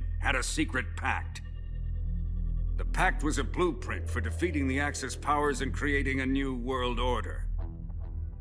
To secure victory in the war, the three countries pooled their resources to conduct the most covert types of operations and research. What we're being told is the formation of the Patriots of the modern day, with Volgin telling us that everything from the atomic bomb to the Cobra unit were all created by the philosophers to win the war, pooling all of their resources to achieve this effectively, with their eventual success leading to a new world order, with them, the most powerful people from their respective countries, being the ones who call the shots. I mention how these are the Patriots of the modern day, and that's because I'm still very adamant in my view that the original intention of the Patriots was merely to be an ideology, not an actual group of people. As the games go on, that view eventually gets completely destroyed, in favour of one that's far more literal, and in my opinion, far less satisfying, as it removes all the interesting theory and thought that could go into deciphering the meaning and real-world symbolism in relation to the Patriots. But looking at MGS 2 and 3 before that sad reality is set upon us, we can still see how this idea of the philosophers is one that would inevitably integrate itself into any sort of nation. To put it simply, we've all seen those pyramid charts which represent the different classes in society. The majority's working class, the middle part is the middle class, and the minority is the upper class. If we say the upper class accounts for figures like the president, prime minister, king, or queen, we can then imagine one more pyramid just above them. These are the Patriots, and it doesn't matter what their motivations are, or if they're aiming to control the flow of information during the digital age. These figures would have always existed. There's always been these kinds of figures who tell the people who are allegedly in charge what they need to do and the exact way they need to go about it, all in a pursuit to keep control of the world and shape it in the way they see fit. The one revelation that I found the most interesting is what Volgin mentions here about the philosophers being a collective effort between several different countries, which makes even more sense when you actually think about it. That's not to say that America alone doesn't have the potential to integrate itself and control all the nations around the world, but to make this process even quicker and near unavoidable for everyone, teaming up with two of the other biggest powerhouses in the world makes their dominance even more set in stone. That's just the philosophers themselves, however. The legacy is the funds which they used to pay for the war effort. It's the pool of resources which Volgin mentioned the countries collectively shared, and after the war was over, the legacy was planned to be shared amongst all 3 countries. That's until Volgin's father devised a plan for the Soviet Union to be the only ones to have access to the legacy, storing all the transactions of the many banks the money was laundered to all over the world, onto the microfilm we saw Volgin holding. Volgin's plan aims to make the world whole again, and he thinks the almost endless source of money the legacy provides, as well as the Shagohod, the boss, and her Cobra unit, would be able to achieve that. This is an effort for world dominance. Whatever pact was made during the war has completely faded, with the Soviets taking aim solely at America, due to China's involvement in their business at this point seeming rather absent. The world was once one,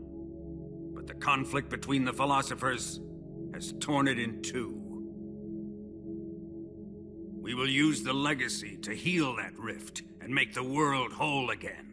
From this point, the boss takes Eva away, whispering something in her ear, which once again makes us think she might actually be on her side. Leave everything to me.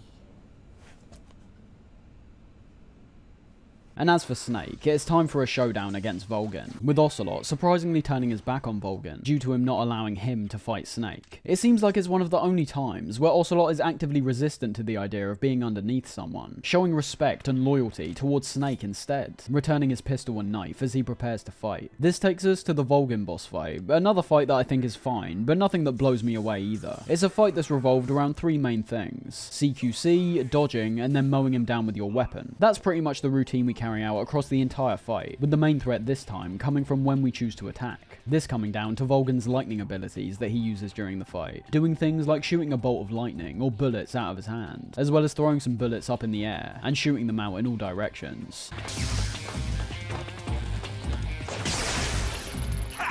Style-wise, all the electric abilities look really impressive. The attack I just mentioned being a great example, being able to see all the bullets floating in the air, Volgin's body which begins to flow with electricity, the explosive attack, and then the nice detail of having all the shell casings fall around Volgin. There's tons of great visuals like that throughout the fight, like the sparks we see when Volgin runs around or attempts to punch you, and the arena itself, while not being anything mind-blowing, works well in making this feel like an intense one-on-one showdown. Other elements I think are pretty great during this fight is the even playing field between ourselves and Volgin. Ultimately, I find this fight rather repetitive. There's not as many creative strategies to employ here, unfortunately, although that doesn't mean there isn't any. Putting on the Rykov mask will temporarily fool Volgin into thinking you're actually him, which is obviously insane, but fun nonetheless.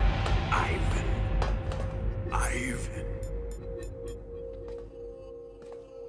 Then we've also got the ability to throw out a frog, which will also distract him. The tree frog. Kuwabara.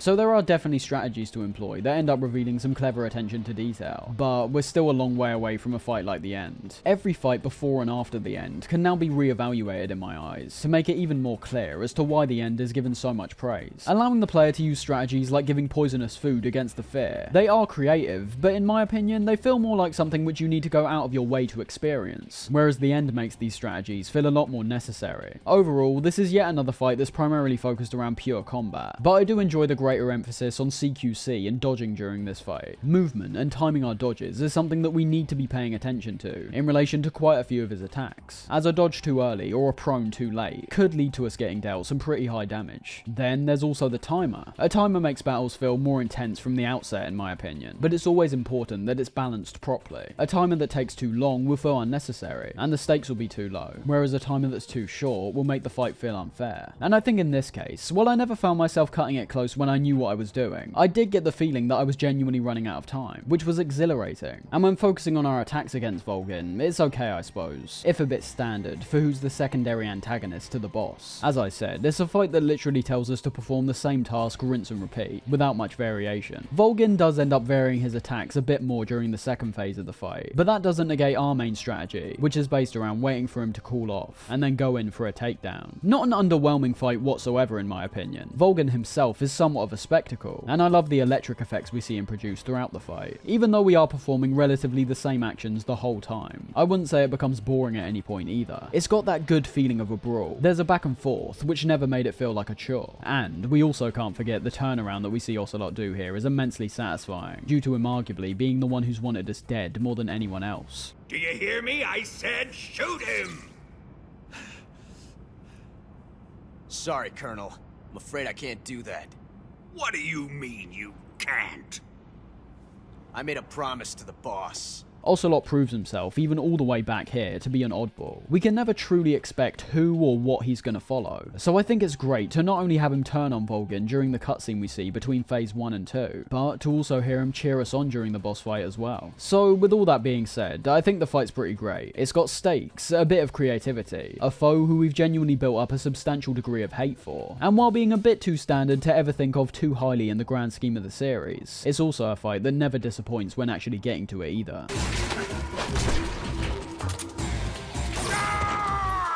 With Vulcan down, Snake makes his way outside the building, with Eva picking him up on the outside, telling us the boss let her go and that she's waiting for them at the lake. There's an emotional moment shared between Snake and Eva here, where Eva tries to convince Snake not to kill the boss, but this gets swiftly cut short when the Shagohod, piloted by Vulcan, bursts out of the hangar, seemingly unharmed by the explosion.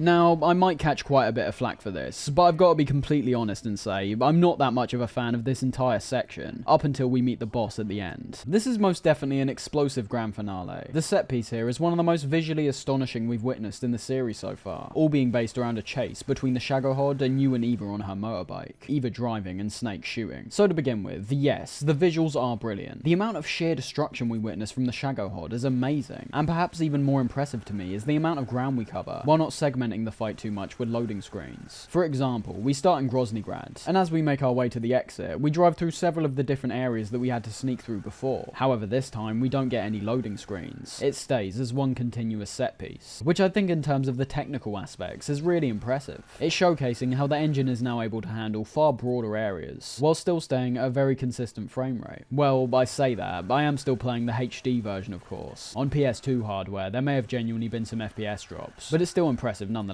Everything here is undeniably bombastic. Loud, intense music, almost constant gunfire from yourself and the many enemies that we see along the way. And of course, the gargantuan Shagohod, which creates some fantastic visuals as we see it tear its way through Groznygrad, knocking down numerous structures along the way. However, this is where the negatives really start coming into play for me, as despite this initially being very impressive, I think the gameplay section on the bike is drawn out way longer than it actually should have been. The Groznygrad part of the chase alone would have been enough for me, but it ends up continuing for about 15 to 20 more minutes, excluding cutscenes. And that is a big issue for me, due to the gameplay here not being deep whatsoever. We have no control over our movement, and merely have to shoot the entire time, despite having the Shagohod's health bar on screen. Unlike the end during the warehouse part earlier in the game, it's impossible for us to take it down here. It's just an illusion. We need to wait to get to the specific boss fight arena, and then face off against it, which is ultimately fine, but then we've got to start putting this moment in context with what game we're playing, and what its core strengths are. We're playing Metal Gear Solid. Stealth is the name of the game. But I get it, a grandiose ending can be warranted for this type of experience, as having the player stay in the shadows the majority of the time can lead to a feeling of catharsis when you let them go all out. However, shooting has never been Metal Gear's biggest strength in my opinion. It's fine, and it works, but when focusing solely on the shooting combat, it does pale in comparison to other shooters like Call of Duty or Halo. It might seem like a slightly unfair comparison, and it would have been if we were talking about the game at large, but this is a section that solely relies on the shooting. No stealth, no strategy, and in my opinion, it becomes pretty boring after a certain point. Now, as I said, it starts off great, but even then, that had almost nothing to do with the gameplay for me. It was all based around the visuals and set pieces. Killing enemies is fine, I suppose, but at the same time, I can't shake the feeling of this section turning into your classic arcade rail shooter, with the only difference being that you can aim where you want, and position yourself in third person. At the end of the day, you're being brought from point to point with near to no control over your actions, being made to kill a certain amount of enemies at points to progress, and just having to experience a part of the game that's far more controlled than anything else we've gone through up to this point. I get that it's pretty much emulating the end of MGS1, but I've got to say that it sticks out way more here because of how brilliant MGS3's gameplay is in comparison to 1. 2 obviously never tried anything like this, but if it did, I'd most likely feel the same way. The first 2 games are more controlled experiences to begin with, but from the very beginning, MGS3 has all been based around freedom and creativity, so having it predominantly stripped away in a moment like this feels quite strange. I wouldn't say I hate this moment, of course, it has some redeeming qualities, but it's the issues that stick out a lot more to me. There's no sense of jeopardy in my opinion. Oh no, the Shagohod's about to hit us. Oh wait, actually that's impossible because Eva's the one in control, and there's no kind of fail state in place because we're just waiting for her to move forward. We don't even have to stop the Shagohod attacking at any point. The cutscene in between is equally as impressive visually, where Ocelot attempts to take you and Eva out. But again, I've got a feeling this whole section is meant for a certain type of audience that I merely don't fit into. It's not like previous Metal Gears haven't had this amount of action in them, but it's how long this goes on for, which feels like a step too far for me personally. A 3-minute cutscene where Solidus tears apart several Metal Gears. Count me in. A 15-minute long sequence where I hardly have any control over the gameplay, and the cutscenes are essentially just a more stylized version of what we're seeing in-game.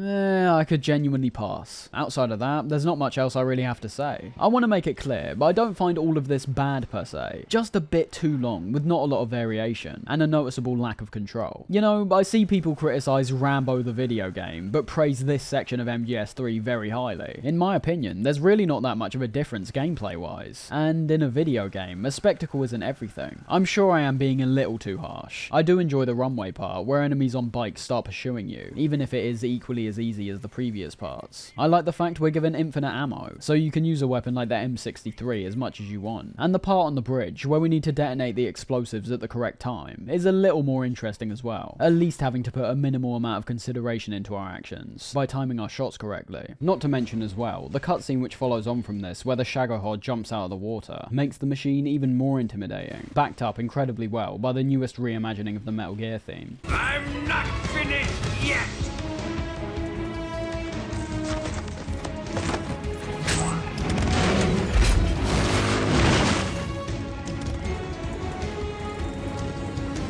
This takes us into a boss fight against the Shagohod, a fight that I've never really liked all that much to be honest. As I said, the entire closing section up until we meet the boss at the end is likely one of my more controversial MGS opinions, in that I just find it all rather bland, and that goes for this boss fight too. The first part of it, where we're on the bike, you can forget any kind of strategy. We're locked in place just like before, with the RPG being the only weapon that's going to get the job done. It's sort of like an encapsulation of what I've been talking about so far. We have near to no control over any of our actions. We have to use this weapon, we have to move in this direction, and it feels so odd when the rest of the game promotes the exact opposite. I will say as well, the way we actually take out the Shagohod during this first phase is just, well, it's nothingy. We're a long way away from even a fight like the Fear. First off, the Shagohod barely attacks most of the time, making what initially looked like a really intimidating foe look more like a clunky, slow, immobile mess. All you have to do is shoot one of the Shagohod's wheels, preferably the one which will turn it in the opposite direction to the one you're moving in, and then hit it with another rocket to the back, where we can see all kinds of exposed wiring. That is literally the entire first half of the fight. If you take too long to shoot the wheels, you might take some damage from the Shagohod's machine guns. But as I said, this thing takes so much time turning around that it ultimately feels like it's not a threat whatsoever. Then we've got the second part of the fight, which gives us a bit more control by removing us from the bike, as well as having the Shagohod feature several new attacks and a brand new weak point. That weak point now being Volgin, who sits at the top of the Shagohod. Some of the new attacks are really good. The reduced movement speed makes things like the machine guns a lot more of a threat, considering they're unexpected and nowhere near as easy to dodge out the way of. Then there's also things like the rockets that he shoots into the air that we need to shoot down. And we also can't forget the Shagohod itself. We now have to actively position ourselves out the way of this thing, no longer being able to rely on Eva's driving. Eva is still part of this second half, and is an element I really enjoy. Despite being separated, the teamwork between the two of you feels even stronger, with Eva distracting Volgin by leading him around the arena, which gives you a chance to set up an attack. The process of elimination is pretty much identical here, unfortunately. You shoot the wheels and then you shoot Volgin. So as you can assume, it's actually even easier, considering Volgin's visible the entire time, unlike the wiring at the back of the Shagohod. That's the only part I don't particularly enjoy about the second phase. I wish there was a bit more strategy, or merely a different approach we need to take when defeating Volgin, but I'd still say it's an improvement nonetheless. We feel more vulnerable due to us being on foot, making the Shagohod feel a lot more intimidating. Having Volgin on the top top at least allows a minimal amount of experimentation, where weapons like the SVD can be very effective in taking Vulcan out. All in all, the fight's just okay, but in reality, that's a bit of a letdown to me. It's sort of similar to the feeling I get when fighting the Rays, but even then, the spectacle of that fight is far superior in my opinion, and the fight all revolves around your own ability to manage all the Rays attacks, and take them out as efficiently as possible. Here, we've got one threat who moves like an absolute tank, with weak points that are repetitive, and with the removal of the Stinger's auto-locking not being as satisfying to take out in my opinion. And overall, just like most things in this closing segment, I've only been genuinely impressed in the visual department, and not much else, which ultimately is a disappointment. The way Vulcan's taken out is genuinely funny though, for a character that seems like he's never going to be put down. To then be set ablaze due to a bolt of lightning hitting him is just hilarious, made even more so by the sparks that shoot out of him, emulating fireworks to accompany Snake and Eva's embrace.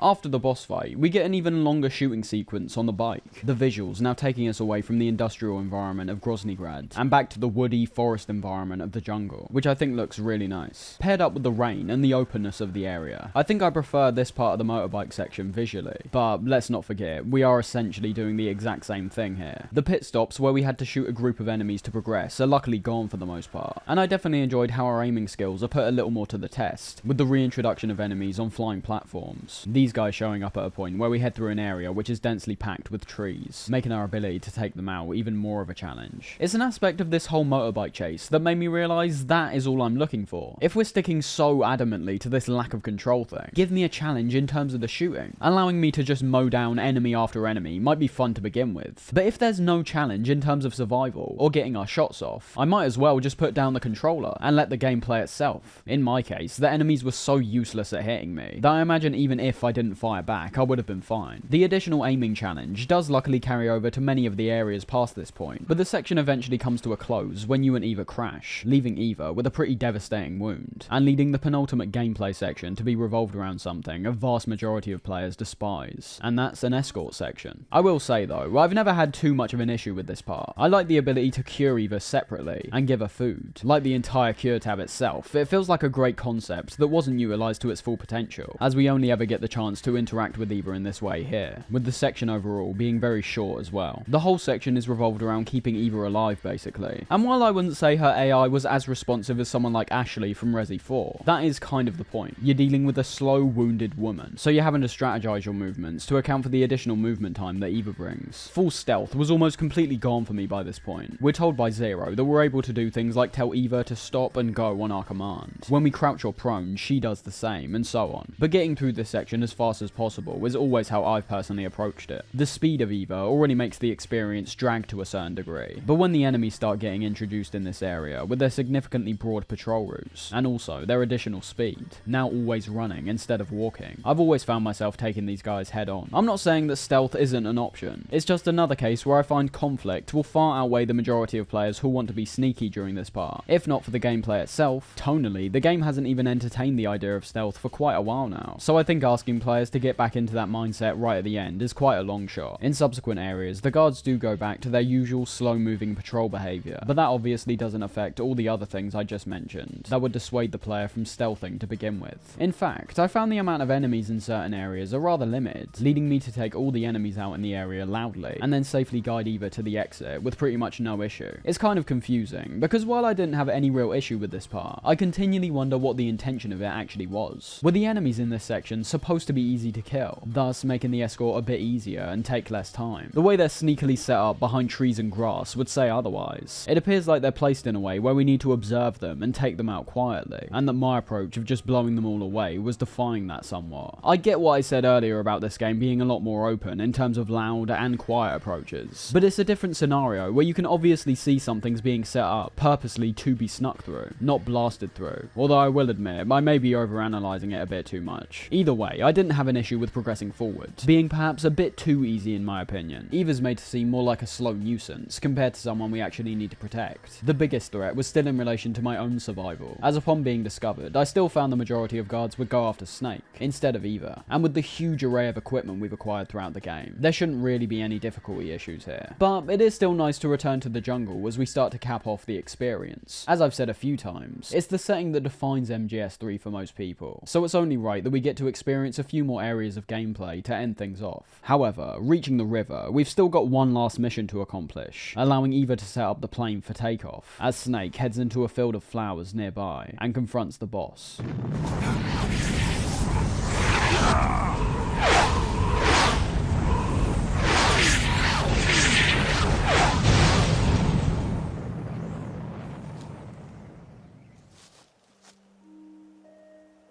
Life's end. Isn't it beautiful?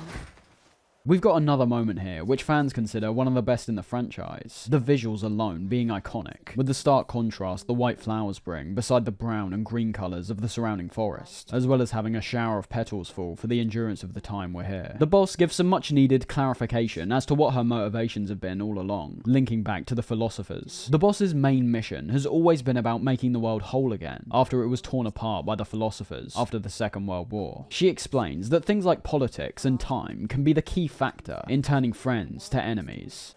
The foibles of politics and the march of time can turn friends into enemies just as easily as the wind changes. Ridiculous, isn't it? Yesterday's ally becomes today's opposition. There was a reason the philosophers were united during World War II. They had one collective goal in mind and were all aiming to achieve it. After the potential threat of world domination had been eliminated, things went back to normal somewhat, and the squabbles, which would have been considered minor during the war, now take center stage. This leads the boss to question if there's such a thing as a timeless enemy, the emphasis on the times being the primary focus here. One generation has one nation as the most powerful, another generation has a different one. Nothing is set in stone when it comes to things like this. Relationships can be destroyed and rebuilt between all these nations around the world. It all depends on the views and politics which are upheld at the time. Sometimes they'll align, other times they won't. But the chances of these nations disagreeing and being at each other's throats is something that's almost impossible to last forever. The important distinction we have to make here is that despite the boss wanting to return the philosophers to their former glory, the patriots we see in the future aren't made up of the same ideologies the boss intends to uphold. Unity is the thing she's focused on most, something we already saw the patriots and their AI misconstrued, instead aiming for something more resembling world domination, as opposed to working together. The boss's intentions do genuinely appear to be a lot purer than that. It's become clear over the last half of the game that the boss didn't defect to the Soviet Union for no reason. It's all been based around claiming the legacy, and using it to make the world whole again. The boss goes more into her backstory, where themes of passing things on to the future re-emerge once again, with the boss saying that she was able to visualize her ideal future from when she was up in space. In 1960, I saw a vision of the ideal future from space. 3 years earlier, the Soviet Union had succeeded in launching Sputnik, the first man-made satellite in history, into orbit. This came as a huge shock to the United States. In response, America threw everything it had into its own manned spaceflight project, the Mercury program. Even as the Soviets seemed poised to send their first man into space, America was still experimenting with chimpanzees and rockets. The government wanted human data, so they secretly decided to send a human being into space. I was the one they chose. America weren't equipped like the Soviets were. They didn't quite have the technology yet to safely send someone up to space without certain repercussions. In the boss's case, being a heavy amount of radiation due to the ship's inability to block out cosmic rays. So whereas on the outside it appeared like they were far behind the Soviets in terms of the space race, they were actually taking significant risks to ensure their status as one of the most powerful nations in the world remains intact. The boss was their test dummy, but it led her to the realization about what the meaning of all this was. That's when it finally hit me. Space exploration is nothing but another game in the power struggle between the US and the USSR. Politics, economics, the arms race, they're all just arenas for meaningless competition. I'm sure you can see that, but the Earth itself has no boundaries. No east, no west, no Cold War. And the irony of it is, the United States and the Soviet Union are spending billions on their space programs and the missile race, only to arrive at the same conclusion. In the 21st century, everyone will be able to see that we are all just inhabitants of a little celestial body called Earth. A world without communism or capitalism, that is the world I wanted to see.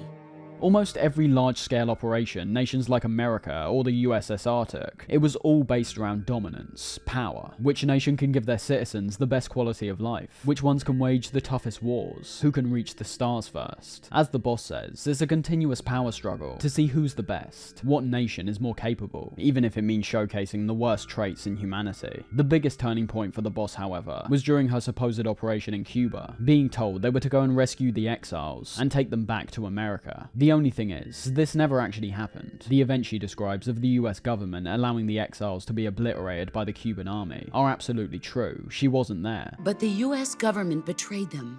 Our weak-kneed president held back their air support.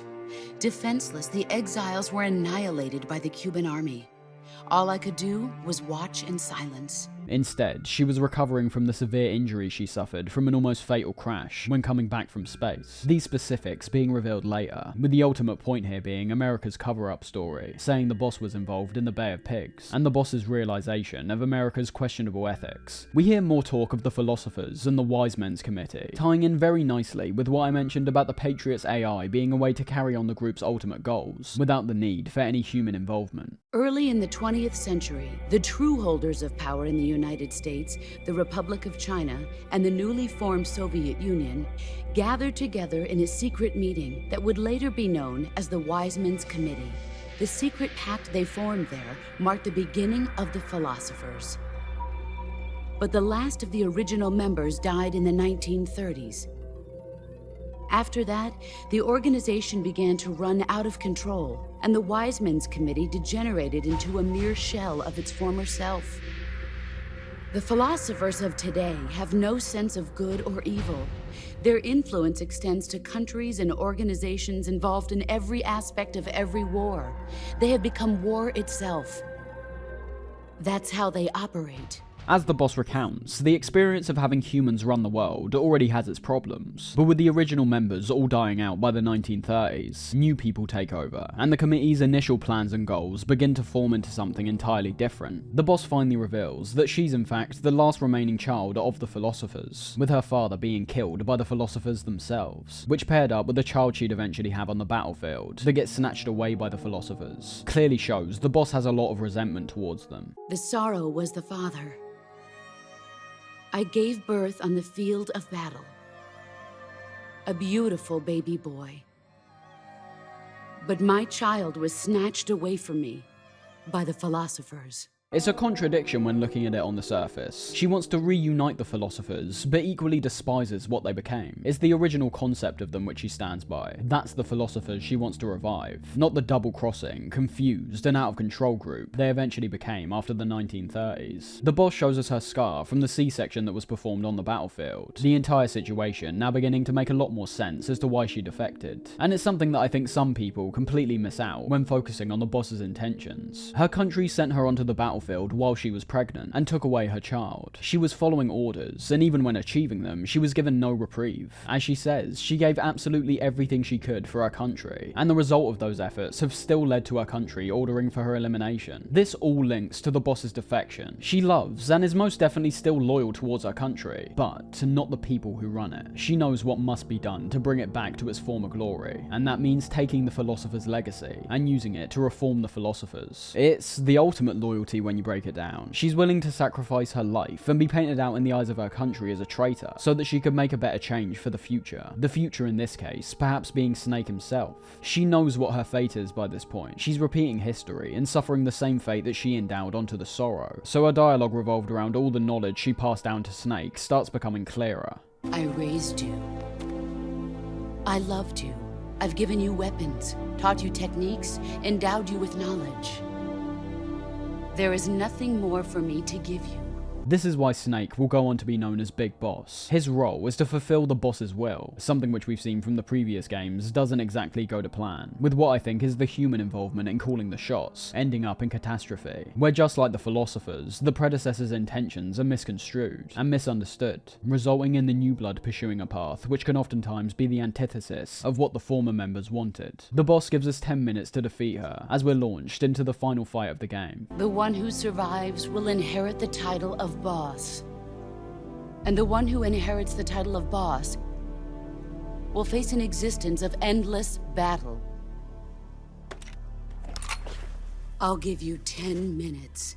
This is a fight I really enjoy. I think it lives up to the immensely high stakes which have been set up from the boss's initial betrayal, and also introduces an emotional aspect to the fight, as long as the player understands it of course. For many, they may still be perceiving the boss solely as a traitor. However, when analysing things closer, we're now being given the task of murdering a woman who's been nothing but selfless, doing everything for her country, following orders, everything out of her control. So the stakes are immediately fantastic. The best in the game by far, even if the fight still isn't on the level of the end, because let's just be honest, nothing really can be in this game. The arena is something that I do think is the best in the game, however. I love how the whole arena is covered in the white flowers that we saw before, matching perfectly with the boss's clothing, to give her more camouflage in terms of the gameplay. But along with the flowers we see falling from the sky, the ones which burst out of the ground, and the red ones which are produced from the boss during combat, as well as the limited number of trees surrounding you that seem to be placed so intentionally. The visuals of the arena are phenomenal, almost dreamlike. The fight itself is kind of similar to our fight against Vulcan. It's a showdown, which has an emphasis on CQC and shooting, although I'd say the boss's fight is significantly deeper in this regard. I wouldn't really say it's like the end, where all your skills and your vast array of equipment are all being put to the test, but I'd say it's a lot more focused on certain elements we've got at our disposal, as I said, like CQC, but also camouflage and stealth. In this fight, the boss has two main forms of attacking, shooting and CQC, basically just like you. Depending on how you approach this fight, it can potentially be a significantly different experience, all because of the stealth elements we see here. The boss continually retreats back during this fight, giving you the opportunity to sneak around and catch her off guard. This can be done by hiding behind the trees and waiting for the right moment, but I'd say the most effective way to stay hidden, as well as keep an eye on the boss's somewhat erratic movement, is to use camouflage to hide ourselves amongst the flowers. Outside of just shooting the boss, which can actually be quite difficult due to her pretty fast speed and frequent retreating into cover, we can also time our CQC attacks to counter and deal some decent damage to her. This occurs when the boss knows where you are, dashing across the arena and usually announcing that she's about to attack, in which you need to time your counter correctly to pull it off, either pressing or holding circle, and promptly slamming her to the floor. My favourite part of this being how the timing is genuinely quite difficult to pull off, so long as you haven't played the fight a bunch of times before, making the counter in particular feel immensely satisfying, both in terms of the gameplay, but also the story as well, with Snake in this moment finally proving that he's skilled enough to overpower the boss, even in a facet that we've seen time and time again he just couldn't do before. Despite it still being a reasonably simple encounter, it's still undeniably one of the best we see across the whole game. There are some strategies to implement here, things like the stealth and camo we mentioned before, the snakes we can see hanging from the trees that we can shoot down to bait the boss out of cover. Let me say it again, stealth, in a series that for some reason hardly implements stealth properly in its boss fights, arguably being an even better example of merging stealth gameplay with the boss compared to the end, although I could see some people debating that of course. It's a showdown between Snake and the supposed main antagonist of the game, with the information that was delivered beforehand making the fight even more impactful, as in reality, she's not that much of an antagonist at all, at least not to us. It's what I perceive as somewhat the perfect finale to Snake's journey, one that's ultimately turned what initially appeared as merely a campy, almost nonsensical experience at points, into one that's just as layered and interesting as the previous games, under further analysis. The boss is the prime example for this, a mentor turned foe, a trope we've seen implemented into numerous stories by this point. Yet, the way Kojima's linked her actions throughout the game to the times, and the overarching true enemies of the series, the philosophers, or the patriots, it's turned what could have been an intentionally cliche and schlocky experience into something that is genuinely interesting and impactful, both in the context of the game itself and also the series as a whole. This fight is about as close to a final test we could have asked for. Two soldiers with almost identical abilities, fighting to see who comes out on top. And along with the stunning visuals, the sound is something else which is amazing during this fight, initially being used to inform the player of where the boss is, by having almost complete silence.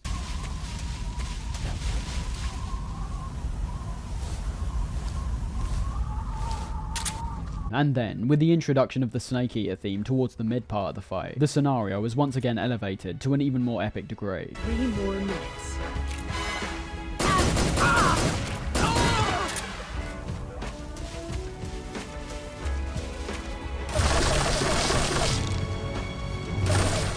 It's a fight that achieves its goal in the most effective way possible. It doesn't need to be the tactical, slow-paced fight that the end was. It's a fight revolved around intense, fast-paced, close-quarters combat, mixing the visceral, violent actions the two of you are performing with the astonishing beauty of your surroundings. When eventually taking down the boss, we're given the legacy and are made to kill her for good, geniusly putting the control in the player's hands for a brief moment, and forcing them to pull the trigger. There's only room for one boss and one snake.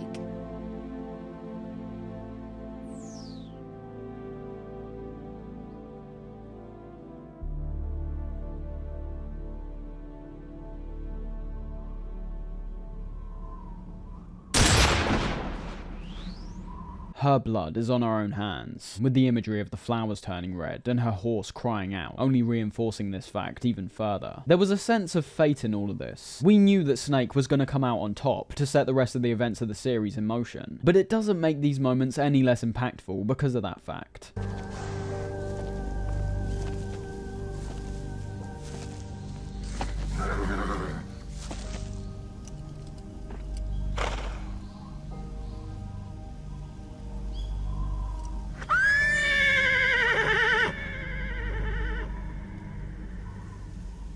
As Snake and Eva take off, Ocelot ends up making his way onto the plane, having a short fight before being thrown into a final showdown. This is the final moment where we have control in the game, and it's merely a moment where we can pick up one of the two pistols on the ground, and see which one of you picked up the loaded one. It doesn't matter regardless, due to the one bullet contained inside being a blank, but I've always found the option where Ocelot shoots the blank to make a bit more sense thematically. It somewhat solidifies the rivalry Snake and Ocelot have had throughout the game, with Ocelot continually wanting the chance to take out Snake once and for all, but always having the opportunity swiped away at the last second. I think the pair's relationship works well, because they've always been on a fairly equal playing field. Just like the boss always seemed to be more powerful and in control up until our last fight. We did see that same kind of thing between Volgin and Ocelot, with Volgin making it very clear several times to Ocelot that he's the one in charge, and that Ocelot should obey his orders if he doesn't want to end up dead. Ocelot ends up jumping out of the plane, and the following few cutscenes show Snake and Eva's escape. There are some action-oriented moments, like when they make a dangerous ascent, and almost get shot down by some nearby jets. But there's not much to really say about these, they're pretty much eye candy. As the game concludes, however, we start getting some of the biggest revelations in the game so far, starting with what happens on the night Snake and Eva go back to his place. Initially, it seems to be the same kind of romantic encounter we've already seen the two have throughout the game so far, made slightly more bizarre due to both of them still wearing the exact same clothes they were wearing in that swamp-ridden, bug-infested jungle. But things immediately seem off from the moment Snake wakes up in the morning, hearing some dialogue from Eva that takes everything full circle by mentioning the story of Adam and Eve once again. Just like we saw during their first encounter, it was Eve who tempted the snake. It's one of the first things we noticed about the two characters, but it turns out this tempting actually goes a lot deeper than that. As we'll see, it actually leads to a full-on betrayal. Eva leaves a tape for Snake to listen to, revealing that her motivations were a lie the entire time. She wasn't part of the KGB, and she wasn't sent in by Khrushchev. Instead, she's been working for the People's Republic of China to recover the philosopher's legacy.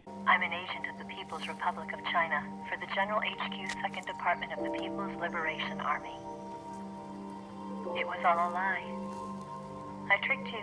That alone I think is brilliant. Despite being mentioned as a key player in the Philosophers, China always seemed to take a backseat to America and the Soviet Union, and now it appears obvious why. We were made to believe this was a battle that was being waged between solely the Americans and the Soviets, but the only country who would ultimately succeed in their mission was hiding in plain sight the entire time. Nobody questioned it, and the player themselves aren't given many clues about how or why Eva would have been working for China, except the strange secret radio call we saw her have at the start. It seems that Eva is somewhat remorseful over her actions, perhaps genuinely having some feelings towards Snake, but they're still nowhere near strong enough for her to defy her mission objective. This is the sole reason why Eva's sexual nature was important in this game. It was her main way to disarm Snake, and give her a chance to steal the legacy. Yes, we could have done without the first-person shots of her chest and ass, but it all feeds into the same goal, tricking both us and Snake into thinking she was an ally, and not just that, a love interest. Eva explains how she was a lone soldier from the very beginning beginning of the mission, fooling both Snake and Volgin's parties into believing she had no attachment to China, and as a result has helped China restore its presence as a nation to rival the Soviets in America once again. She describes that as an agent of the philosophers, the only person she couldn't fool was the boss, which confirms the strange interactions we saw the two having in Groznygrad, as the boss giving Eva a helping hand. Eva continues to explain what we began to figure out about the boss earlier, labeling her as a hero who died for her country. So let's just clarify why this is, because it's something that I've always found rather confusing to break down. From what Eva says after we see Snake refuse to shake hands with the CIA director, the goal of retrieving the philosopher's legacy wasn't a goal that was solely stemming from her. Her defection to the Soviet Union, which, let's not forget, occurred during the failed Virtuous mission, was something that was set up by the US government. The boss's defection was a ruse set up by the US government.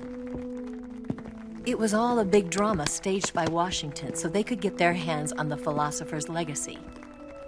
And the boss was the star of the show. That's right, the boss was following orders right from the very start. Everything she said about staying loyal to her country was true, which throws a bit of confusion around the elements where she criticised America's morals and questionable politics. But there's a large reason to believe that not every detail she told us was entirely genuine. After all, the end goal, and that means her mission that was given to her by the US, was to eventually be taken out by her disciple. But let's not forget, none of this would have had to happen if the Virtuous mission went according to plan. Her mission was to defect to the Soviet Union, gain the trust of Colonel Volgin, and locate the philosopher's legacy. However, it was Volgin's sheer insanity that threw a spanner in the works, with the nuke that he fired onto Sokolov's research facility, blowing the operation wide open. This is where the phone call between Khrushchev and the president becomes more important. It seems at the time that the president is merely relaying the information we gathered about the boss and Volgin being the ones responsible. However, what the US government are actually doing here is failing to back down from acquiring the legacy. They're aware of the boss's loyalty, and due to the suspicion that began to arise from Khrushchev when discovering things like how there was an American airplane flying around at the exact same time the nuke went off, America used her as their get out of jail free card. She wouldn't be allowed to come back home. She was to be held responsible for these war crimes that she would never want to commit, and was to be killed by an American soldier. All of this solely to cover up for America and to regain the legacy. She's essentially following in the footsteps of her father. She's a child of the philosophers who's being made to make the ultimate sacrifice to prevent a potential Third World War. In the eyes of both nations, she'll be known primarily as a war criminal, with only the people right at the very top who were involved in her mission being the ones who know her true intentions and her unflinching loyalty to her country. However, we've got to start thinking where Snake plays into all of this. Let's not forget, after the events of this game, this is the man who would end up creating Outer Heaven and taking control of nuclear weapons in Zanzibar land. From all the information he's being given here, as well as the iconic and emotionally powerful salute he gives to her grave right at the end, it seems like what Big Boss ends up becoming is almost the antithesis of what the boss was aiming for. However, this is something that, while we can speculate about now, is given quite a considerable amount more clarity in the final few entries, so we'll elaborate more on these ideas there. But I think already at this point, we can start to see that in terms of Big Boss, and who we'll eventually find is at the epicenter of the Patriots, it appears that upon learning the boss's will, the future events we see carried out are a series of actions that misconstrue what she was actually talking about. It all comes back to what she mentioned during her time up in space. She saw a world that was one, a world that was filled with water and land, not communism or capitalism. And although it may sound simple, all the boss is asking for here is peace. It's primarily in games like Peace Walker and MGS5, where we actively see Big Boss misunderstanding the boss's will. But even in the first two Metal Gear games, we can start seeing links between what the boss and Snake experienced in MGS3, and how that links to the formation of Outer Heaven and Zanzibar land. Big Boss's aim in those first two games is a world with never-ending warfare. He cultivated environments where child soldiers were being brought in, trained up, and sent out to the battlefield. His actions are in no way good, but we can start to see where they were actually coming from, solely because of MGS3. We haven't got the full picture yet, as I said, we'll see that later. But from what we see at the end, where Snake salutes the boss's grave, and understands the sacrifice she made for her country, he pairs that up with the information she told him about a unified world, as well as her critiques over America's government, and focused on creating a nation that stands on its own. His motivations are less politics-based, and more based in warfare. Both Snake Snake and the boss were soldiers after all. Fighting is what they were best at. And as we saw in Metal Gear 1 and 2, he created two nations that were completely out of any other nation's control. It's definitely evil, but we can begin to see where his mindset was at during those first two games. Some do say that in terms of the series chronology, by the time we reach Metal Gear 1 and 2, Big Boss has already lost all concept of the boss's will, and is merely going on his own villainous path. And from the events we see in Peace Walker and 5, I'd say that is true to a certain degree. Just like we see with the Patriots, both of their intentions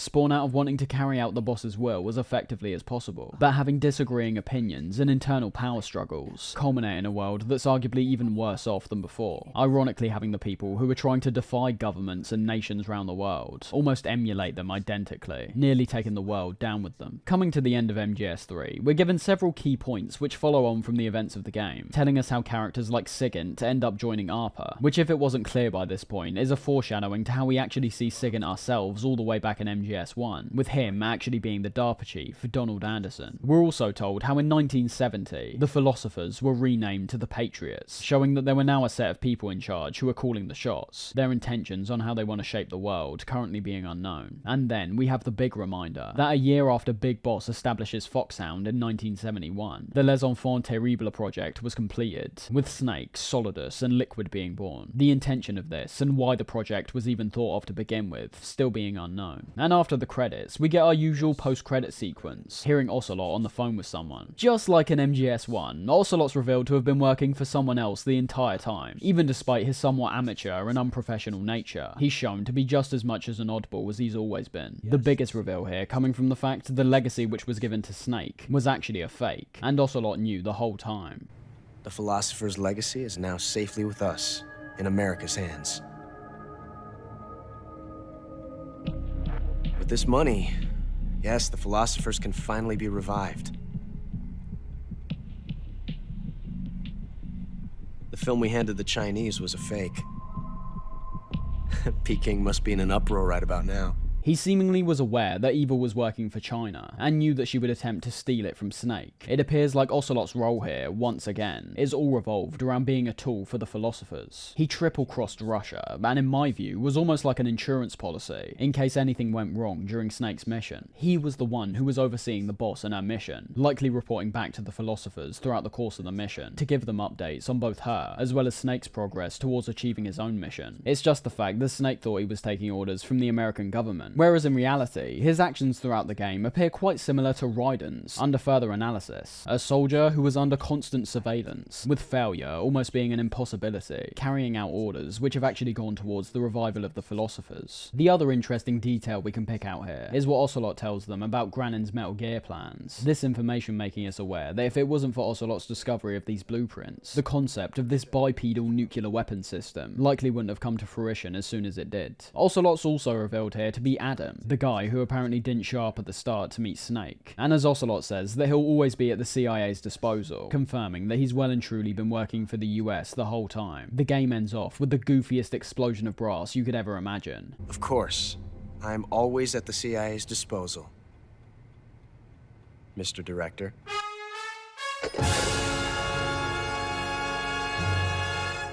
This all links to why Snake refused to shake this guy's hand. Not only was the CIA directly responsible for the death and tarnishing of the boss's name, but they also kept Snake in the dark the entire time about people like Ocelot. Someone who was actually attempting to help him out in his mission was continually being made to appear as something like a rival. In Ocelot's case, this primarily being related to his cover, wanting to make his loyalty towards the Soviets seem genuine, and potentially risking the elimination of Snake to do this. Although as we can see, everything turned out as planned. America got half of the legacy, but avoided a Third World War, and managed to keep everything under wraps and hidden away from the public. America lives to fight another day, but it's become increasingly obvious over this closing section why someone like Big Boss would have such resentment towards the country. So, that's MGS3, a game that I think reaches certain peaks in terms of gameplay, narrative, atmosphere, and visuals, whilst also having a few issues that I wouldn't personally perceive as nitpicks in my opinion. As we've seen through our time analysing the game, the jungle environments are stunning and very satisfying satisfying to explore. So much so, that it makes the majority of sections that take place outside of it look quite a bit inferior, despite not actually being too bad on their own. The stealth gameplay is just as fantastic as it's always been, being amplified even more by the far broader and more creative options we've got to mess around with, in relation to the wildlife and the wide range of equipment we're able to use. The story, while being very campy and over the top for the vast majority of it, eventually does culminate in something that both ties into the series at large, while featuring the same kind of subtext that was featured in MGS 1 and 2, although not as strongly, I might add. While I understand that MGS 3 is the casual fan's favourite, I will also add, however, this was one of the first games I had core design issues with. The camo and the cure system, for example, were genuine drawbacks for me. I found them quite frustrating to navigate through on the pause menu, and consistently felt they were more pointless than I think they should have been. The game already has a bunch of realistic elements, so I think they should have gone all out on both of these mechanics, and made them far more satisfying to actually interact with. Otherwise, just get rid of them entirely. All in all though, if you want to call MGS3 a masterpiece, I'd still have a hard time disagreeing with you. It's consistently entertaining from start to finish. If you're looking for a Metal Gear game that has a far greater emphasis on gameplay and the main story, and not in the lifeless VR missions, this game's most definitely got you covered. And if you're looking to experience some of the wackiest bosses in the series, and one of the best boss fights in gaming history, MGS3 is the game for you. As for additional content, it might initially appear like there's a bit less compared to what we're used to coming off the back of MGS2, but that's for quite a big reason. The endgame unlockables are still about what we expect. Completing the game for the first time rewards us with the boss's patriot weapon, as well as receiving the tuxedo when starting the game over on the same save file. However, a lot more unlocks this time occur within the game itself, which I do actually enjoy, as it presents not only a wider range of unlocks, but a new way of acquiring them outside of just completing the game over and over. Most of these are things like camos, to be honest, being primarily acquired by knocking all the bosses out in the game, instead of killing them.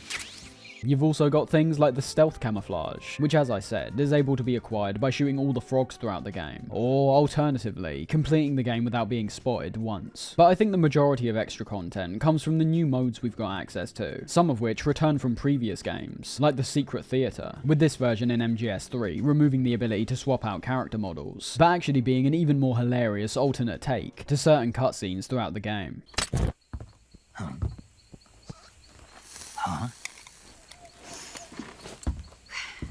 Subsistence, or I guess the second disc, which was titled Persistence, also featured the first online mode the series would see, which, of course, I can't experience myself, as the official servers were shut down years ago. But from the gameplay we can see online, it looks about the same as the future online iterations we'll see in MGS 4 and 5, being your standard free-for-all team deathmatch type situation, where the main aim is to get into a lobby and shoot your opponents. Still pretty cool they were testing out online during this period though, as playing with people over the internet is something that definitely evolved immensely in the 7th generation of consoles, merely due to the setup being a lot more convenient. We've also got the addition of having the first 2 Metal Gears be playable in their entirety from the main menu, this being about the only returning thing we saw from additional content in Subsistence. And finally, we've got the Snake vs Monkey mode, this being a crossover between the MGS and Ape Escape series. It's also the most noticeable absence from the HD collection in my opinion, due to the brilliantly outlandish concept of catching these cartoonish monkeys throughout the jungle, while being dressed up in a banana suit and interacting with Colonel Campbell instead of Major Zero. Just listen. Your mission is to infiltrate the jungle and capture all of the monkeys. If you want your monkeys, you better ask Spike or Jimmy. Unfortunately, they weren't available. What about me? I was on vacation. Yep, it makes no sense, but it's still damn fun to experience, and is still the most annoying exclusion from the HD collection. That's why the HD collection version of MGS3 is pretty inferior in my eyes, besides the higher definition. I'd still obviously choose to play this one over the others in terms of the main game, but for someone who's never played the original editions of the game, it looks like MGS3 lacks a lot more extra content compared with MGS2, when that's really not the case. In fact, due to the bulk of extra stuff here not being revolved around VR missions, MGS3 may genuinely have less content for you to sink hours and hours into, but presents a lot more variety and consistent levels of quality when looking at the extras here. And coming out of MGS3, this is where the spin-offs really start to ramp up. Now, I'm sure these games have their own small cult fan bases, but these are games that don't have a whole lot of Kojima's involvement in them, lack a story which is both canonical or deep in any fashion, and appear in my eyes to be keeping the series relevant more than anything, while Kojima was at work creating what would soon become MGS4. The first two I'm going to group together, these being Metal Gear Acid and Metal Gear Acid 2. Right off the bat from the gameplay you're seeing, this is a game that will not appeal to the vast majority of Metal Gear fans. Reason being, it's the first game which I think both gameplay and narrative-wise doesn't resemble a Metal Gear game whatsoever. This is a turn-based strategy game that's simply using the Metal Gear name and aesthetics. That's it. They're both non-canon, so whatever happens within these games is completely irrelevant to the series at large. And I'll be completely honest, I don't really feel qualified to talk about these two. I could reel off some positives. For example, the graphics look pretty great, especially for two games that were released solely on the PSP. I think Acid 2 in particular embraced its ultimate irrelevance to the series even more strongly, going for this oversaturated, poppy look that I liked even more over Acid 1. And overall, I think I would say in general, Acid 2 was an experience that was far more to my liking, but it's the gameplay which I find myself being almost unable to talk about, because it literally doesn't appeal to my tastes in the slightest. Numerous criticisms I have about this game are merely mechanics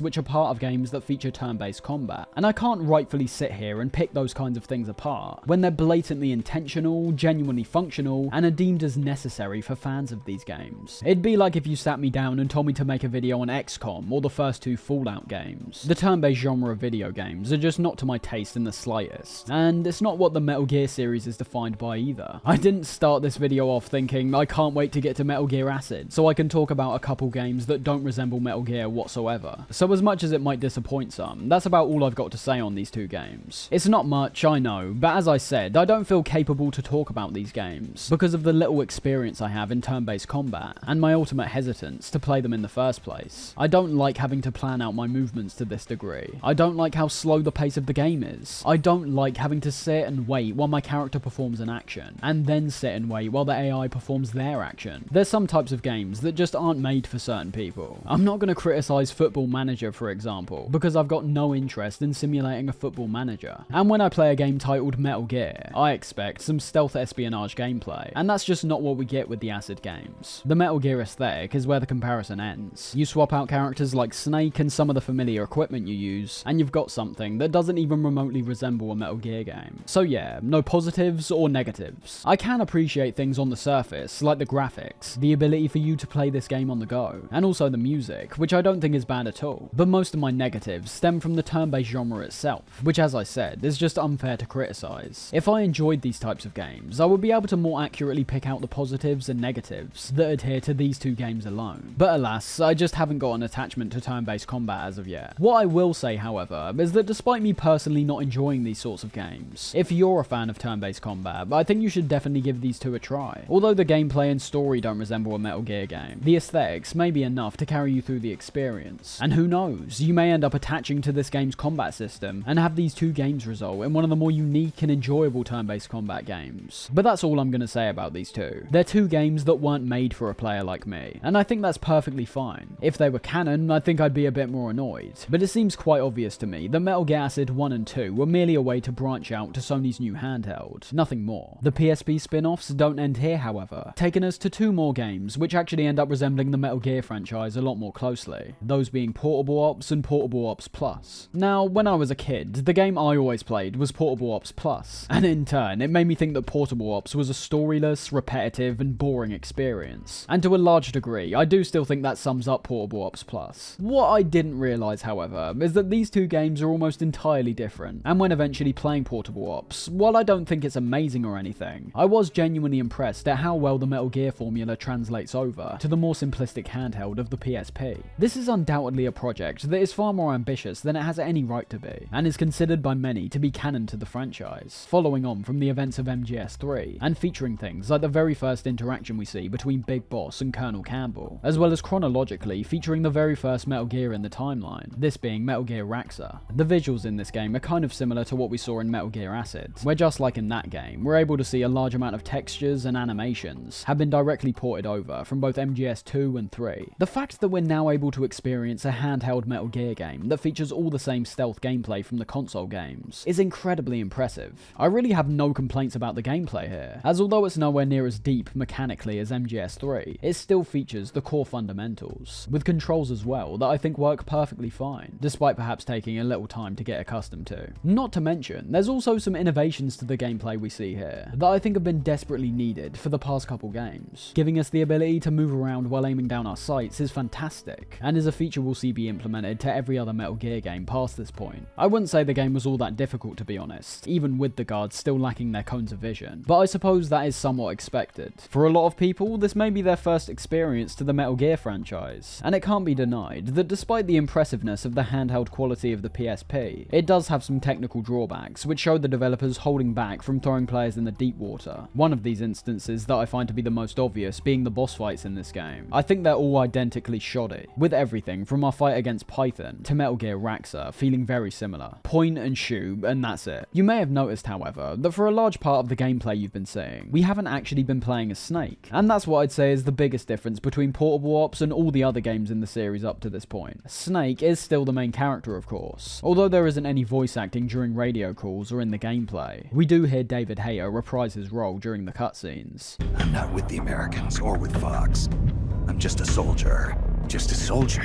Which, might I add, look phenomenal, due to them being conveyed through the stylized artwork of Ashley Wood, who also makes a return for the other handheld game, Peace Walker. However, what I'd argue is the main mechanic of Portable Ops is one that has some positives and some negatives, and that's the ability to exfiltrate enemies within a level and recruit them to come work for you. It might not have seemed like it at the time, but Portable Ops is actually the direction Kojima himself ends up pursuing after MGS4, despite obviously only being involved as a producer for this game. A large part of the game is centered around this army that you and Campbell begin to form, having pretty huge narrative implications, due to this being the first signs of Snake's transition into Big Boss, and laying the seeds for how something like Outer Heaven would have been formed, from a character who in MGS3 seemed genuinely heroic. The narrative implications do end there, to be honest. This is a game whose story revolves primarily around a villain and Metal Gear that we never hear of again in any serious context. There's no talk of the Patriots or anything like that, but it is those kinds of ideas that I just mentioned, which is why I imagine a lot of people see this game as canon, despite it not being created by Kojima. Back to the exfiltration system, however, building your army in this game is entirely in your hands, and due to this being the first version of this mechanic, which will eventually get further refined in Peace Walker and 5, there are unfortunately some growing pains that we have to witness here. The concept itself is fantastic, and building up your army is immensely satisfying. As you've been able to see, the enemies we capture can be assigned to numerous different roles, all of which can be important towards going into future missions. The R&D team, for example, allows you to create new kinds of equipment from the menu screen. The spy team gives you a more detailed map when going into missions. And, most importantly, the combat team allows you to take 3 other members along with Snake into a mission, who we can switch between pretty much whenever we want. This opens up some brand new gameplay opportunities that we've never witnessed before. For example, if we head into a mission that's primarily filled with your standard guards wandering around, we're able to then take in a teammate who's dressed up in the guard's uniform and have them be none the wiser, with this also applying to the different types of enemies we stumble across throughout the game. It's like a heavily expanded version of the scientist camo from MGS3. Back then, it was merely the scientists who would notice something was off, whereas now, there's several other enemy types who'll notice something's off about you, making the disguise system here useful, but still present a challenge. You can't just walk through all these levels scot-free if you've got teammates with all the different costumes. There will still be enemies that can spot you. It's a great system in my opinion, although it did make Snake feel a bit more useless than he ever has been, solely because of this disguise system. Anyone spots Snake, you're put straight into an alert phase. Whereas with your teammates, they not only have varying stats that can sometimes outclass Snake, but they also at least have the opportunity to blend in with the surrounding enemies. I think this is another aspect to why the canon of this game is thrown up in the air. The story's important in some aspects, but many of the blanks it fills in could have been left open, to be honest. And in terms of the gameplay, Snake is no longer the sole emphasis anymore. The exfiltration mechanic is. Overall, I really like the idea of recruiting and playing as these allies. It works kind of like an extra life system, and also a progression-based system, where the more enemies you exfiltrate, the higher chance you've got to bring people back with higher stats. There is one issue, however, and that's the exfiltration itself.